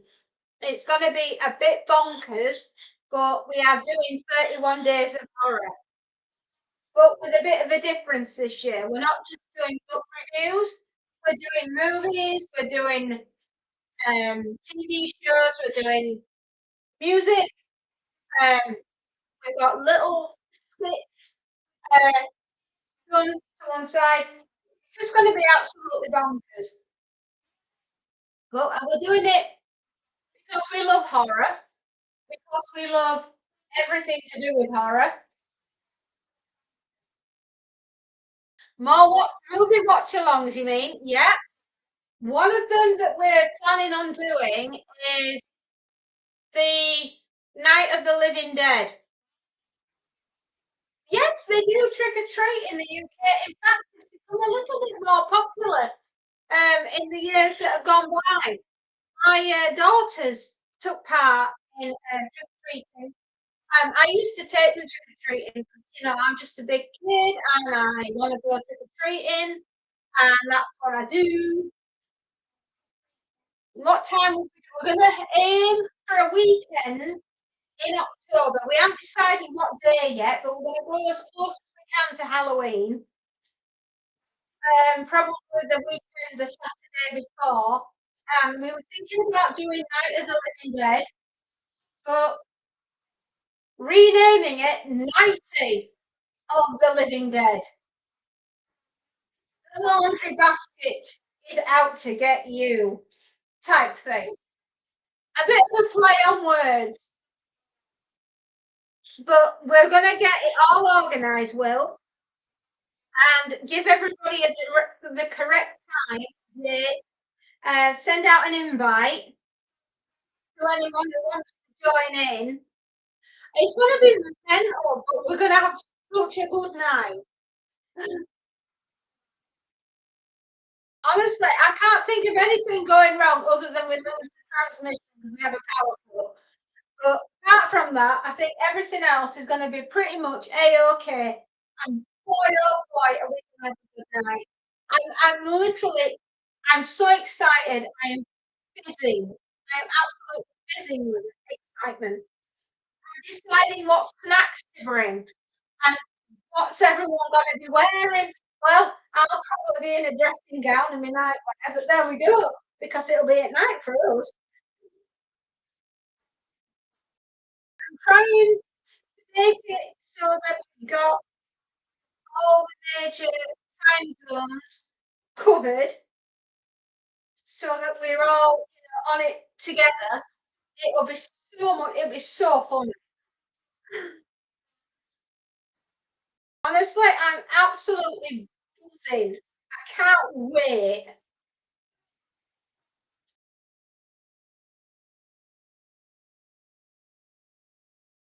Right, we've got one more duvet cover and then we're done. And hasn't today flown by? Honestly, it's been absolutely balmy today. I'm wishing Sophie had come back on. So let's make sure she's all right.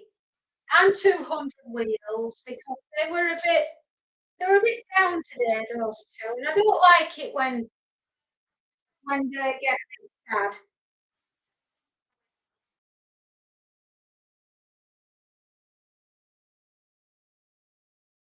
They're the duvet of destiny and the pillowcases of time.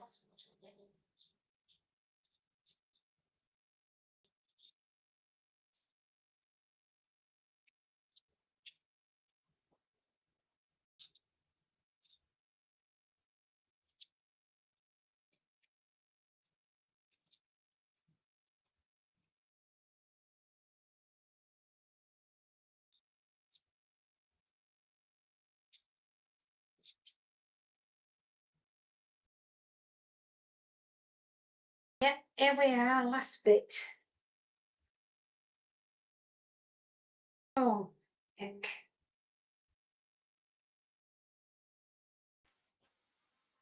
You know, it's a bit inside out, this one.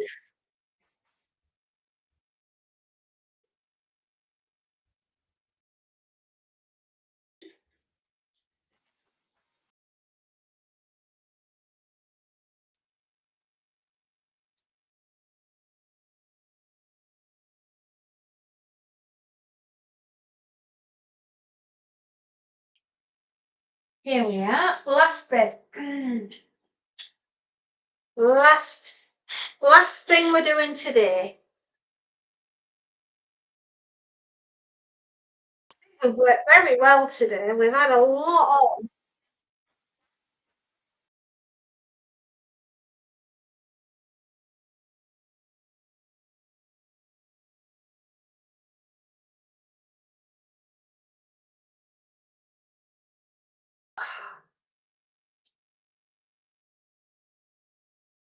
Done and dusted.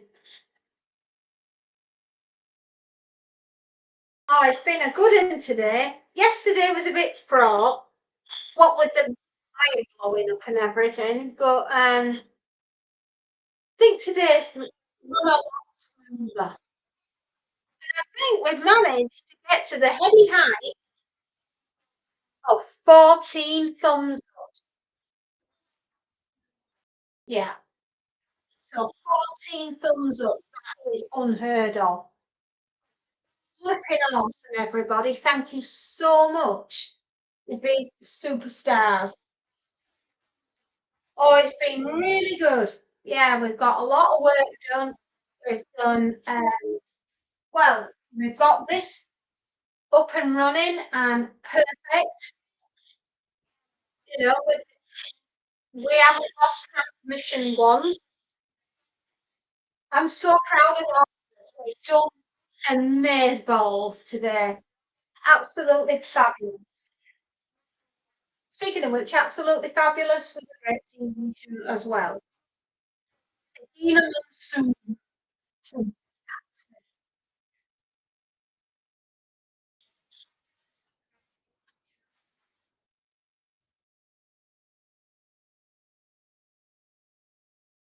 I like Joanna Lumley. She's funny. She's got a wicked sense of humour.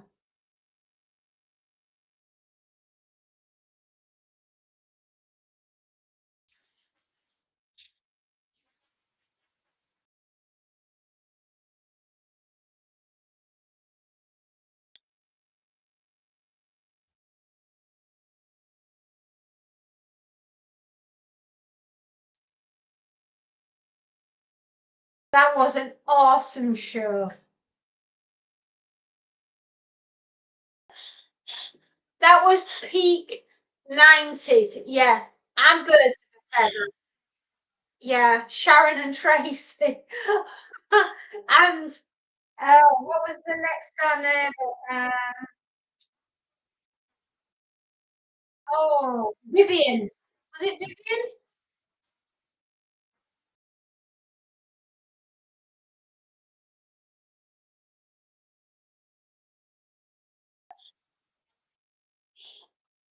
I'm trying to remember their neighbour. Doreen. No, not Vivian. It was Doreen. Yeah, Doreen. Yeah.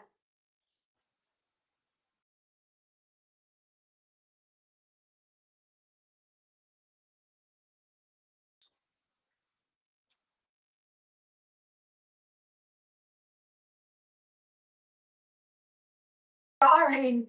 She was. Yeah. Oh, she was funny.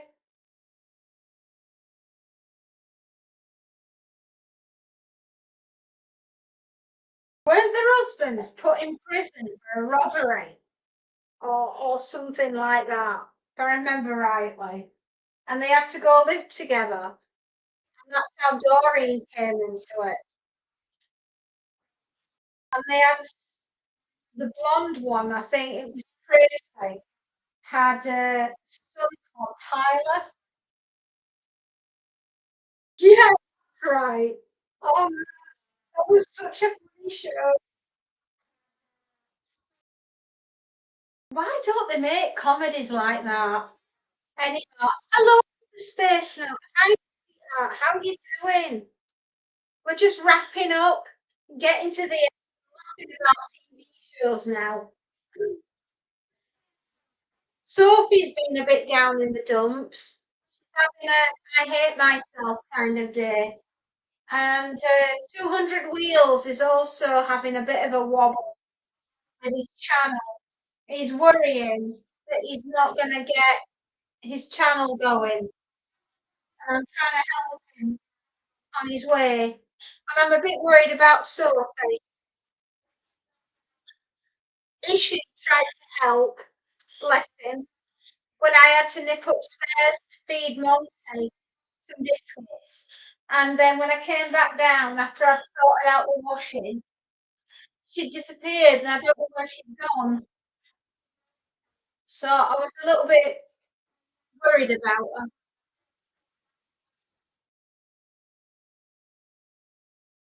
I hope everything's gone all right um, with Mrs. Placenote. I hope she's okay.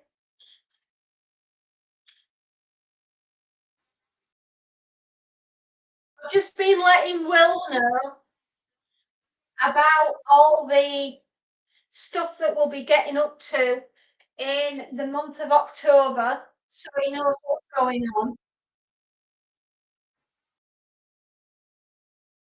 Glory, glory. As okay as things will be. Oh, honey, I'm thinking of you all.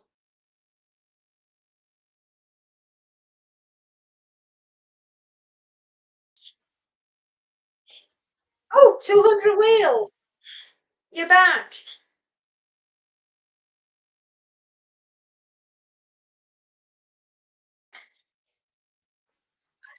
To say to you, 200 wheels, that everything's going to work out and it'll be just fine. Your channel will get going, but you just need to be patient, sweetheart. Set yourself little milestones along the way so that nothing feels like a mountain that you've got to go up, but more like a small hill.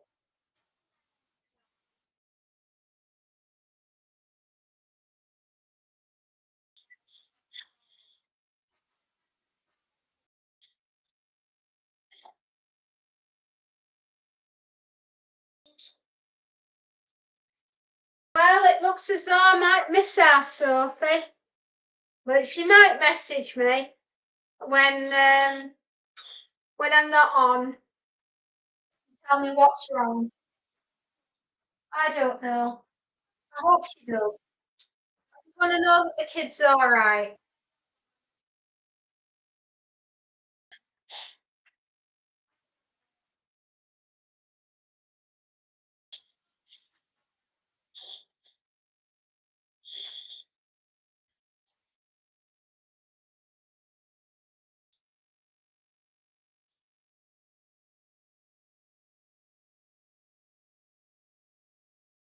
Right, and my beloved husband will be home in a few minutes. So I was just unsubscribing to most of the people I've subscribed to because if YouTube says you have too many subscriptions compared to your number of subscribers. Oh, does that mean we're going to be saying goodbye then?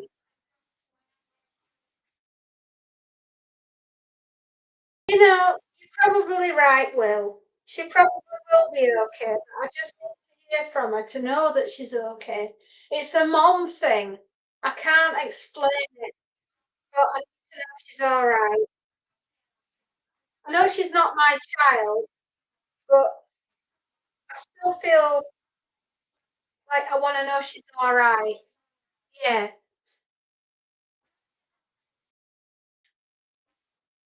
my channel is completely fine. Oh, okay.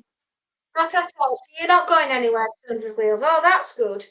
I was starting to panic then. I thought, where's my little buddy going? Well, that's good. Oh, Twitter thing to tell users. I don't know. Is it a Twitter thing? YouTube don't care, to be honest. The only priority, the algorithm has to keep keeping viewers watching content. I'm off for tea. Ooh, that sounds like a jolly good idea. It's almost 4 o'clock. I think I should have tea as well. Awesome idea, Will. Right, everyone. I will take this now as the chance to say to you all, thank you so much for everybody being here today and being awesome and epic like you always are. I love you to pieces, everyone. Thank you to another Space Note for being an absolute darling, and Will for being here today, monitoring and helping. And most of all, thank you, another Space Note, for allowing me to go through your computer. That would be awesome.